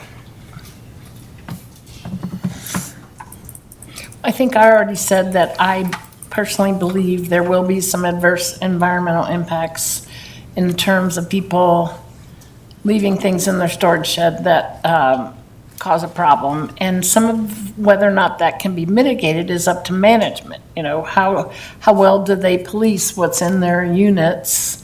And when somebody leaves, you know, a unit and it's a dump, how long before they get somebody there to clean it, you know? And I don't have good answers to those questions right now, so I think there's potential, but they also could be mitigated by good management practices. And so, and it's interesting to hear that they don't have any like recycling bins or, you know, even trash bins, which you would think, I would think anyway, somebody who's cleaning out a storage shed would really want. And their practice is to do the opposite of that, and which I think will lend itself to people not disposing properly of their stuff. Councilor Gayus. There wouldn't be the need for the sound barrier wall if they weren't anticipating some sound pollution. I do appreciate the amendment of the lights facing down, but there still is the possibility of a glowing sign obstructing views.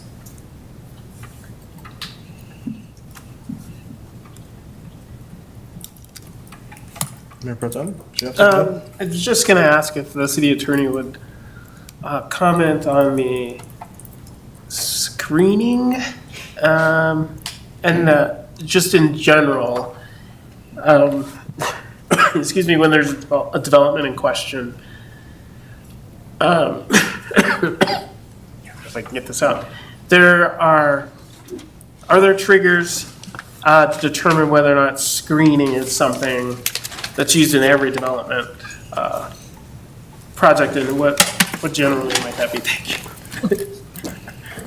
Are there triggers for whether screening is required? Yes, and I think those are primarily addressed in our site plan and architectural review criteria. I know that we also, I believe, and the planning director should definitely correct me if I'm wrong, I believe we have specific screening requirements for things like waste containers, That's all accurate. I guess I'd clarify that the sound wall was built as part of Anna's farm development, so it's not part of this proposal. It's not directly related based off of a noise impact that we identified was going to occur here. And then the screening, like for a building of this size, like landscape, is traditionally, you know, introduced in order to soften some of that massing impact. So, and that's included here as well. Does that answer your questions or help? Any other thing? No. Okay. But thank you. You gave me the way to ask the question I need to ask. The screening that is the wall, the fence that goes along that way. When was it there before Anna's farm was built? No. So it was built as part of specifically Anna's to. farm, yeah. So this was to screen Anna's farm from everything that It was to gonna help be built buffer the proposed residential from the existing industrial. along the whole Anna's farm. Yes. And will we do? And I'm assuming that might continue if there were developments, if we're north of there. We could pull up an aerial or something, but I don't know that there's anywhere for it to continue, that it doesn't exist already. There's gaps because there's a road connection, just like 2 blocks or a block north of here. So there's a right-of-way connection that connects Anna's farm to Aspen Ridge, and that obviously doesn't have a wall, but otherwise there's a wall along the residential portion of the development. It is as I understand it, looks more like a residential fence with some foam in between it. It's not sound wall that I've ever seen before, but that's what was built as part of the Annis Farm development. So, Yes, that answers the question. Councilor Gianello. I mean, environmental impacts, if we're saying that is not necessarily the Earth Day environment, but it's, the ability to impact the surrounding area and just environmentally, right? And so, again, I struggle here. We have this tall building that is adjacent to some one-story homes. I mean, it's not directly adjacent as far as I understand, but they're not, they're within the shadow, let's say, of the morning sun of these one-story buildings. We've got a photo that we've got in the packet that was provided with the public testimony. And the impact is significant in that case, right, of the building. And the balance here for me, as it has been through the review of the site special use review criteria, is the adverse environmental impacts of the use of self-storage as a use versus the building envelope as a 3-story, not special use, M1 permitted by right building. That environmental impact of a 3-story building, regardless of the use, is present. But the use specifically as self-storage, I think, is neither here nor there. It doesn't weigh in favor of that type of environmental impact. It's more the building. And so, again, I think of, well, if this was a 1-story building of a self-storage facility, got to keep all my words right. 1-story building of a self-storage facility, those environmental impacts aren't present. And so to me, that tells me that it's not the use per se that gives an environmental impact. It's the building envelope, it's the building mass, it's the site plan that gives the impact. So for me, I struggle because I want to say there's absolutely an adverse environmental impact from this proposal on the neighboring community. But it's not because of the use. It's because of the building, the 3-story building that is X feet away and potentially, shading the neighbors. But the use itself, I struggle to say that it's not giving that environmental impact. And I don't know what environmental impact self-storage could give. And that's why I, again, struggle is like, why is this a special use? Wouldn't it be a use by right if this criteria didn't mean anything? But the criteria has to mean something. So what does it mean to provide an adverse environmental impact? And I don't know the answer to that. Councilor Bullier. Thank you, Mr. Mayor. So I feel like the applicant's done a very good job on this one through attempts to mitigate. And to Councilor Gianello's point, and I'll defer to our city attorney, but I interpret this as something dramatic, for lack of a better word, right? Adverse being the key word for me there. So to your example earlier, the cement plant, right? Or a glue factory. So I'm thinking like those have adverse environmental impacts. I could quibble and pick on, well, there's going to be cars coming and going to the facility.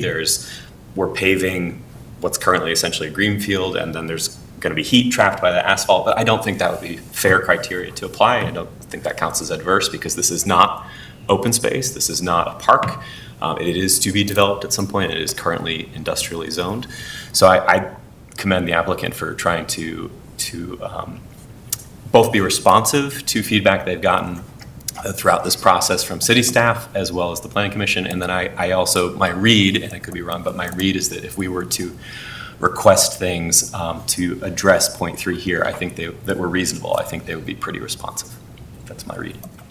I'll jump in next because I want to echo the thoughts of Councilor Bullier. And this is the part where I certainly agree with the conditions that were brought forth in the recommendation from the Planning Commission for indoor and exterior lighting be dimmed to 50% after business hours. So just to echo the thoughts of the councilor, I think the applicant's done a commendable job in taking the input and kind of working toward a solution here. Anyone else on this particular criteria? Great, moving on to the fourth, the compatibility of the proposed use and site plan with the comprehensive plan. Councilor Jensen, I'm going to turn to you. I feel like we've talked about the comprehensive plan a few times tonight. Did you want to go ahead and start this one?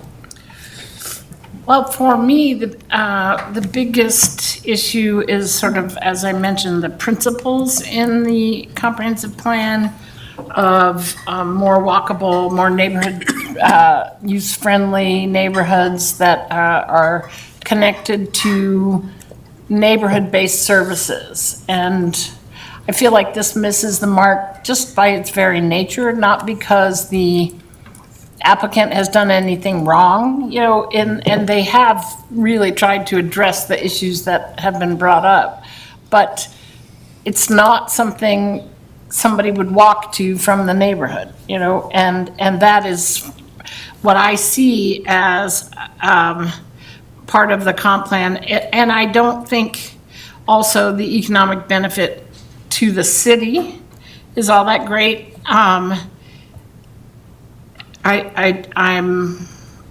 It says here in the comp plan, a typical goal of any community is to diversify its employment and tax bases, to mitigate the impacts of economic downturn, to provide employment and economic opportunities across a broad range of fields and industries. And, you know, we have a storage facility just down the way, and it doesn't feel like it achieves that in the economic sector, as well as the more sort of, one of the things it talks about in the plan is not wanting to look like a cookie cutter of any other city, and to support our diverse, sort of eclectic, artsy Lafayette. And this is not that, you know, in my opinion. So I would say my overall compatibility, and not just any one or two criteria, but just the theme of the comp plan is missing here. So I'm actually going to turn to our city attorney here because I remember the term being used was holistically, and I want her to just kind of remind council how we're supposed to be viewing the comp plan specifically under this criteria and under this application. Absolutely. So again, the comp plan is advisory, not binding. It specifically says that it is not intended to be used as a, the language in front of me, it is not intended, and this is direct language from the comprehensive plan. It is, quote, not intended to provide legal review criteria for specific development proposals. In the legal advice I provided council over the weekend, I did refer to a couple of appellate cases from Colorado in which the courts have looked at special use reviews, and where there were references to similar criterion like consistency or compatibility with the comprehensive plan. And the courts will uphold the decision to approve a special use when you're considering a criteria like that, if you're applying it holistically and not applying it as a legally binding regulation that hasn't been adopted in the code. So it's just, you can look at whether this, you know, our criterion says compatibility of the proposed use and the site plan. So you are looking at the whole proposal, proposed use and the site plan with the comprehensive plan. So you can look at the comprehensive plan holistically and make a finding on whether this is on the whole, or whether this is compatible on the whole, or you know, broadly with the comp plan. You know, when you're citing specific criteria, or specific principles in the comp plan, and I would encourage council to continue to discuss those. But I I would caution council that using the comprehensive plan as a whole, when you make your findings, this is a tough one. When you make your findings on this criterion, continue to talk about whether it would further the purposes and the goals of the comp plan or frustrate and prevent the purposes of the comp plan as a whole. But in trying to build the case, should there be a lawsuit on this, you probably want us to cite specific pieces of the comp plan if we think it disagrees with it, instead of just saying we don't think it supports it as a whole. I mean, do you need the specifics, or do you just keep it? If you're going to look to the comp plan as a whole, I would also focus on this part of town in the comp plan and what applies there, as opposed to picking out the broad 6 guiding principles at the front end of the comp plan, right? And then I have to remind council, those particular, none of these particular provisions have been adopted as binding land use regulations on this property. And so you are still, in spite of, or in addition to this criteria, you're still bound by the current zoning. You're still bound by the current criteria, and you're still bound by the site plan criteria that you do need to consider. Right, but you have the zoning in one, and then you have compatibility of the proposed use and site plan with the comprehensive plan. And so it's like you're trying to tell us to do 2 things that are the opposite. That's what I feel like. And it goes back to David's initial conversation about the rock and the hard place we're in. Yes, and I do want to acknowledge that you are close to adoption of a new code that will more specifically implement the comprehensive plan, and at the same time, you're making a decision in a quasi-judicial role under our current code. And I do recognize that is difficult. It's particularly difficult because of the timing in this case. But it is still your role to consider our current code as you make a decision tonight. And also the current comp plan. Yep, right. Yeah. Both. Yes, compatibility with the comp plan as you consider the current code, right? Right. Yeah. Mr. Mayor, as we're talking about this item number 4, I just want to correct the record a little bit based on something I said earlier. I pointed out the sustainable building practice and said, saying that I didn't see it, and now I'm looking at my notes again, and I have a note that the applicant did say that, they support sustainable building practices by using durable materials. And so I forgot that they said that, and I just wanted to put that on the record, that was the one of the sustainable building practices that they said in support of that element of the comp plan. I'm still not convinced by that element as supporting the comp plan, durable materials. So I don't know that it changes how I feel, but I just wanted to put out there that there was a statement of support of that element in the applicants that I maybe mischaracterized earlier.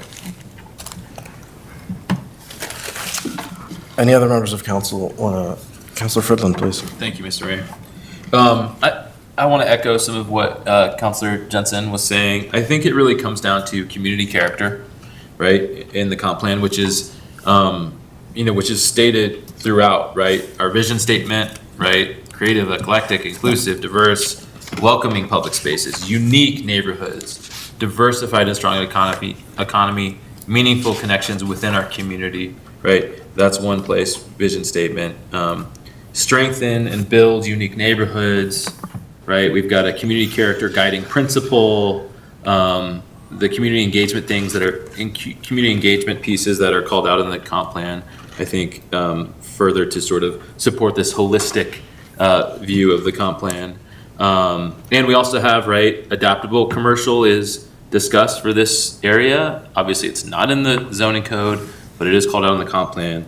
And, that's sort of like urban design principles of walkability and mixed use and things like that. I think all comes to a place where this is a challenging one for the use and for the proposal.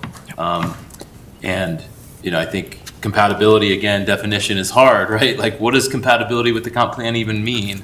However, I think there are more strikes against than there are for in terms of compatibility with the comp plan at this point. I would agree with that.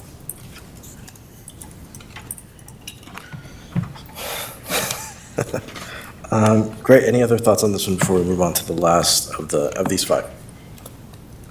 Councilor Gallegos, I please. had mentioned earlier about strong economy or economic vitality, how it is bringing in tax revenue and it is bringing in some jobs. So this has been vacant for such a long time. I think that addition is a positive. That's a good point. Thank you. I wonder if there are, conditions that we could put in place that might enhance the compatibility with the comprehensive plan. We've got this big, I'll call it a big blank canvas on a building that doesn't have a mural on it in the photos, but could be an interesting mitigating factor that, Lafayette loves their murals.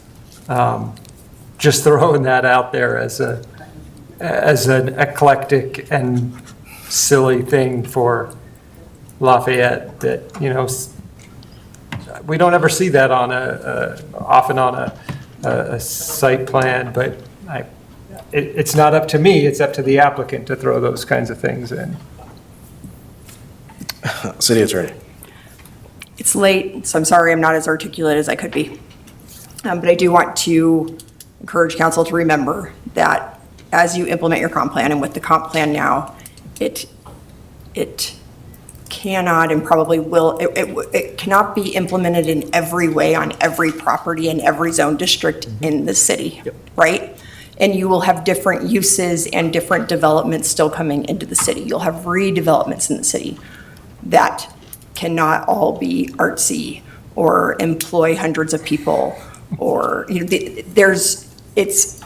I would caution you not to apply every provision of the comprehensive plan on this development proposal because you can't do it on every development proposal. This is why it's difficult. There is some subjectivity here in these criteria. There's discretion in these criteria.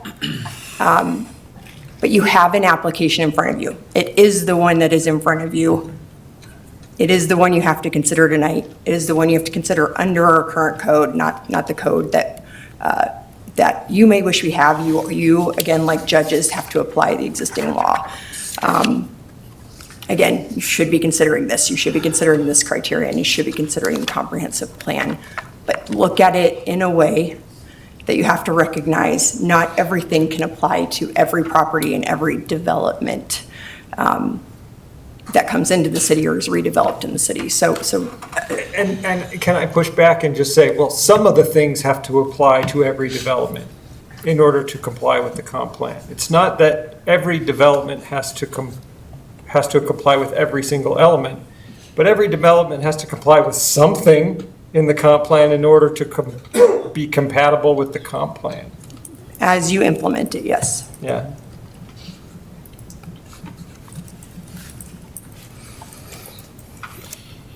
Any further thoughts on this one?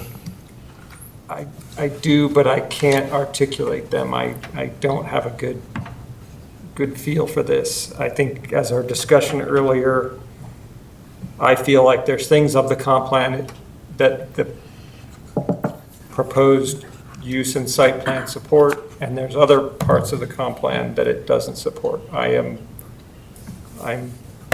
struggling.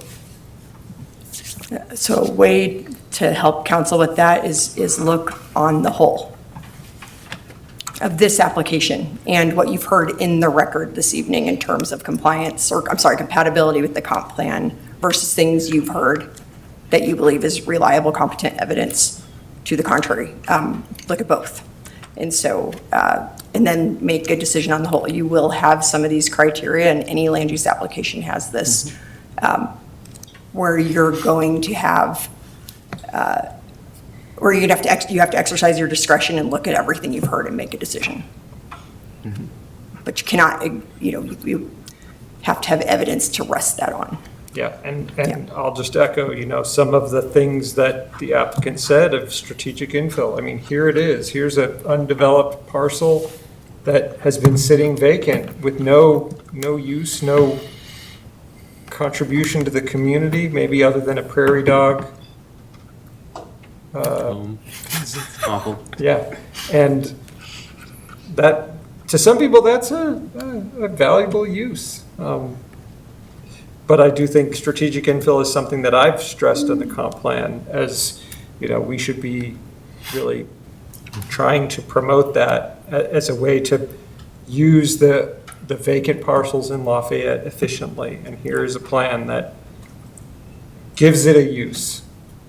Can I ask you a question? It is my understanding, I think I read in someplace in all the materials, that this is the only industrial residential interface in our city. And so that is one of the things I think makes this really unique, is the needs of the businesses in that Black Diamond area are really different than the needs of the neighbors.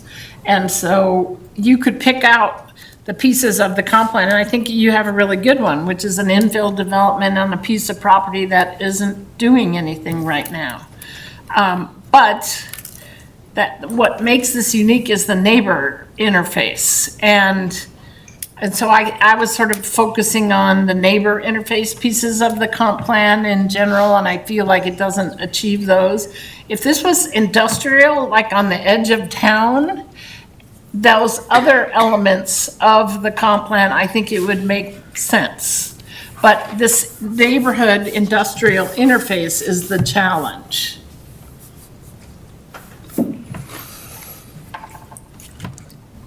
I hear you. I think that's yeah, it's a difficult one. But I want to move us forward. I want to make sure we're good about this because it's getting late. Yep. So we'll move on to number 5, which is the consideration of mitigation measures for traffic, noise, light, dust, hours of operation, and impacts on public services. Councilor Finland. Thank you, Mr. Mayor. I do want to highlight and correct this one because Thank you. if you says the attorney on the two attorneys. This is not the full sentence that is in our code. This is the beginning clause that is in our code. So do you mind pulling up the full piece here?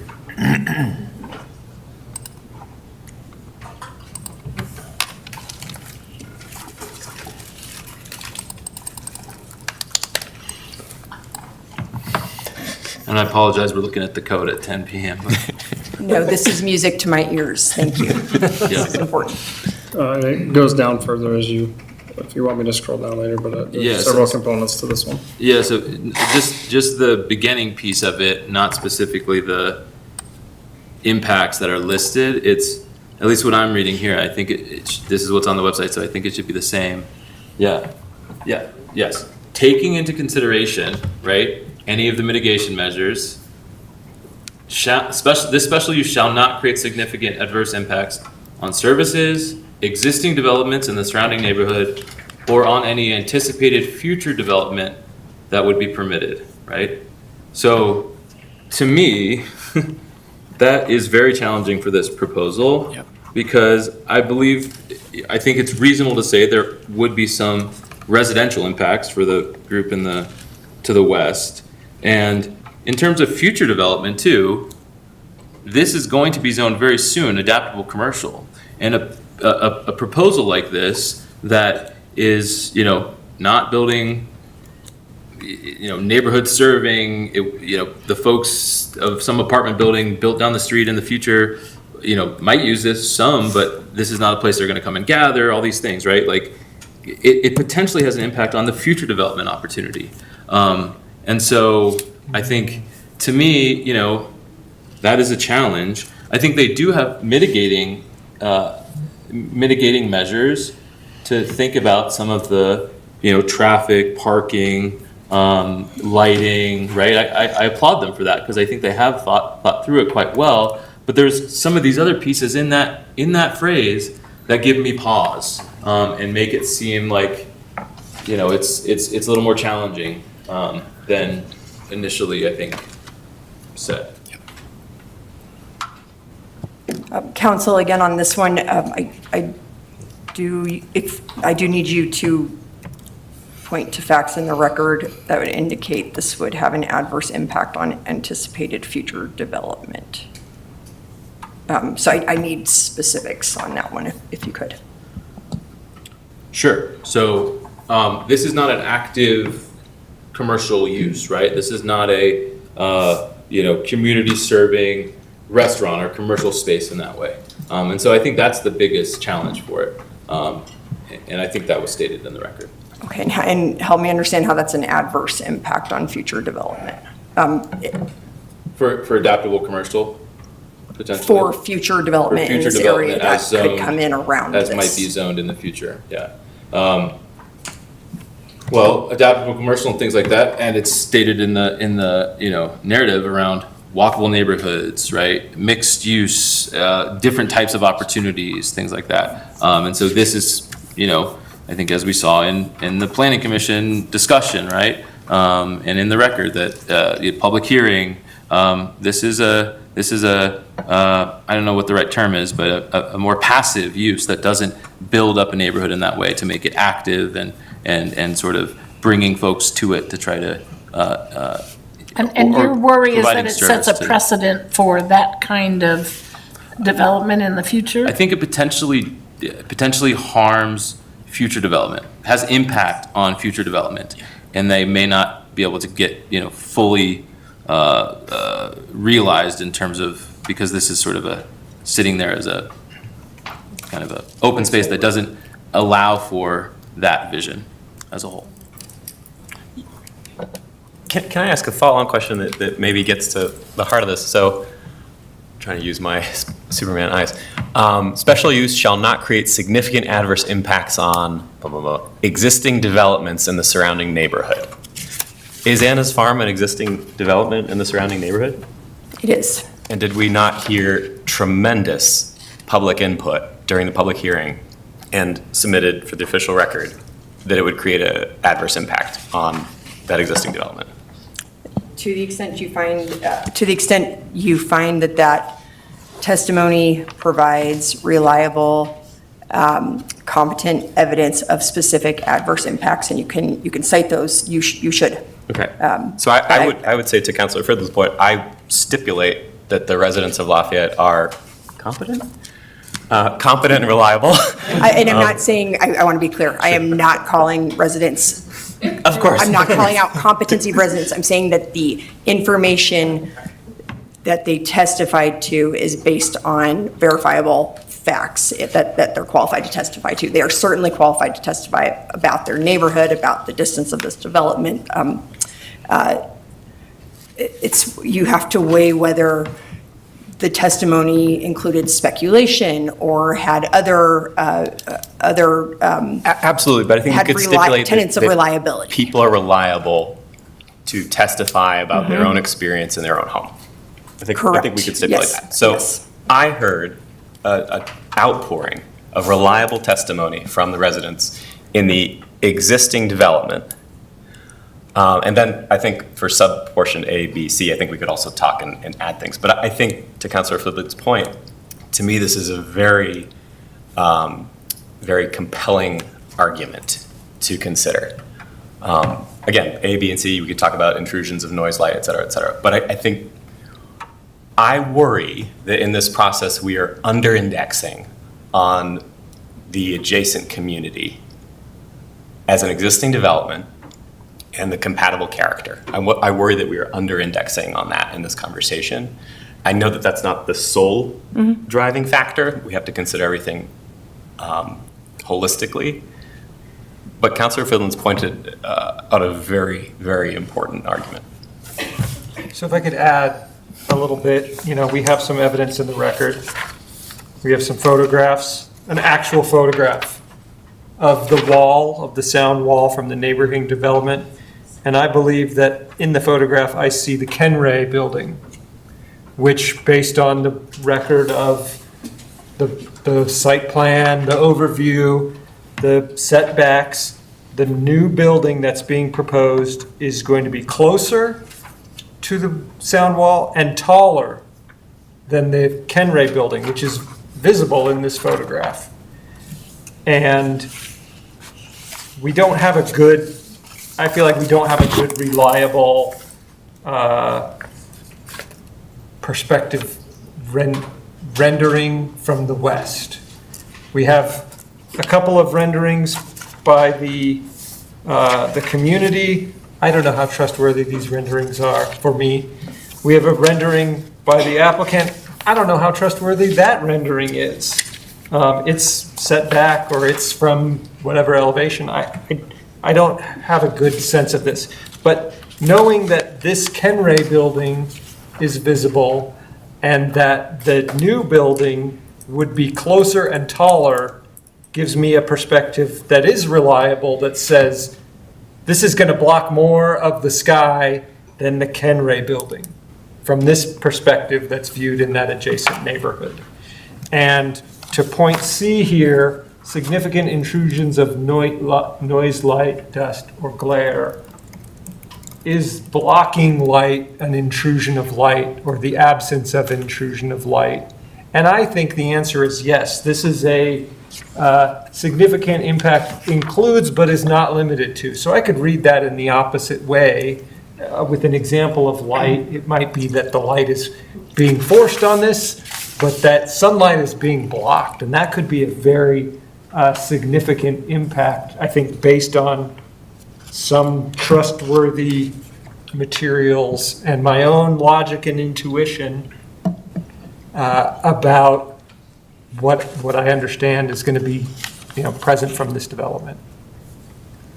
Well, and additionally, piggybacking on that, blocking sunlight has ice consequences. And if you're a senior who is struggling to manage your snow and ice anyway, this could make your life a little more difficult in terms of dealing with lack of sunlight. Any other counselor on this one? Just to note that appreciation for the applicant's attempts to mitigate a number of these issues that were earlier in the packet presentation that came through clearly in terms of noise, dirt, etc. Great. Councilor Friedland. Could this one be conditioned? You brought up earlier, Councilor Jensen, the graduated heights. I wonder if there could be an agreement to increase the screening wall height. Is there a way to condition against adverse impacts, significant adverse impacts to surrounding the existing development?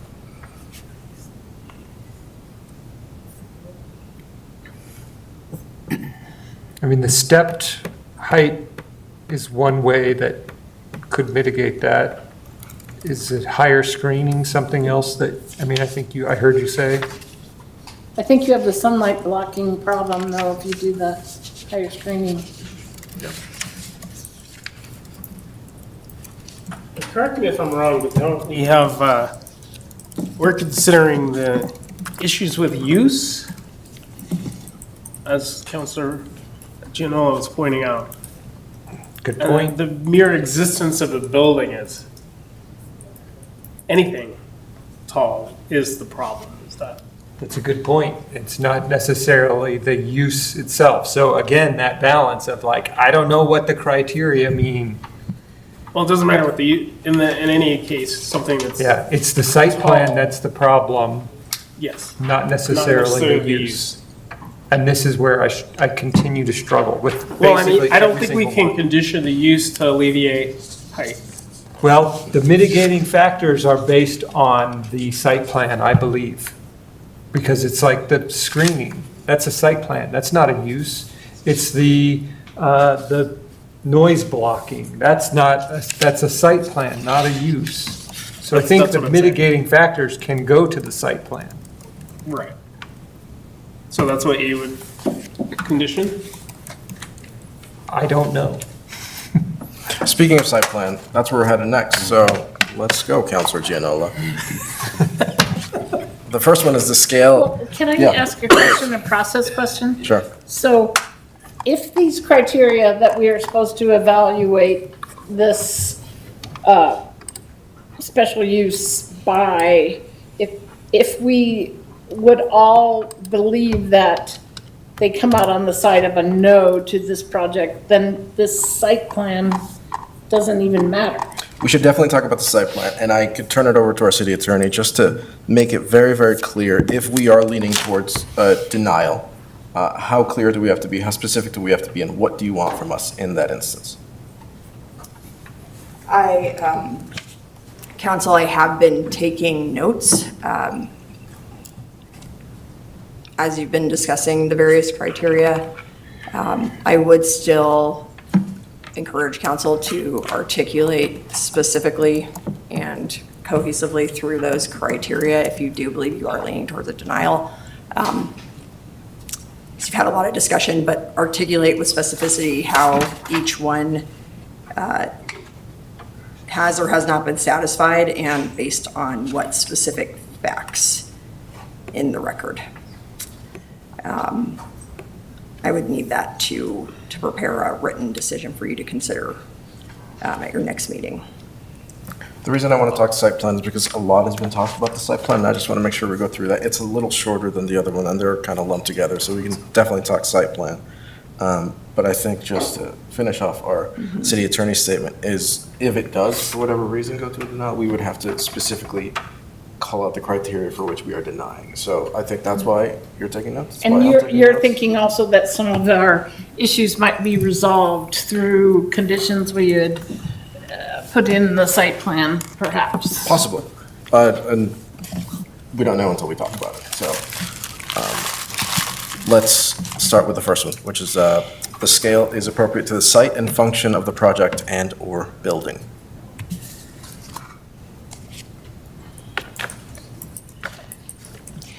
From what I have heard, there's a lot of concern about the scale, which is essential to the function of the project for the applicant, but is the issue that is of concern to the neighbors, and that those two conflict with one another.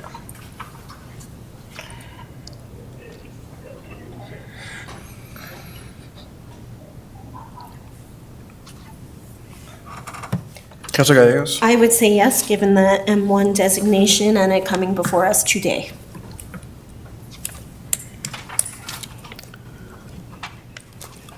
I would agree with Councilor Gallegos, just because we're in this one to me, the scale and the appropriateness, if you will, to the site lends itself a lot to what it's zoned and what we're looking at here. So just looking at that, but then also looking at the project, I would say this fits, if you will, at least in my estimation.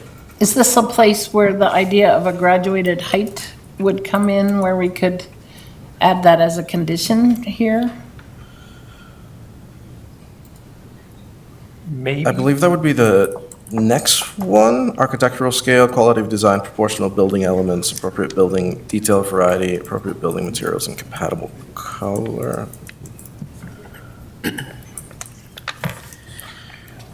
Where does setback come in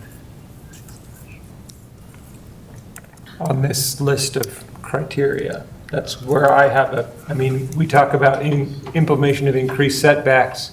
This is the staff analysis, so they say, the implementation of the increased setbacks contribute to this being appropriate, scale appropriate to the site and function of the project and or building.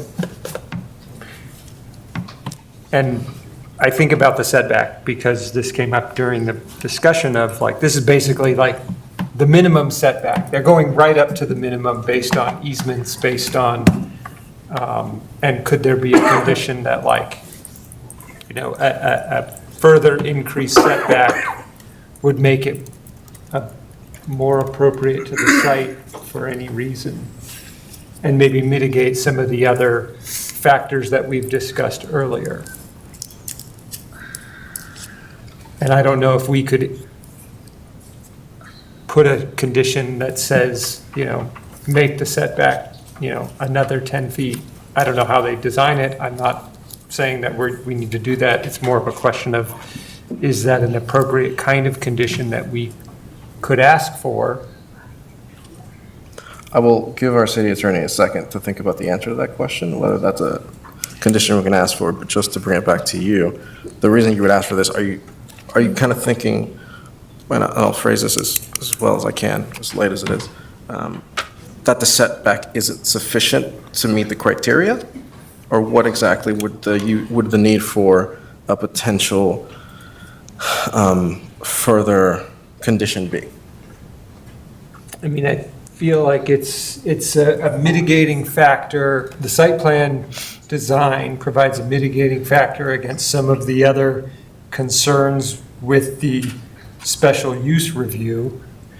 And this, despite the fact that I think it probably meets criteria A, but it might be a condition that I could live with that would mitigate against some of the other things. I don't know if it's a possibility, and I'm not here to redesign the site plan that's in front of us, but is there the ability to, make a condition like that is the question. City attorney, is there an answer for that? I'm sorry, Mayor, if you repeat what you need, I'm sorry.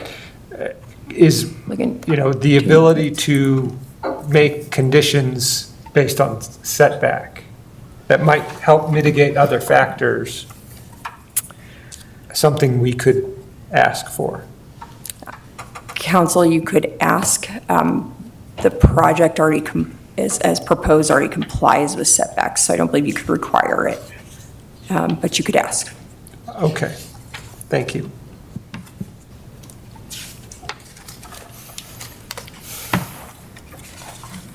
And again, in that, if that's something that we do ask for, I think just for me, I would want to make it clear as to why we're asking for it necessarily, right? Any and all conditions for me, I would want a strong reason behind it. Yeah. And if we feel that the setback doesn't necessarily meet the criteria, then certainly we want to make it closer to meeting criteria. Yeah. But I think in this case, then, it's a nice to have, not a must have. So I don't think it's a criteria that I feel comfortable imposing. But does Or this, requiring. a setback further away from the From the sound residential wall. property Yeah. and from the sound wall does help some of that light blocking shadow effect that is created by a building that's close. I'd love to see what our staff think about whether that would help with that problem. Yeah, and I brought this up in the discussion about, the front setback is considerably larger than the back setback. And I didn't understand. So you're I'm not- thinking it I'm could not the be pushed designer, I'm not the forward. architect. And I just thought, if this is a mitigating factor, like how, I don't want to try to put too much here because I don't know that this is going in the direction that is positive. So I'm going to stop. I'll just ask, is this a setback, is this setback, is this something that you're proposing we move forward with as okay. No. Okay, perfect. On this one, on A, for the SPAR criteria, is there any other thoughts from council on this one? Well, I'd like to think about the graduated height limit for this one because it talks about the scale. And I think the scale and the height issue are part of the problem. So if we should approve the special use review, when we get to the SPAR part, I would like to see us either additional setback in the back and maybe move it up to the front, forward a little bit, or some sort of graduated height limit. So I don't want to, when we get there to that criteria, I would like to recommend that we take a vote on that. Are you proposing that for A? I think, I know you said you thought it fits in B, but because it's talking about scale, I think that the height limit is part of scale. So that's where it seems it fits to me, but I don't care wherever you put it. So I'm going to ask you for two things here. I'm going to ask you whether you're you're making a claim that this doesn't meet the criteria, and if it doesn't, what exactly that is. Okay, so the question, the scale is appropriate to the site. So in my opinion, because this is bordering a residential neighborhood, the scale is the problem. And to the extent we can mitigate that scale a bit by either moving the building away from the border of the residential neighborhood, pushing it forward a bit, or changing the height through a transitional stepping, that mitigates the scale problem, I think, to some extent. I feel like I know what our city attorney's going to say, but Yeah, Council, I want to suggest that because what you're discussing right now would quite significantly change what is currently designed, it would be a good time to perhaps let the applicant weigh in on whether what you're proposing is something they could even consider. I think it would be helpful to have the applicant not just speak to this one, but to all of what we've spoken about so far. Procedural question, do we have to open the public hearing back up, or can we ask during deliberations to have that? I think, Council, if you have no objection, I think it would be appropriate to open the public hearing back up for purposes of hearing from the applicant briefly. Before we do this, if I understand correctly from the question that Councilor Gianola asked, that the reason for the 69-foot setback was to comply with city code and the comp plan and the design. That's one of the reasons why it was so far back. So I'd like to know if that from the applicant is one of the reasons why it's like that. And Mr. Mayor, may I ask a process question? If we're opening up for public hearing for the applicant, are we opening up for public hearing writ large? No, it would just be for the applicant. I mean, I did ask the question, so I've stepped out for a moment, and so correct me if I'm wrong, the discussion is still on the front setback, the back setback? That's the topic that we were discussing. However, I think if we bring the applicant back, we would want to just hear about everything we've talked about thus far. Yeah, and I just wonder if I could add, what I recall from the questions asked is the front setback was a function of the size of the detention pond, the size of the public right-of-way dedication, the size of the drive aisle, and maybe there's a sidewalk there as well on the front of the building. And that was why that setback in the front is the 69 feet. Kind of the sum of those things were what was driving that. The back setback was a function of the easement against the Highline Canal. Do I have any objections from council to open the public hearing back up and bring back our applicant? No objections. Seeing none, we will open the public hearing back up and ask our applicant. Real quick, like, I'm sorry to cut in, but Unfortunately, for the citizens as well. No, sir, they do not. As a point of order, if they require more evidence from the applicant, they can ask for that. They can also ask questions of staff at this point. The public has had their full opportunity to speak. It does not have an opportunity to rebut the applicant. Yes, the public has had their opportunity to speak. It does not get opened back up. Council needs more information from the applicant. Regardless of whether we open the public hearing or not, the applicant does often in these hearings get an opportunity to respond to specific conditions or asks of council. That is appropriate, and it does not open this back up to everyone who might like to speak. So this is appropriate in terms of what council needs for more information to make their decision. And if they would like to hear from the applicant, that is at council's discretion. Thank you.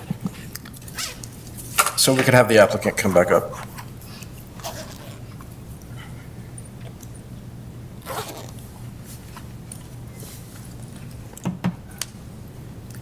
So good evening, Mayor, members of council. I'm Andy Peters. I'm land use counsel for the applicant at Otten Johnson, 950 17th Street, Suite 1600, Denver, Colorado.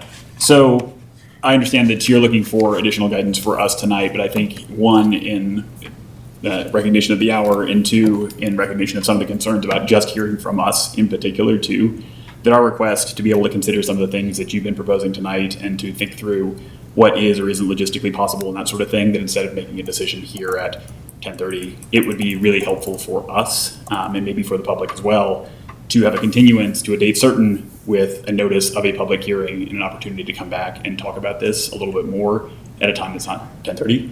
So our proposal, at least to this council, would be, if we can continue, renotice public hearing, then have a conversation about that, and about the proposals that you have, at least in terms of potential options for changes to application or conditions or something like that.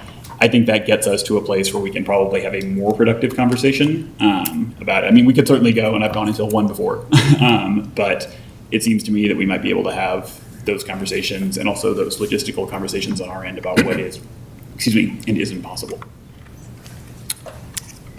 Councilor Jensen, did you have a question? Yes. We have a pretty full agenda in the next few weeks, and if we had another hearing like this with this many people showing up, it would really be a little bit of a monkey wrench in our agenda. And so if to any extent you can give us any guidance about whether these conditions are deal breakers or, just any little bit of feedback, we could put them in as conditions if we so chose. And then, you can come back with, I could do 8 feet, not 10, or, whatever kind of thing. But we need to move the ball just because of our schedule. We have a lot of important things on our schedule. So I'll jump in here. Any guidance from you at this moment would be fantastic. However, what we would do, because we did plan for the eventuality of possibly a continuance, we knew this may go long, is we would close the public hearing and come back into deliberations at a future date, likely our next city council meeting. But if you have anything for us at the moment, we'd be happy to hear.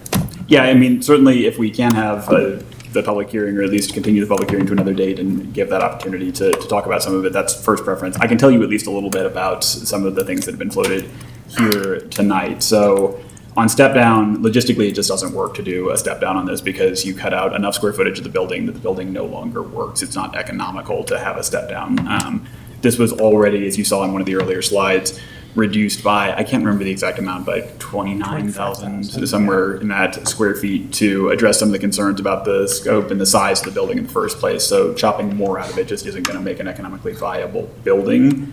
With respect to some of the setbacks too, so as you heard, and I'm just repeating evidence that's already in the record, but you heard that the reason the setbacks are the way they are, in part the easements that are there, but also because we've put the parking at the front of the lot too, and the access is all from the front of the lot. So one of the reasons the Kenray building, for instance, is farther from this is because their loading area is in the back. So there's a choice about impacts here. If you want the impacts to be the building's farther away and we reduce the impacts in that way, it then is a trade-off in terms of impacts of moving more of the those things toward the back, or the sort of operational things toward the back and closer to places. So I think there are, could it be done? Conceivably, yes, but our view over the course of the conversations, both with staff, with the community, with planning commission, is that the current configuration of the building is the one that best addresses those, and the current configuration, the one of the use, is the one that best addresses those.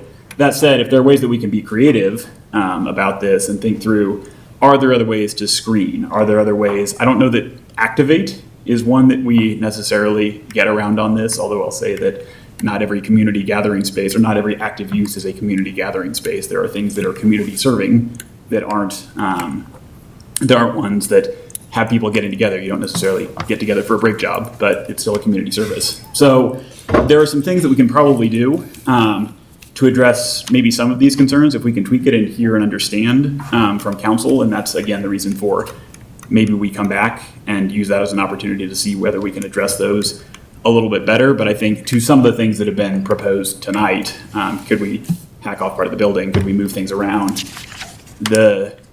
Either aren't economically viable, or I think introduce trade-offs that potentially just aren't going to work for the community too. So happy to look at that, and I think the best way to do it is to see whether we can maybe get some direction from council on overall thoughts, have public hearing, we push it out, and see if we can do anything to address those concerns. City Attorney. Yeah, council, to the extent you need more evidence too on any of these, on any of the criteria you've been suggesting tonight.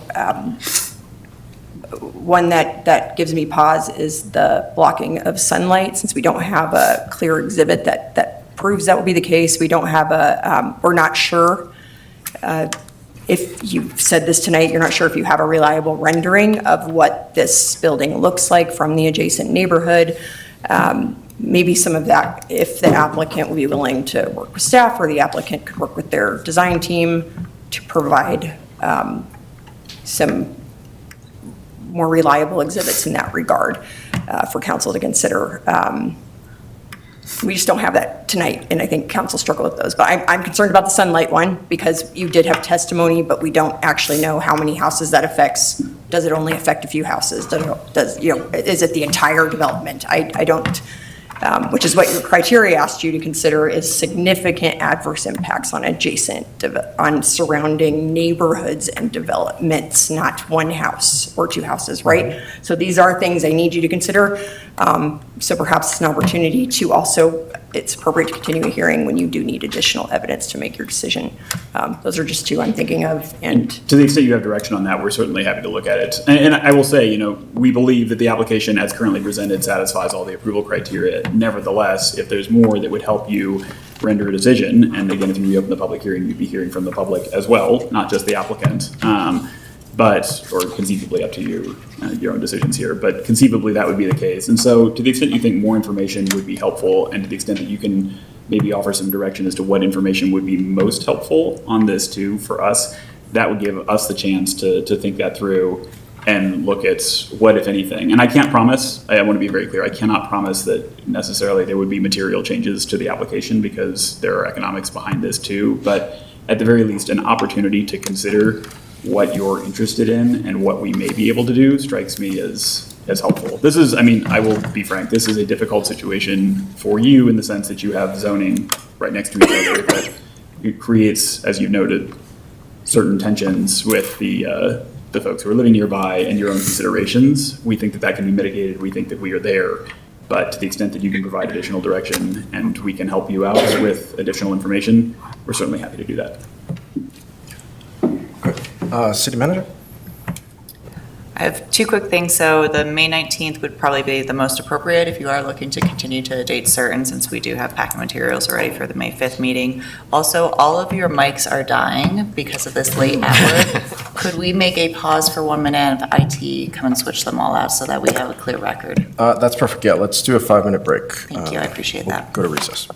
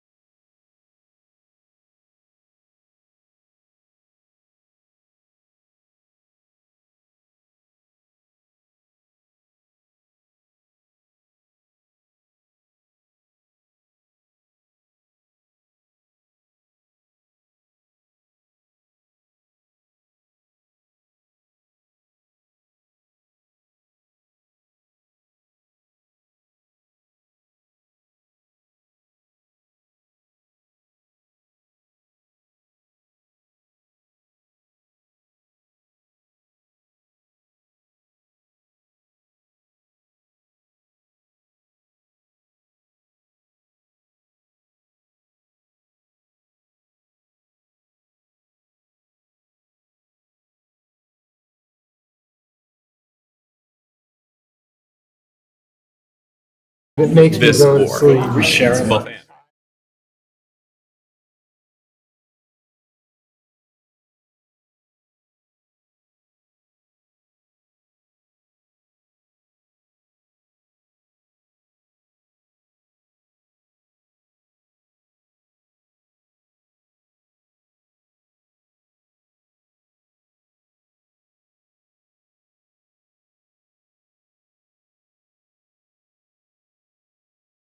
Not beef, chicken, or disagreeing.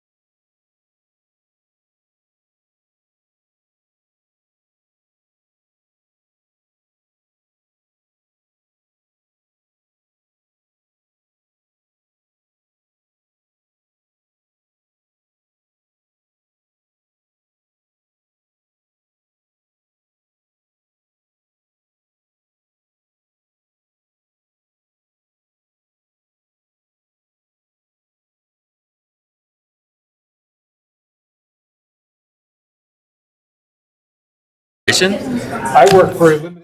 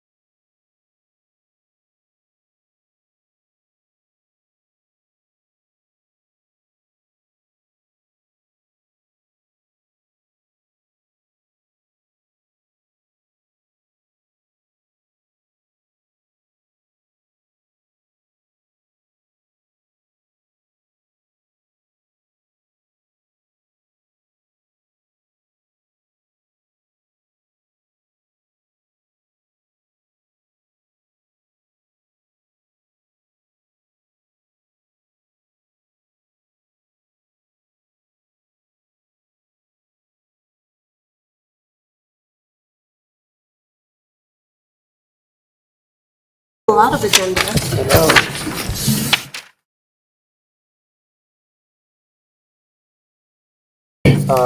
To deliberations, but it is now officially past 11, and we do still have things on our agenda tonight. I'm inclined to listen to the recommendation of the applicant and pushing for a continuation. Unless we're all willing to be here until 4 a.m. trying to figure this out without the evidence that we would likely all want. So I will just kind of ask council, do we want to keep going as a continuation, something that we're interested in? No. No. No. No. Okay. There was some projection there, so we will absolutely take a vote in terms of a continuation. Procedurally, this is a question for our city attorney. Our applicant has asked for further direction from this council if we were to take continuation.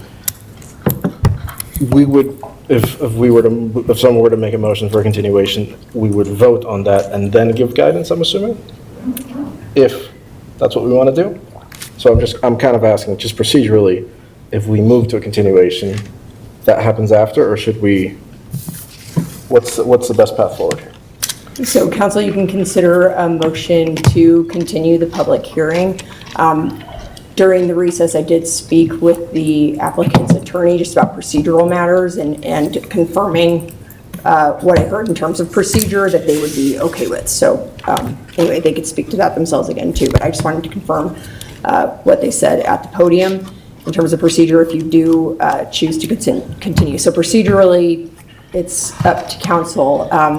If you believe you need additional evidence to continue to evaluate the criteria, to continue to evaluate the application, that would be totally appropriate to continue the hearing to a future date certain. The applicant has said that they would be willing to, that they have no issue with allowing additional public testimony, with renoticing it and opening it back up in that sense. However, if you do decide to continue, it would be helpful to provide direction on what you're seeking evidence on. So again, this is something that does happen in land use hearings every now and then. The decision maker believes they need additional evidence and they're entitled to continue the hearing to get that evidence and continue their discussion and decision. So it's up to council. Great, thank you. Again, it's past 11 p.m. I think we've gone through a lot here, but I don't feel quite comfortable enough that we have the evidence that we need, and I hear from our applicant as well that they would like just a little more time to review what we have said and to give us that proper evidence. So with that, and knowing that we have more on the calendar tonight, we have more on the agenda tonight, but also because, again, it's 11 p.m. and I don't think great decisions are made past midnight, which this will eventually become if we keep going down this road. And I also don't feel as though we've really made a decision of any kind on any of these criteria. So I think we need to deliberate further. I certainly believe that we need further evidence from our applicant. So I will make a motion to continue this, so not hearing, but Decision-making. proceeding. Council may provide some advice. If Mayor, if you're wanting to make a motion to continue, you could make it to continue this matter and reopen the public hearing to receive additional evidence and to hear from the public on a specific date, which I think the city manager is aware of a date that would work. I believe that so date it would be to continue the matter and reopen the public hearing at a future specific date. Can I ask a question? So when you say reopen the public hearing, you're talking about public testimony or just the feedback we need from the applicant at this point? In this case, the applicant has indicated, which is why I wanted to speak with them during the recess, they have indicated that they don't have any objection to this being opened back up to public testimony, and they actually welcome it. And I agree that it would. I agree with the applicant in this case, that with the applicant's attorney in this case, that it would be fair to allow the public another opportunity to respond to new evidence that they present at that continued public hearing. So it would provide an opportunity for the public to comment again. Yes. And to our city manager, can you remind me of the date that was? June 16th would be ideal at the earliest. June 16th, okay. I move to continue this matter and to reopen the public hearing on the June 16th city council meeting. Second. We have a motion, we have a second. Any further discussion on this matter? Seeing none, all those in favor, actually, let's do a roll call vote. Councilor Jensen? No. Mayor Tapia Vega? Yes. Mayor Pro Tem Barnes? Yes. Councilor Bollier? No. Councilor Friedland? No. Councilor Gallegos? Yes. Councilor Gianola? No. The motion fails 3 to 4 with Councilors Bollier, Friedland, Gianola, and Jensen voting against. Okay, then we'll continue. Mr. Mayor, may I ask you a question? Sure. Recognizing the late hour, are there items on the later agenda that we could table to the future and things that we must handle today? I think that's a matter that we would decide on after we finish this particular. Sure, but I'm asking that question. Is that doable? I think after we that's get something this? I wouldn't consider right now. We Okay. will finish this. Sure. Yeah. Okay. Last I remember, we were looking at the SPARK criteria, and we were specifically looking at the one for A. So, to my fellow councilors, comments, questions?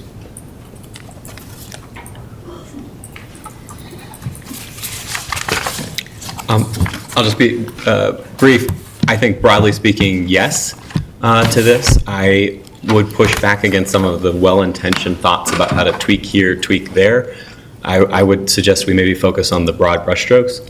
I think the broad brushstroke of the scales, appropriate site and function of the project and/or building, I'm persuaded by the applicant on this one. I think yes. I agree with that. Any other member of council have input on this one?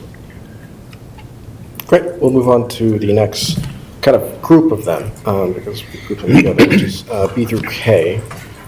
So architectural scale, quality of design, proportional building elements, appropriate building detail and variety, appropriate building materials, and compatible color.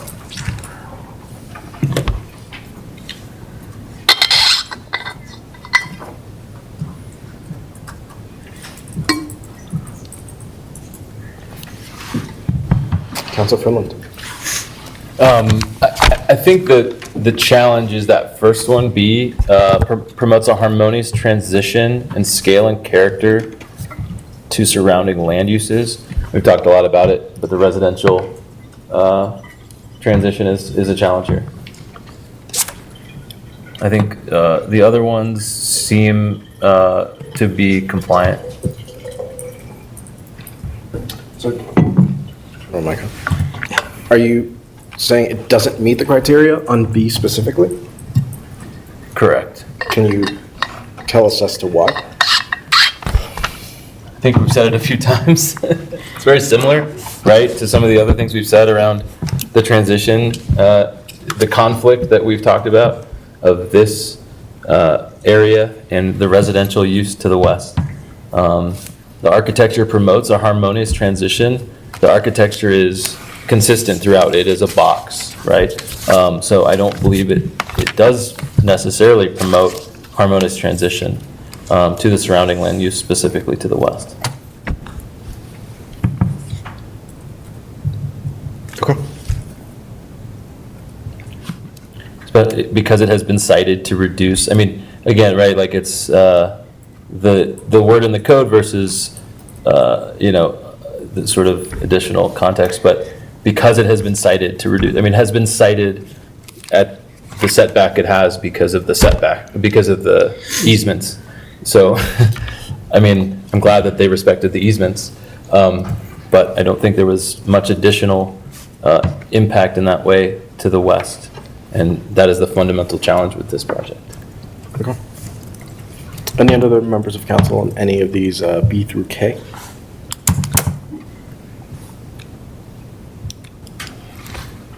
Great, doesn't seem like it. The next batch, if you will, is 2, which is L&M. These are specifically around landscape design.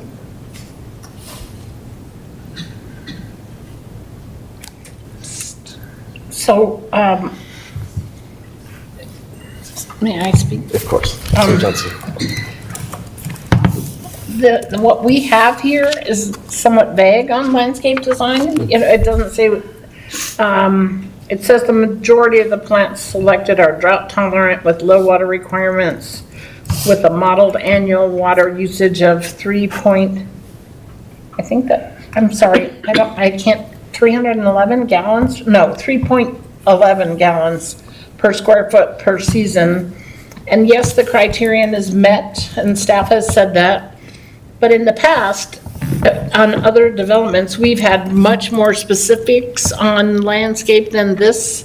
So like which kind of trees are gonna be being used and how the landscape plan of a specific area, how much water it's saved. And this is a little vague for me to say yes or no to at this point. I guess I would, if I had to vote, I would trust staff that they think this is adequate, but should this project go forward, I'd want more information in the future.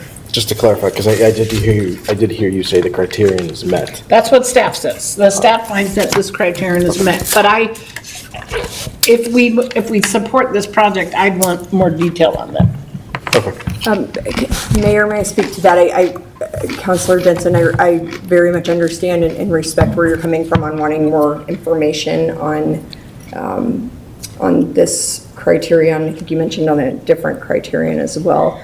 The applicant is required to comply with the landscape code and has been determined to, and unless there's evidence in the record indicating that they're not, and I don't think you're suggesting that, unless there's evidence in the record indicating that they are not meeting our landscape code requirements, there would be no reason to suggest that this should be denied on that criterion. So I just want to be clear, and I also want to say that as much as council might like additional information, you could probably get that from staff once the applicant moves forward, but I don't think suggesting that council needs to get more information on specifics of an application is particularly relevant unless it has to do with whether it meets the criterion or not. I hear you.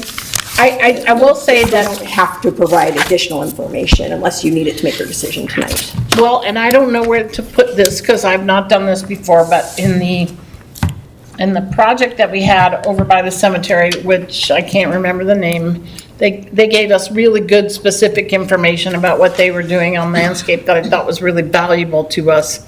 And staff have made a finding that their criterion are met, and I'm going to trust staff on that. But as we talk about water all the time, when we have a project that comes before us that's kind of vague on what it's going to do on landscape, I'm less excited about it than when it gets real specific. So, and they tell us, what they're doing and how they're conserving, and this doesn't really do that. And I'm relying completely on staff finding that this criterion is met. But in the future, as we have these kind of developments, to the extent they can tell us the efforts they made to conserve water through their landscaping, that would be really helpful to me.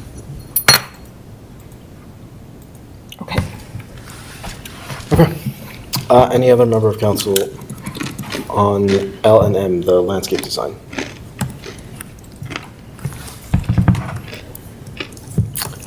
Seeing nothing, I will move to our final one, I believe. O and S, which is screening and lighting, and this one considers screening of service yards, mechanical equipment, trash recycling, material uses for screening and lighting compliance. Any members of council wish to weigh in on this one? Councilor Friedland. Yeah, I think I'm in agreement with staff's recommendation on some of the conditions. Just to try to minimize having lights on when not in use, right? I think one of the conditions is motion sensors for interior lighting, restriction on lighting being limited to hours of operations. That seems reasonable. Otherwise, I think they have done a good job in making sure that the lights are going to be as minimally impactful as possible in terms of making them down lighting and limiting exterior lighting on the west side. And the planning commission of dimming, I think, is reasonable as well. Okay. Any other members of council on this one? Councilor Gianola. Yeah, I'll just jump in to talk about screening a little bit. It seems like they're trying their best, and I agree with staff that, the screening that's done seems to be reasonable and meet the requirements of the code. Great. Mayor Pro Tem, did you have something here? Oh, nothing. Great. Mr. Mayor, the litter collection plan number A, or letter A, Staff noted this criteria is not applicable because application is not for a drive-up restaurant. But I know it has come out that a common problem with self-storage centers is folks do dump trash. So I just know I would maybe want that calibrated a little bit differently, since there will be folks, and I'm sure that the company has experience with tenants who leave things behind, but I just would want that considered.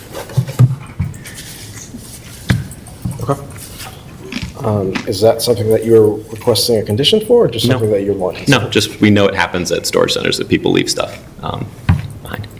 Okay. Anything further on this one? Okay, I think this takes us to the end. So we've gone through the 5 and then the 4 for SPAR. So I will turn it to council here. I want to know, ultimately we have to make a decision tonight. And I'm not sure what we can do next. We can continue deliberating, of course. If someone feels as though they have the evidence required to make a motion, you can also do that. But I will turn to council to see where we are. Councilor Gianola. Could we talk about some of the conditions that were proposed by the planning commission and staff? Of course, let's do it. Is there anyone in particular you want to talk, or do you just want to walk through? I mean, if we could just have them on the screen at least, and then kind of remind us.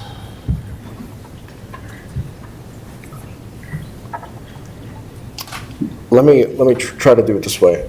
Are there any conditions that we'll do staff and then we'll do planning commission.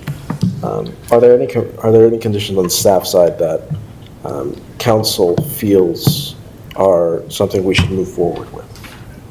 Should, yes. Or shouldn't. I'm in agreement with the motion sensors and lighting restrictions from both staff and the planning commission. I think the staff conditions all make sense to me. I mean, the technical corrections are something that need to happen. The easements and right-of-way dedication to the city council, approved by city council, also need to happen. So I'm in agreement with all of the staff conditions.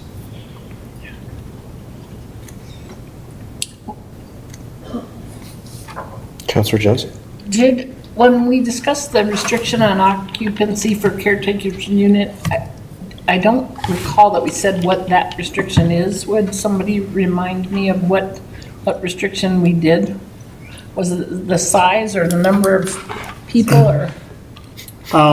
So it's just to follow our new definition where we're not constraining it to family. So it's family, but it's not immediate family, I think is how the technical definition went. So there's not a numeric limit to that, is that correct? Yeah, I'll address that. So a couple of years ago, the General Assembly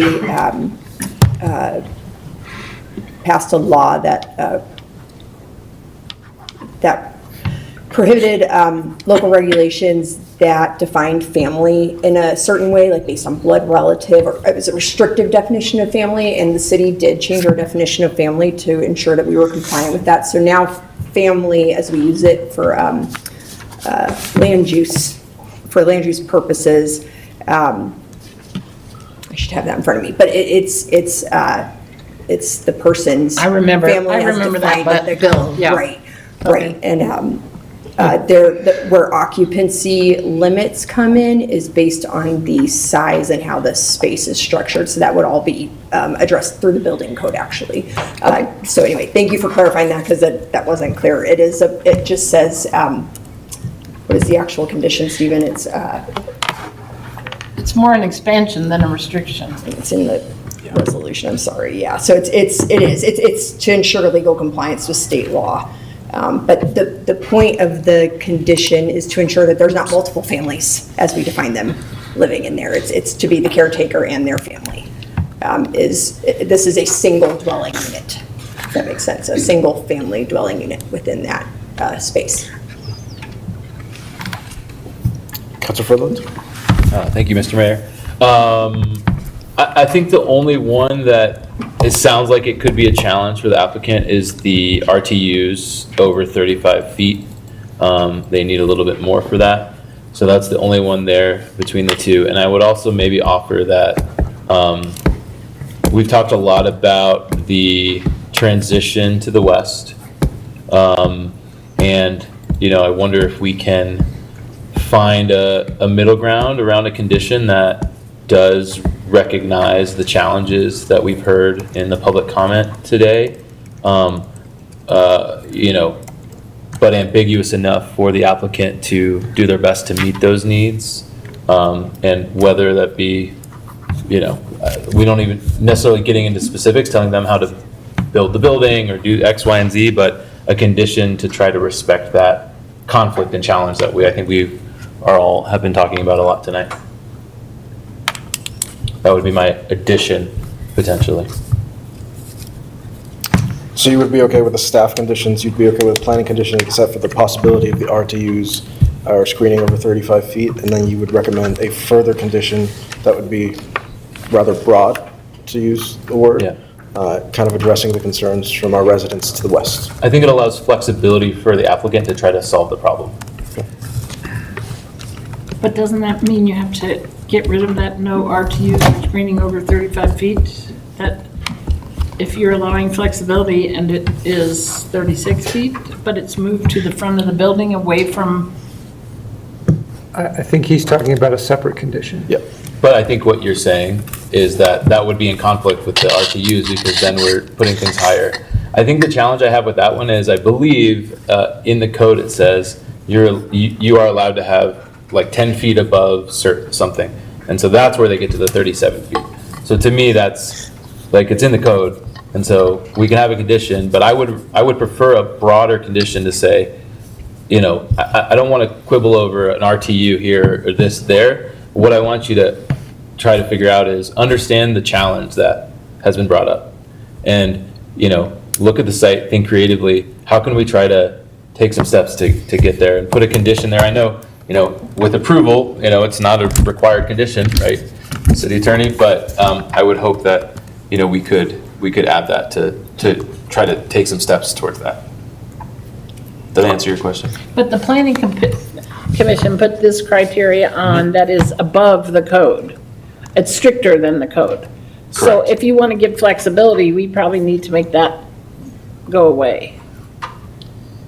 I think that is just a function of the design as it is right now in the code and the reality that they have of their equipment that they're going to be putting up there.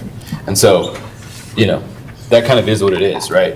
And I'd rather spend our time and our energy pushing them towards a more holistic sort of solve. Right now, they're saying they have to go 37. That is required for them. For the RTUs. Mm-hmm. Correct. If I could interrupt, are you talking about two separate conditions, or Councilor Friedland, are you also talking about the RTUs and solving that at the same time as something else? So I just wonder if you guys are talking about the same thing. what I'm saying is saying specifically no RTUs over 35 feet is looking at the tree. What I'm saying is let's step back and look at the forest.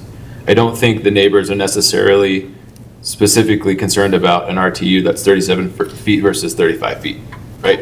Right. But That's that's what why I I'm say saying. we need to get rid of that bullet, that planning commission condition. I'm saying, I agree with that. I think we should get rid of it. That's what I heard from you. That's what I Okay. feel. All right, and that's what I thought. Okay, We're sorry. not disagreeing, We we're are agreeing, aren't we?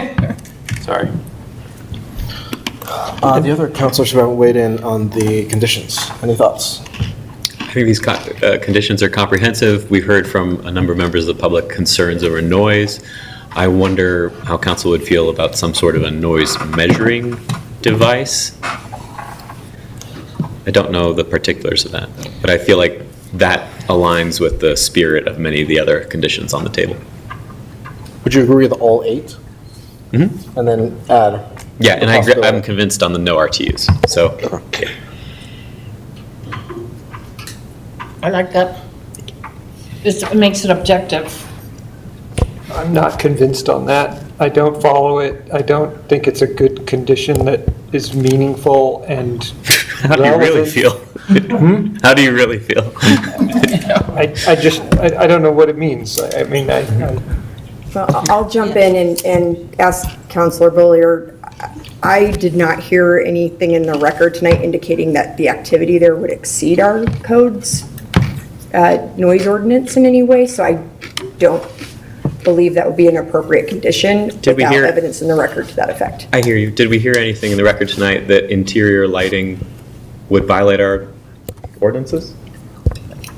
They are complying with the lighting, and that's intended to address the exterior impacts of lighting. No, I understand the It's intent. probably Is it violate, above and beyond. was that addressing an ordinance? We do have lighting standards. And they were going to violate them if they had an internal light on? On which condition? I don't want to go down a rabbit hole, and this is not a hill I'm going to die on, but we did hear from many members of the public concerns over noise. So a potential condition is if there was a doohickey, I don't know what kind of tool it would be, Noise monitor. that could monitor noise to alert the staff that work there, the broader company, hey, our noise is bumping up. I feel like, again, I'm not wedded to this, but I feel like this is aligned with indoor and exterior lighting be dimmed to 50% max, a good faith condition. Motion sensors for interior lighting, restriction on lighting being limited to hours of operation, a good faith condition. If folks don't agree, I'm not going to die on I'm my going hill. to jump in just because here's how I see it. I struggle with it, and it's because it ties it to something that we have to continue evaluating going forward. So the way I look at interior exterior lighting dimmed to 50% is a condition that, and I don't necessarily know exactly where that came from. I'm assuming it came from the comprehensive plan and them just looking at sustainability and trying to maybe mitigate also lighting going outward, but also just making sure their lights aren't on 24/7, right? So that's how I look at that. Putting a noise measuring condition or a noise measuring system out there then ties it to the city, and we have to start talking about, well, what do we then do? Are we talking about a future ordinance? Are we talking about current ordinance? Are we talking about, fining if this goes over a certain decibel? It's too many things for me that aren't quite clear. And that's why I wouldn't recommend, I wouldn't understand it as a condition. Sorry, I'm not suggesting the city install this or manage it or monitor it. Okay, I hear you, but then I wouldn't understand the need for it.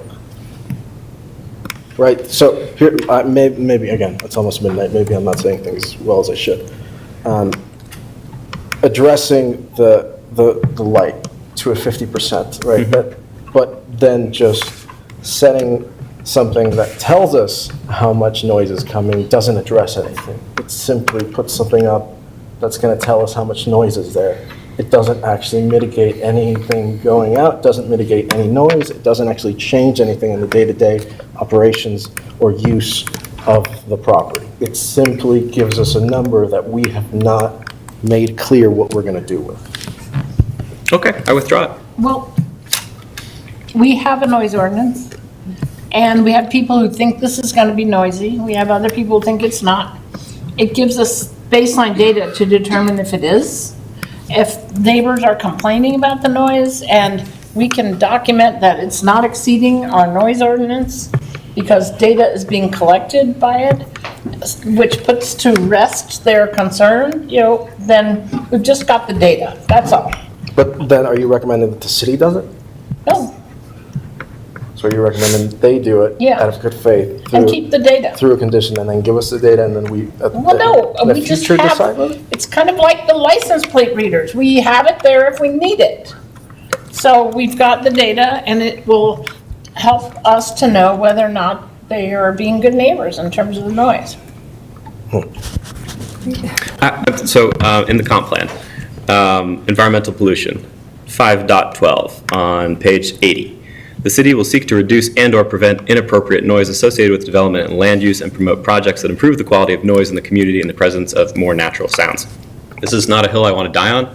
I do feel like there is a linkage between what we heard from the residents and noise.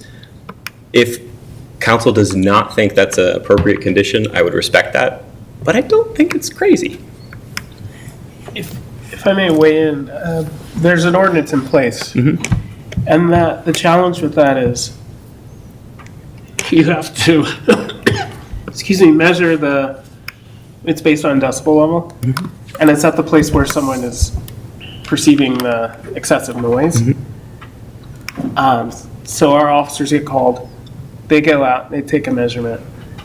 By the time the officer gets there, the noise may or may not still be there. If we have someone measuring, if they're measuring the noise at the complex, it may or may not provide what's necessary for them or the officers. And I understand the sentiment, but I think it might be better to ask the applicants to come up with something versus prescribing it. Sure. I'm good with that.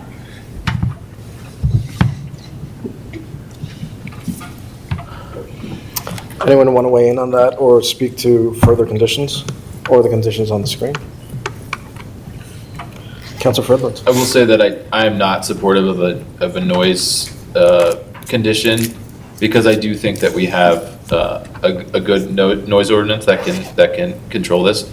And this is also not a music venue, right? So, yes, there will be some activity that will have some noise, but we're not talking about, super late hours, and we're not talking about a place that is doing something late at the night where they have a lot of bass or something, right? So it's a very different use where it's not a significant concern in my view. Yes, and in the public comment, they didn't say bass. They were complaining about garage doors going up and trucks backing. And 10 o'clock is late for some people, so. Councilor Gianola, did you have a comment? I guess I was confused about the discussion of noise.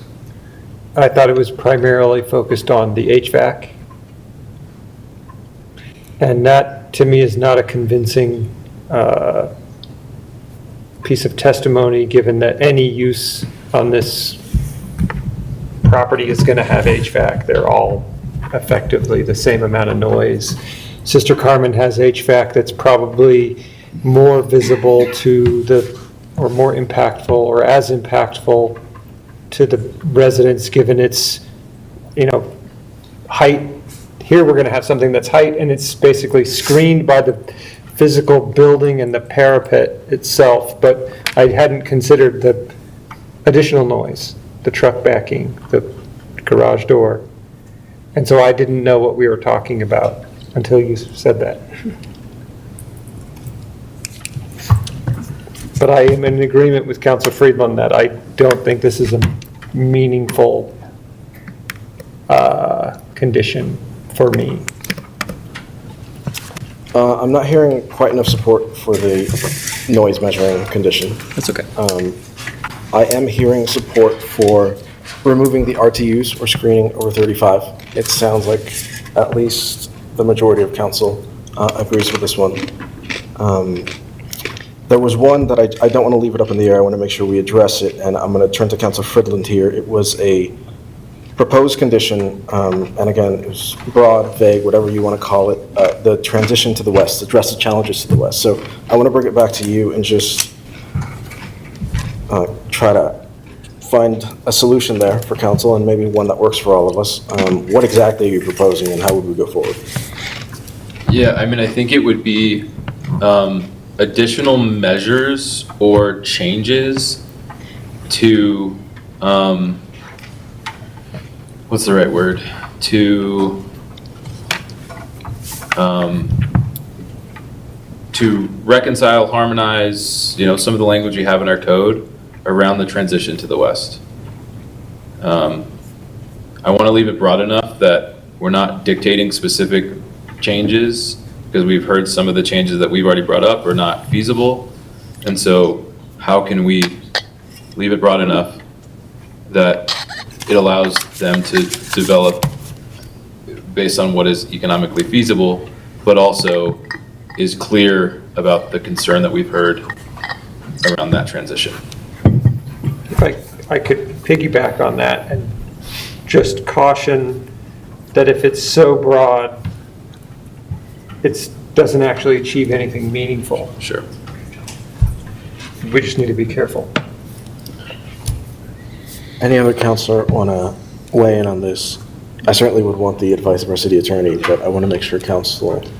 So just as a suggestion, could we put a condition that says increase the western setback, beyond, I don't remember what the number is, 50 feet, and say beyond 50 feet or beyond 51 feet or something like that as a specific condition that could be broad enough to address this, but tied to those concerns. I don't know if that's the right number or that's the right type of condition, but that's a suggestion of something that is broad in one way, but specific in another way that is meaningful and could achieve something. Now, I think the outcome will be if the setback is set to more than 51 feet, it becomes 51 feet 1 inch, right? Can I clear that up? Are you asking about the specificity of the condition, or are you asking about 50? Because from my understanding on the record tonight, it is already more than 50. I don't remember what the number was, but let's say it was 50, and then we said, okay, it needs to be more than 51. We increase it by 1 foot and say, we think this helps address it, but in a way that's broad enough for the applicant to make some changes. We're telling them, we think you need to make some changes. We're not telling you what to do, except that one of the changes is push this back. It addresses some of the issues. I don't know if this is the right answer. I'm just brainstorming. I would say if you do pursue a condition along those lines, you cannot change setbacks with conditions. Those are existing zoning regulations, and we cannot change them in this process. You can exceed them though, right? You have to have minimums. You can, but you cannot require an increase to the setback. Right, but we're asking them to come up with a proposal, and it might include that. Could we say modify? You could condition an approval on that, however. Well, we're not specifically saying that we want setbacks, or at least what I'm hearing, we're saying, see what you can do and come up with a plan, and it might include setbacks. No setbacks, I'll say no setbacks because we can't change setbacks through this process. Site planning, right, that's you're talking about the site plan. What I've noted so far from what Councilor Fridlin said is a condition along the lines of having the applicant work with staff, or staff to work with the applicant to, now these are my words trying to interpret what you're saying, so please disregard this if you don't agree with it, to incorporate architectural changes that provide additional compatibility with the residential neighborhood to the west, or something along those lines. Take that as a starting point, not as anything more right now. I think architectural site design, as long as architectural means also potentially landscape design, right? The things that they're already trying to do to satisfy, right? Some of those things that they're looking at, right? Similar in those buckets, right? What else can you do in those buckets? Architecture, landscape design, site layout, right, potentially, if they so choose. And to address what is what I need council to. I think you had it, the second part of it, I think you had it close.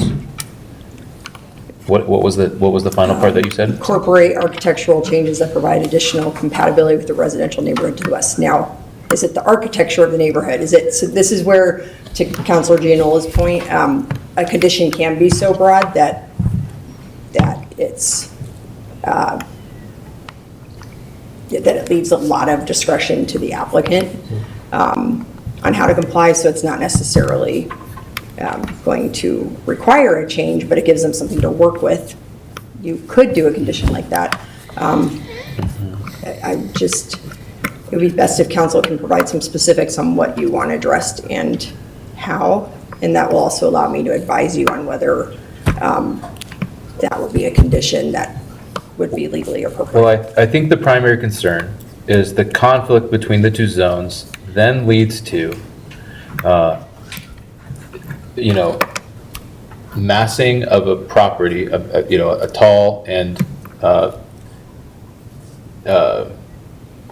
big property too close to a residential area. how can we either, how can we adjust the, the aspect ratio of this, right? Where it's a little bit farther back, so then it looks, or it's a little bit shorter, so then it doesn't look as tall. Or it's a little bit screened more, so then it doesn't look as imposing, right? So like, I think it's in that vein. It's not saying you need to build a storage unit that looks like a cute little homestead house in Anna's farm, but it's saying the vast majority of the public comment that I heard in the record was it's tall, it's too close. How do we figure out how to play with the pieces that we can control to try to lower that concern? Is that I understand what you're saying. I know you do. Don't How do we have say it? something specific Yeah. in mind to suggest at the moment. Yeah. We leave it up to staff to develop a bullet for that. I think we'd have to pass. Is that possible? We'd have to pass it tonight, right? We'd have to pass, if we have a condition, we'd have to pass it tonight with the resolution. If you're making a decision tonight, yes. Yep. What if I give you a little more time to think and just clear up all the other conditions? Let's try that. I don't know. It's almost midnight. I'll try anything at this point. So we have 7 other conditions, staff planning commission. Again, the only one that I hear general consensus on removing is the RTUs or screening over 35 feet. Where is council on this? Is that good? Feels okay? The other 7? Okay. Councilor Gallegos, please. So my only hesitation, actually, never mind. Thank you. Okay. Okay, I think it, I'm just wondering where we are with requesting Councilor Friedland. Is that a condition that? yeah, I think, I was hoping to give our city attorney just a little more time to see if wording may come together of some sort, or maybe council could give our staff a little more direction as to what exactly we're trying to address with that condition, which I think would be most beneficial, from my understanding. May I? Please. I think I'm a little worried about providing guidance without specifics. It's kind of like the noise issue. It's really hard to understand when you've actually reached the desired outcome. And different from the noise, if something is too close and is too big, not having it there solves the problem. Because it's no longer possible for it to be too big and too close. Being specific about how do you make this disappear is what we don't have the purview to do that, and I'm a little nervous about putting a request out to make this not too close and too big, because I don't know what that looks like, and I'm not sure that we can put that I'm not comfortable putting that condition in tonight, not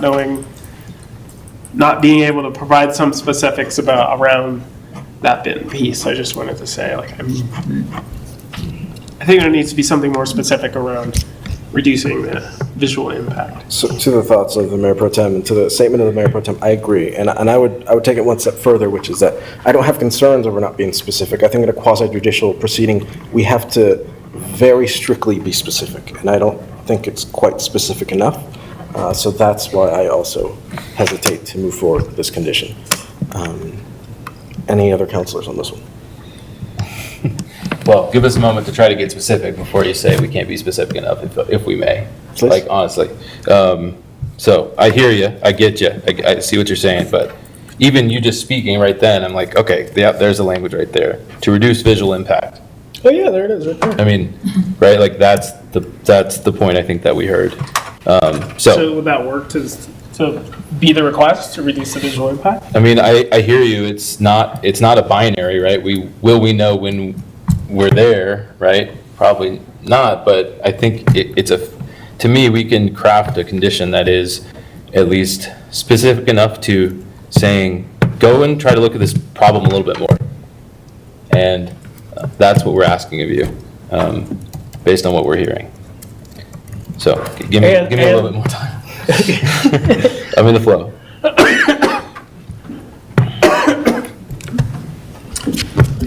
I guess I would say on top of that, that if that condition is not met, just like we found out here tonight that the RTU, no RTU screening over 35 or screening over 35 feet was really difficult for the applicant to achieve. If reducing the visual impact is not possible to an extent that the residents would feel that it was significant, and they couldn't meet that standard, and we put that condition forward tonight, what would be the outcome if they just physically couldn't make it happen? I just want to make sure, because our city attorney is going to answer. Is the question, what would happen if they don't meet?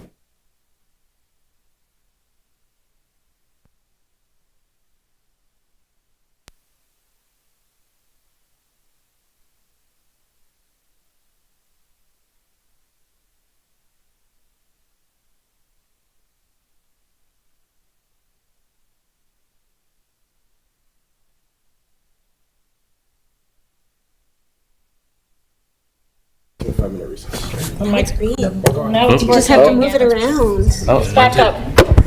I need a microphone that works, sorry. Maybe hit the button. Okay, we don't. Okay, thank you for not calling recess. I just want to make sure we have a recording and the public can hear us. So if the applicant is not able to satisfy or comply with all of the conditions imposed on the application, I would like to say legally defensible conditions imposed on the application, should you approve this with conditions, they would not be able to proceed to the next step, which in this case would be application for a building permit. And so it would effectively mean that the application is not approved until all conditions are met. So they wouldn't be able to proceed to the next step until it's fully approved, which would be upon satisfaction of all the conditions. I'll turn it over to Councilor Fridland. I believe I have at least some language. I don't know if it's good language. I don't know if it's the right language that council will agree with, of course, but I do think I have some language. Okay. City council conditions that staff should work with the applicant to, and then you can choose whatever word you want, I think, harmonize, adapt, adjust the massing and placement of the facility through available architectural changes, site design, and screening opportunities in order to reduce the visual impact to the adjacent residential development. Do you mind reading it one more time? Sure. It's still broad. Staff should work with the applicant to harmonize, adjust, whatever word, the massing and placement of the facility through available architectural changes, site design, and screening opportunities in order to reduce the visual impact to the adjacent residential development. Start at site design again, please. Available site design. Available architectural changes, site design, and screening opportunities. Oh, whoops, okay.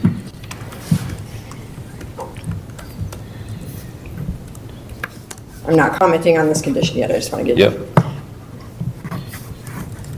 In order to reduce the visual impact.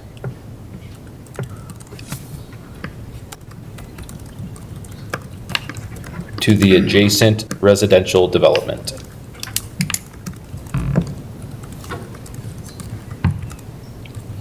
Okay, I'm still missing a couple of words, but let me tell you what I got and you can help me fill it in. Staff work with the applicant to harmonize or adjust massing and placement of the facility or building through available architectural changes, site design. Am I even close? Yeah. Site Keep going. design. And screening And opportunities. screening opportunities, that's what I missed, in order to reduce the visual impact of the adjacent residential development to the west. Correct. I feel like you used to have the word auditory. I'm sorry, it was screening what? Opportunities, I don't know, Sorry. yeah. Yeah, and some of these are, architectural words, massing, yeah, I don't use that word in my day-to-day, so surely there's slightly better words that professional in this would. Is reduce as, is reduce as subjective as compatibility? Or is it it's specific? So Yeah, how much, yeah. maybe reduce is smaller versus compatibility is what it really is. But your condition here is on staff.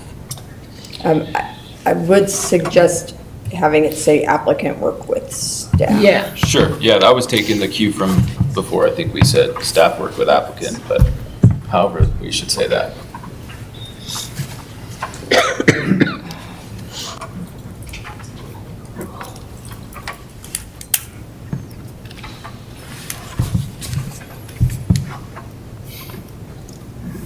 What do people think?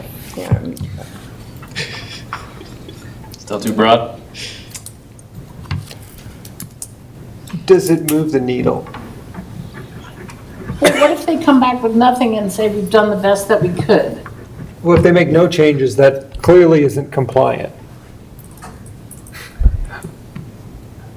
Right? They have to make a change. What that is, we're not saying. But we're saying this isn't it. This might be an opportunity, it's up to council, but Mayor, it might be a good opportunity to hear from the applicant on what on whether they just have a response or thoughts on this condition. If they would like to weigh in. It might be good to hear from them. They've addressed a little bit of this before, so it might be, I think you should open up the opportunity for them to respond to it. Is there any objection from council on opening up the public This hearing? isn't I'm sorry, Mayor, not to reopen the public hearing, but to get a response to the condition. My only I would like to hear from them. My only objection is, I think they already told us the answer to this before when we reopened. I think generally the answer was, we can't commit to that right now, but we can continue this and we can talk about it and we can bring something back in the future. So I don't know. I mean, I don't know if we're gonna hear anything different from them. But if they do have something different to say based on the last hour, maybe we can hear from them. Did you have something, Councilor Johnson? No, I was thinking something off your shoulder. Thank you. Applicant, if you have anything for us, please. I mean, I think subject to what I said before, this is still something we could work with. I mean, this works for us. I mean, I don't think it's a wholesale redesign the entire building, and that's not what I'm hearing from you all, because I think we said pretty clearly before, like, we're not lopping off a story or something. But what I heard was applicant should work with staff to harmonize massing and placement through available architectural site design and screening opportunities in order to reduce the visual impact to adjacent residential development. We can do that. Yeah. To our city attorney, how does that feel for you? I think my question for council, and you might want to hear from the applicant on this as well, is do you want to, are you satisfied with that condition, or would you like to see something from them and have them come back? In which case I would suggest you continue the hearing and I'll give them an opportunity to try to address that before you make a final decision. Okay, I will open it up to council. What I'm hearing is that we want to make this, or council wants to make this a condition, but are we open to having the applicant come back, or do we want to try to make this a condition?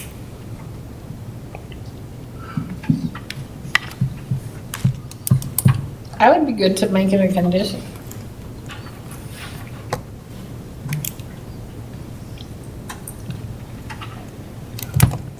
Mayor Pro Tem? I'm open to making it a condition without them having to come back and check with us, because And just to be clear, if they do come back, we would have to have a continuation and do some of this process over again. Councilor Fridland, the idea came from you, so I'd want to hear your thoughts on this. I mean, yeah, I think I think for us to get to a path where we can feel from what I'm hearing from folks, to get to an approval place from us, we need a condition like this on this. I still don't know if we will get approval from us or not, even with this condition. Obviously, I don't know that, but I think this, to me, it at least shows us a path where maybe we can walk the middle path. And council, to be clear, it would be the applicant working with staff, and it may or may not result in actual changes. I mean, it depends on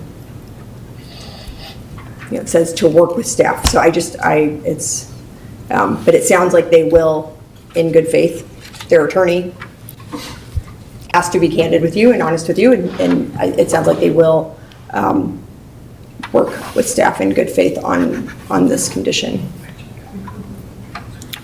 Mayor Pro Tem. Point of clarification, you said, I heard you don't know if they would get approval from us. Is that for Tonight, final? we have not yet voted on this, so. Okay. I don't know how all 7 of us Okay. feel, even with this condition. Just wanted to clarify, Yeah. that's what you said. Right. Well, it sounds like the majority of council is on board with moving forward with this condition. And it sounds like we're at the end of the conversation. Yeah, that'd be fantastic. We are at the point where we can make a motion. Obviously, there is, So we're hearing additional, so you had motion language in your packet that was just for staff, but we're hearing support, so this would be language if you wanted to add any additional conditions. So it includes staff conditions, you don't need to repeat those, but you would state the ones from either planning commission or ones that we've talked about tonight under that say more at the very end piece, just for clarification. and just what I'm hearing, from what I'm hearing, I heard all 4 staff conditions that were recommended to us through staff, 3 of the conditions that came through us through planning commission recommendation, and then this new recommendation that we just came up with. So it would be 8 total. We're just switching one of the planning commissions for this new one. And if anyone wants to try to make that motion, I commend your bravery, and please go ahead. I can do it. Councilor Jensen. I move to approve resolution number 2026-11, approving with conditions an application for special use review for a self-storage facility and caretaker dwelling unit and site plan and architectural review for Lot 10, Block 1, Black Diamond subdivision located at 685 Aspen Ridge Drive with the, so staff conditions are already included? Okay, with the planning commission recommendations -1, the no RTUs, and with the addition of the one council condition, which Mary Lynn has written down. I have, yes, and the applicant stated the same way I have it written down, yes. Great, we have a motion. Second. We have a motion, we have a second. Is there any further discussion on this matter? Councilor Fridland. I still feel like this is challenging. I mean, I think we've talked about it a lot. It's obviously late. We've talked about it quite a bit. It's not a slam dunk by any means when it comes to the special use review. By my count, there were 3 out of the 5 that I think were a challenge in my mind. But then it comes to how do you weigh that? And especially weighing it against private property rights, right? I mean, we have a state constitution, we have our ordinances, and that is the reality. And so I think, these are really challenging decisions to make. And I think, hopefully the community understands, that we try to live within those hard constraints to try to get to a place where actually we can move ahead and be a neighborhood and be a community. So this is going to be a hard vote for sure. And I appreciate all the intense conversation we've had about this today. Thank you. Any further discussion? Seeing none, I'll call for a roll call vote. Let me share. Mayor Tapia Vega? Yes. Mayor Pro Tem Barnes? Yes. Counselor Bollier? No. Counselor Friedland? Yes. Counselor Gallegos? Yes. Counselor Gianola? No. Counselor Jensen? Yes. That motion passes 5-2 with Counselors Bollier and Gianola opposed. Great. Thank you so much, everyone. Yeah, we'll do a 5-minute break.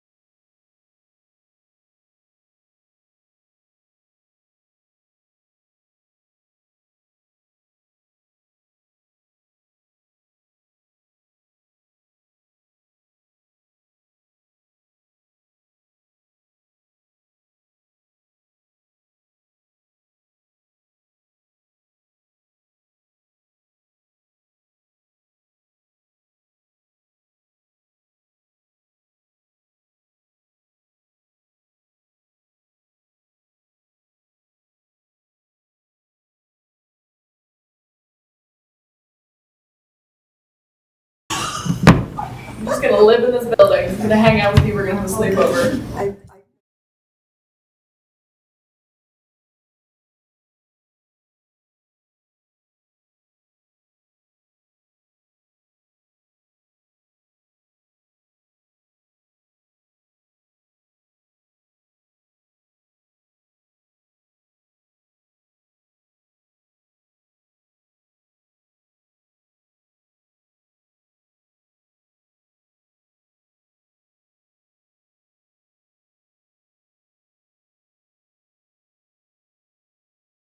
For this.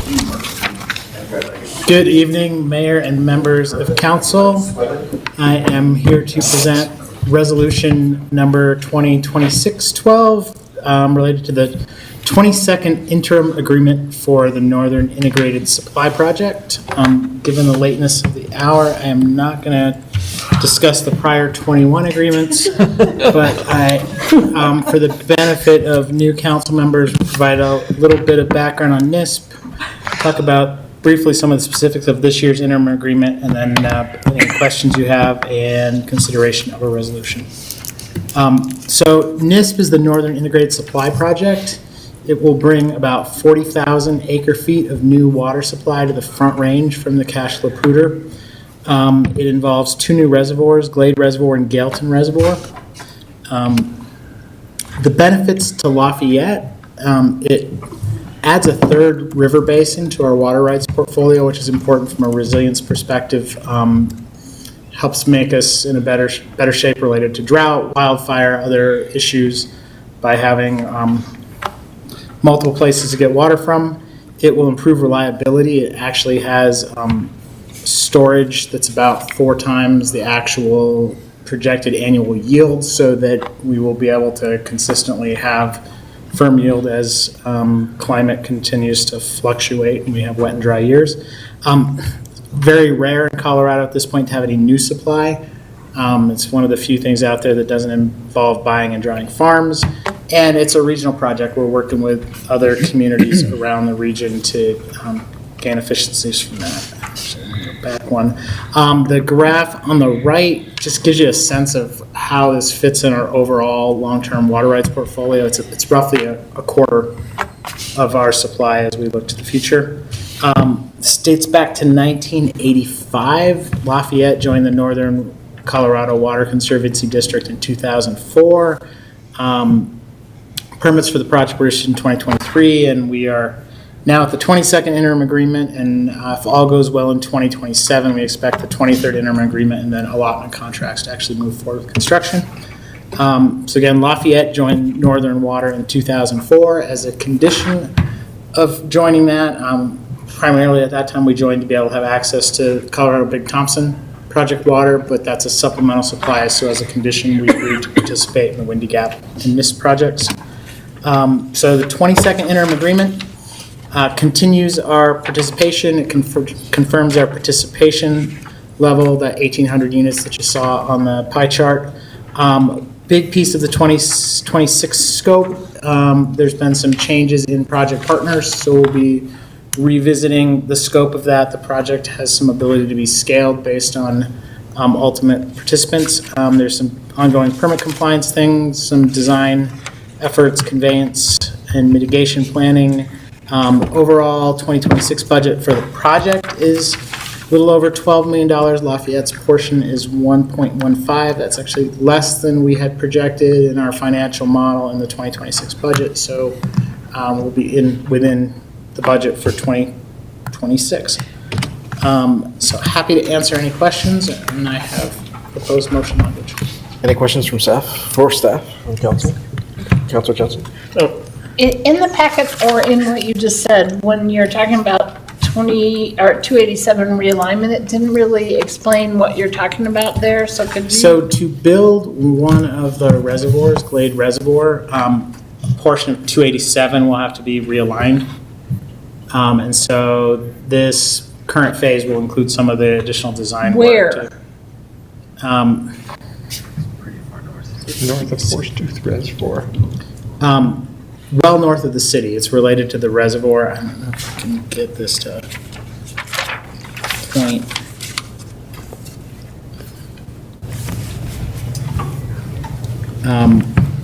But it's not actually in Lafayette. It would be substantially north where the reservoir is actually constructed. So I think it's actually... I couldn't tell, maybe I'm just tired, but where is that reservoir? Actually, so you can see right here where it says US 287 realignment. So we are down here off the map. So this is north of actually, Longmont? this is actually north of Fort Collins. Okay. Sorry. Like where the food is. Yeah. Okay, thank you. Councilor Bollier. No, I'm just gesturing at the outburst from a member of the public. Thank you very much, Director Arthur. I really appreciate this and your tenacity. Is there any reason for us to be skeptical of any of this? So we are kind of getting into the home stretch of the project. So kind of next year is the huge decision where we're actually signing up to pay for construction and the ongoing debt associated with it. It's been an interesting year, as has been the case with a lot of projects of this scale. As it gets close to the end, people kind of look at the numbers and make decisions, and a few folks have dropped out. That isn't necessarily the worst thing for us. It's actually maybe a more manageable group of folks, and so we're working with Northern and the remaining partners to make sure we get the right project. Great. And we'll certainly keep you updated if anything changes with that. Great. But it's long term, it's a pretty critical piece of our long term water supply, and there at this point aren't other good options out there that would be less expensive or quicker. So sounds good. Thank you. Is to continue through the year. Councilor Gianello. Yeah, I'd just piggyback on that. I was going to ask if you could talk a little bit more about the participant and scope refinement that you mentioned. Like, how is the participant pool changed, and what does that mean? Yeah, so everybody who's been involved or will be involved is kind of in the same place we are. So I don't have a definitive list of who's in and who's out.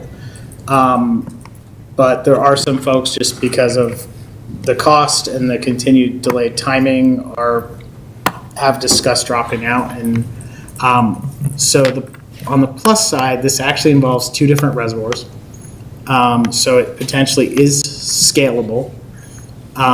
So it's possible that if there are not enough folks in it to do both reservoirs, that we could just build Glade, and if others choose to join later, it could proceed as a second phase.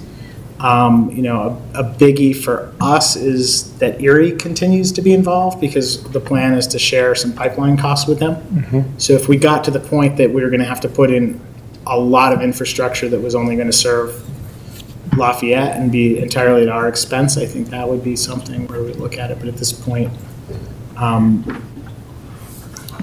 we think it's still our best opportunity to kind of secure our long-term water future. Yeah, and I guess I'm curious if there were participants who definitively have dropped out at all, or am I misremembering discussion on that? I don't know that it's decided entirely clear or official, so I don't want to speak for other communities that may still be going through the process. But basically, executing this agreement or not executing this agreement is basically the decision of all the communities whether to continue this year. I see. So there's definitely been a lot of talk of that, but whether other places have specifically made a final decision. Okay, and I just have one other question that probably relates to the previous 21 agreements. Am I correct in assuming that each of the agreements is associated with a dollar cost? And yes. We're now asked for the 22nd time to pony up some dough and keep this project moving forward. Yeah, that's correct. So basically, each year over the life of the project, there's an agreement that basically sets the budget for that year. Yep. So all of the partners find out, here's what's going to happen this year, here's what it's going to cost, and how those costs get apportioned. So it's basically our IGA to commit to the program for that year. If we were to drop out, let's say tonight we decided we're not moving forward with this. I don't think that's the case, but that means all of the money that we put in is sunk cost. We are not seeing any resolution back from that. That's correct, and certainly folks who have talked about dropping off have been seeking to recover that, but it doesn't work. Yeah. To do that, and so if we have people drop out and new partners come in, we would be able to recover some of those costs. Interesting that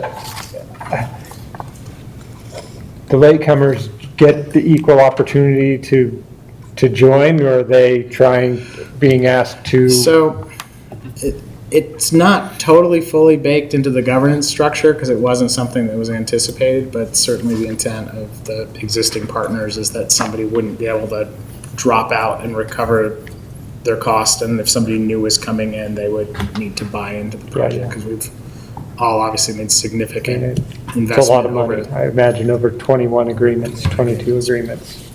Thank you. Councilor Jensen. So when we are buying into this, it says 40,000 acre feet of new water supply. Given that we're in sort of heading for extreme drought conditions, is that water rights or actual water that we're getting? That is, so the 40,000 is the total for Lafayette. It's the 1,800 acre feet of water rights, but then it's storage for approximately a little more than 4 times that. So basically, the assumption is we're going to have wet years, we're going to have dry years, and so on average, if we have that storage, we should be able to consistently get that 1,800. So this depends, this whole project depends on us getting water to that reservoir, which we don't really know where we are with regard to climate change and whether that would happen, right? Yeah, and that's a lot of the driver behind having that kind of multiplier on the storage. Because certainly that is a risk if this was a water right and we didn't have storage. The likelihood of getting that much yield in any given year seems to be becoming slimmer and slimmer.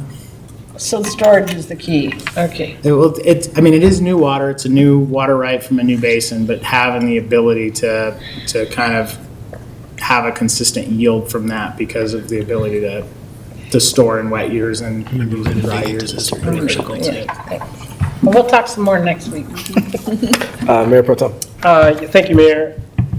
I don't know what do we do with if I do the math right at midnight, $650,000 that we don't need to spend? Is that an enterprise? The utilities are enterprise fund, so basically if it's not spent, it'll roll back to fund balance. And we enterprise fund balance? Yeah, it stays in the water fund, and that's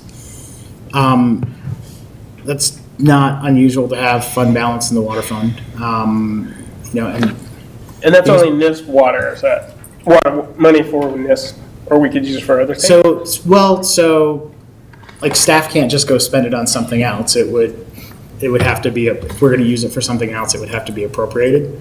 But we also have, as you know, a huge amount of capital in the water fund, and ultimately how much we have in fund balance will drive how much debt we have to take on for some of the projects that we have in the hopper. So so this will give us an extra $500,000 in the bank, but we've got, a 200 million water treatment plant on the horizon. So every $500,000 counts, right? I mean, it does for sure, but it's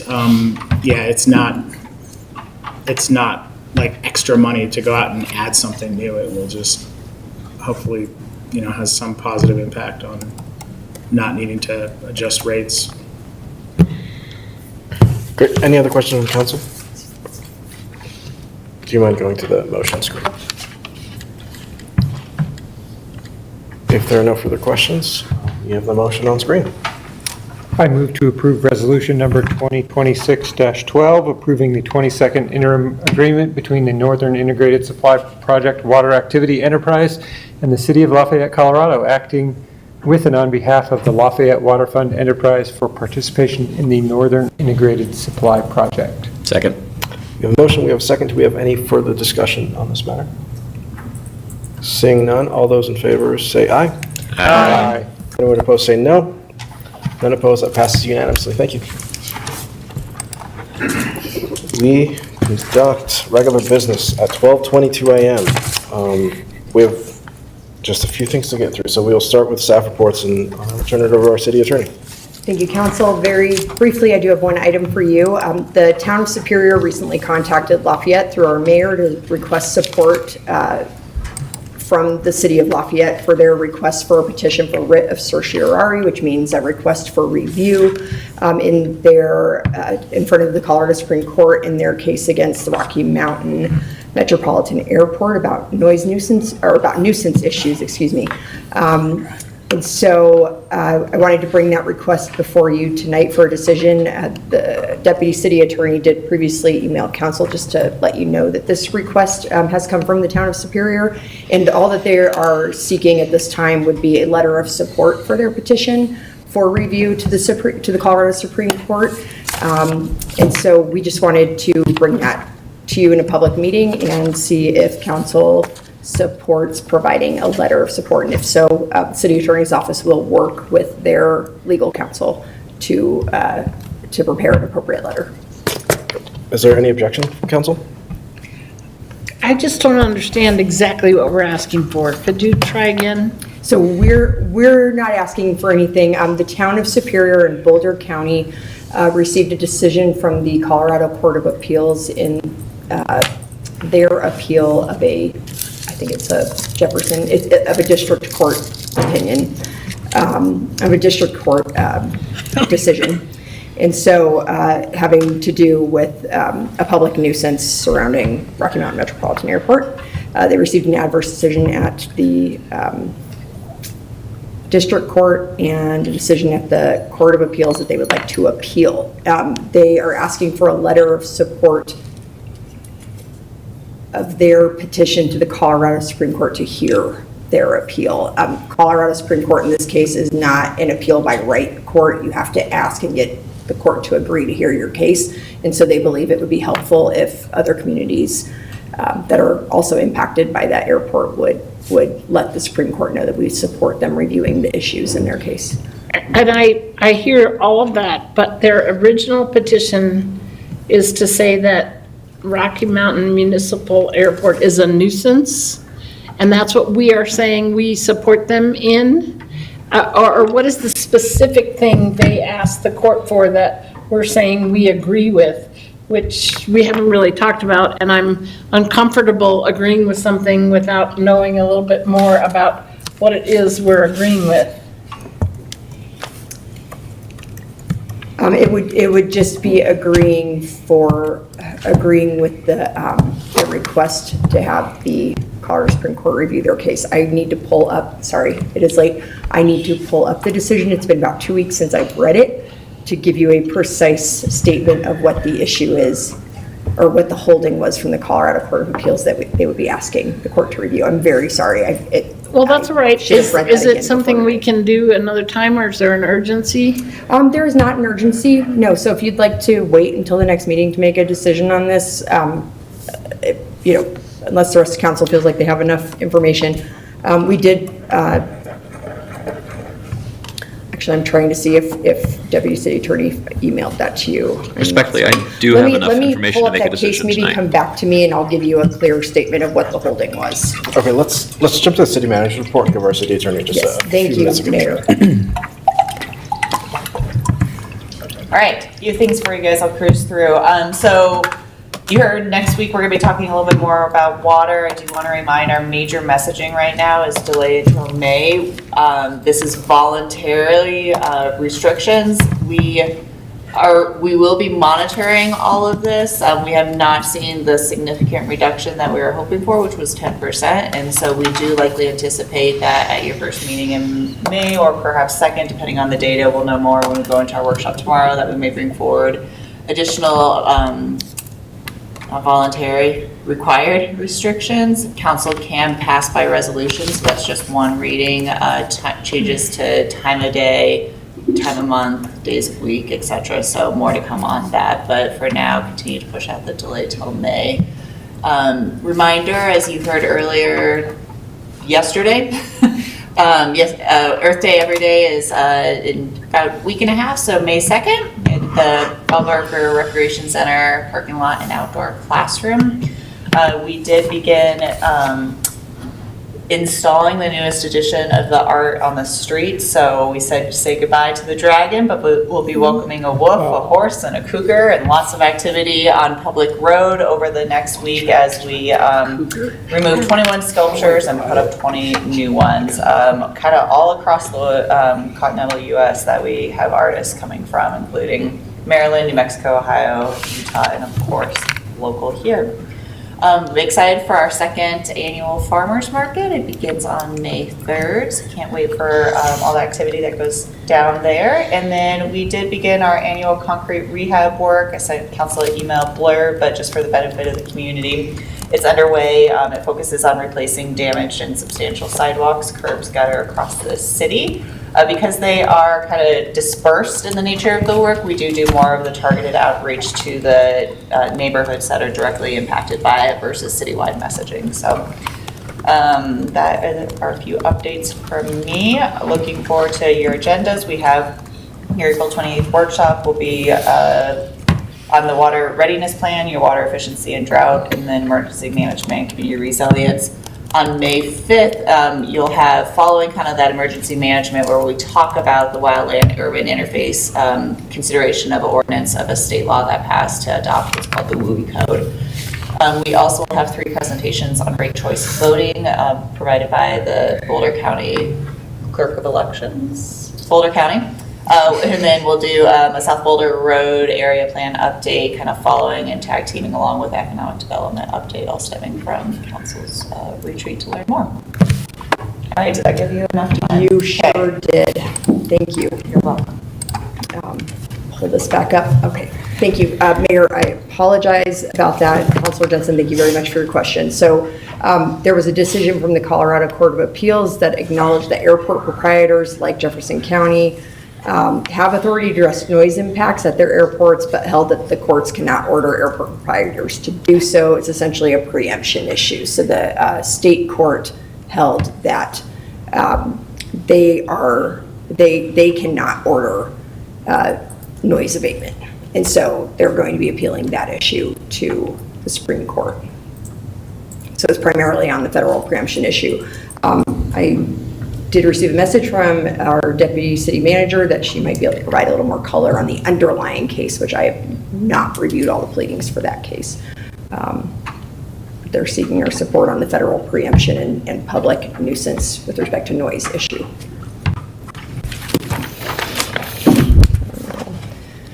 Councilor Fridland, did you have something to add?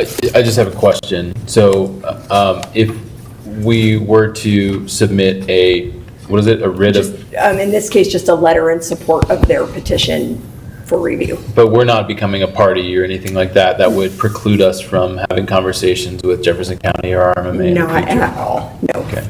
No. Thank you. Great. I'll ask again, is there any objection from council on this letter?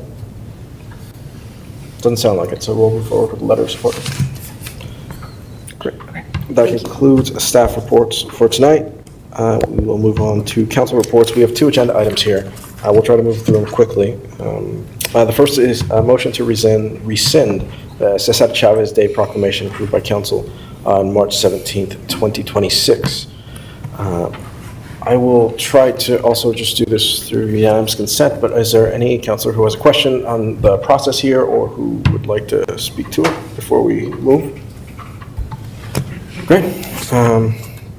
Is there any objection to rescinding the Cesar Chavez proclamation approved by council on March 17, 2026? No. Seeing none, we'll move forward and rescind that proclamation. Sorry, Mayor, just procedurally, I heard you ask if there were any objections to rescinding it, but it would be procedurally appropriate to have a motion to rescind if I move to council would. rescind Thank you. that proclamation. Great, we have a motion. Second. We have a second. Any further discussion? Hearing none, all those in favor, say aye. Aye. Anyone opposed, say no. None opposed, that passes unanimously. Thank you. Great. And then agenda item N, Planning Commission vacancy and recruitment. So as you all saw through an email, we had a member of our Planning Commission who is moving out of state, so they will no longer be a part of our Planning Commission. And this is really just trying to figure out whether we want to open it and make sure that we have a full Planning Commission.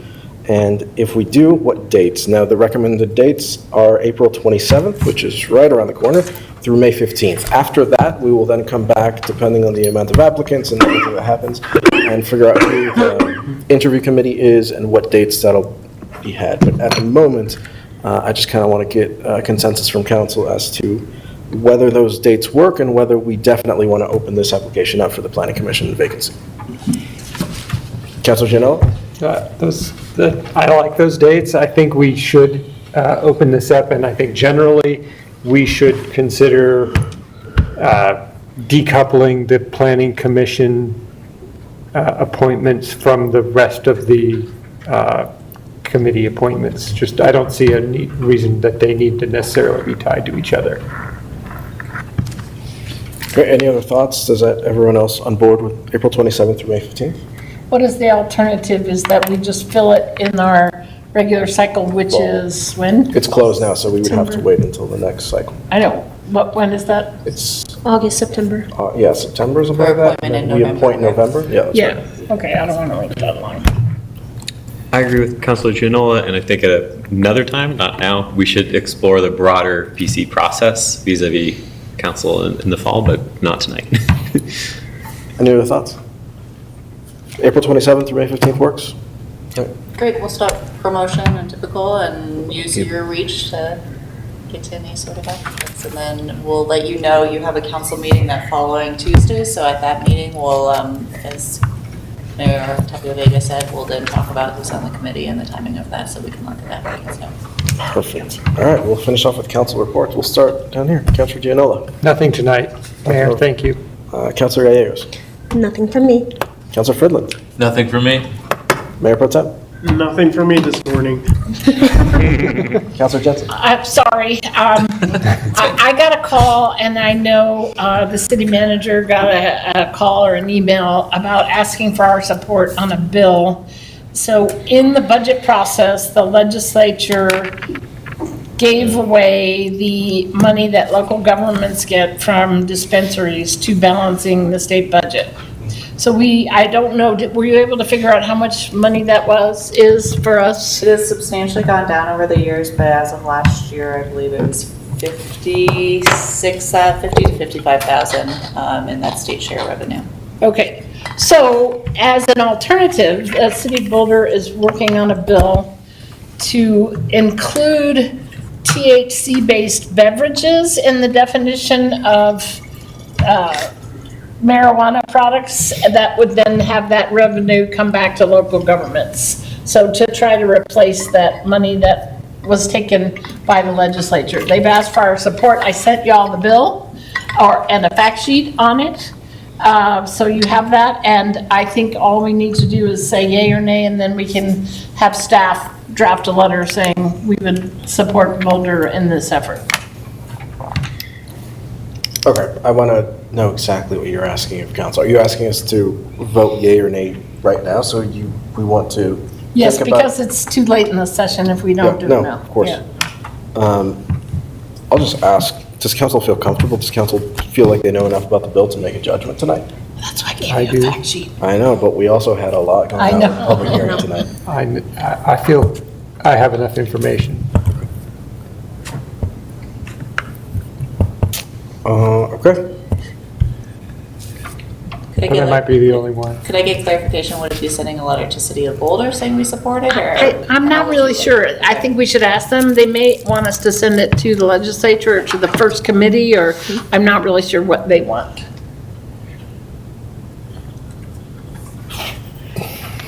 Procedurally, something that came up in council comments. Can we take a vote? What's that?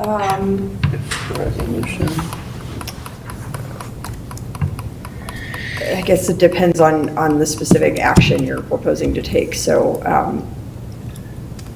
what would, yeah, so you're asking if council would submit a letter in support of the bill? Of the bill. I think you all could decide that based on consensus. I mean, that's, yeah. How does council feel? I think I need more time to read this over.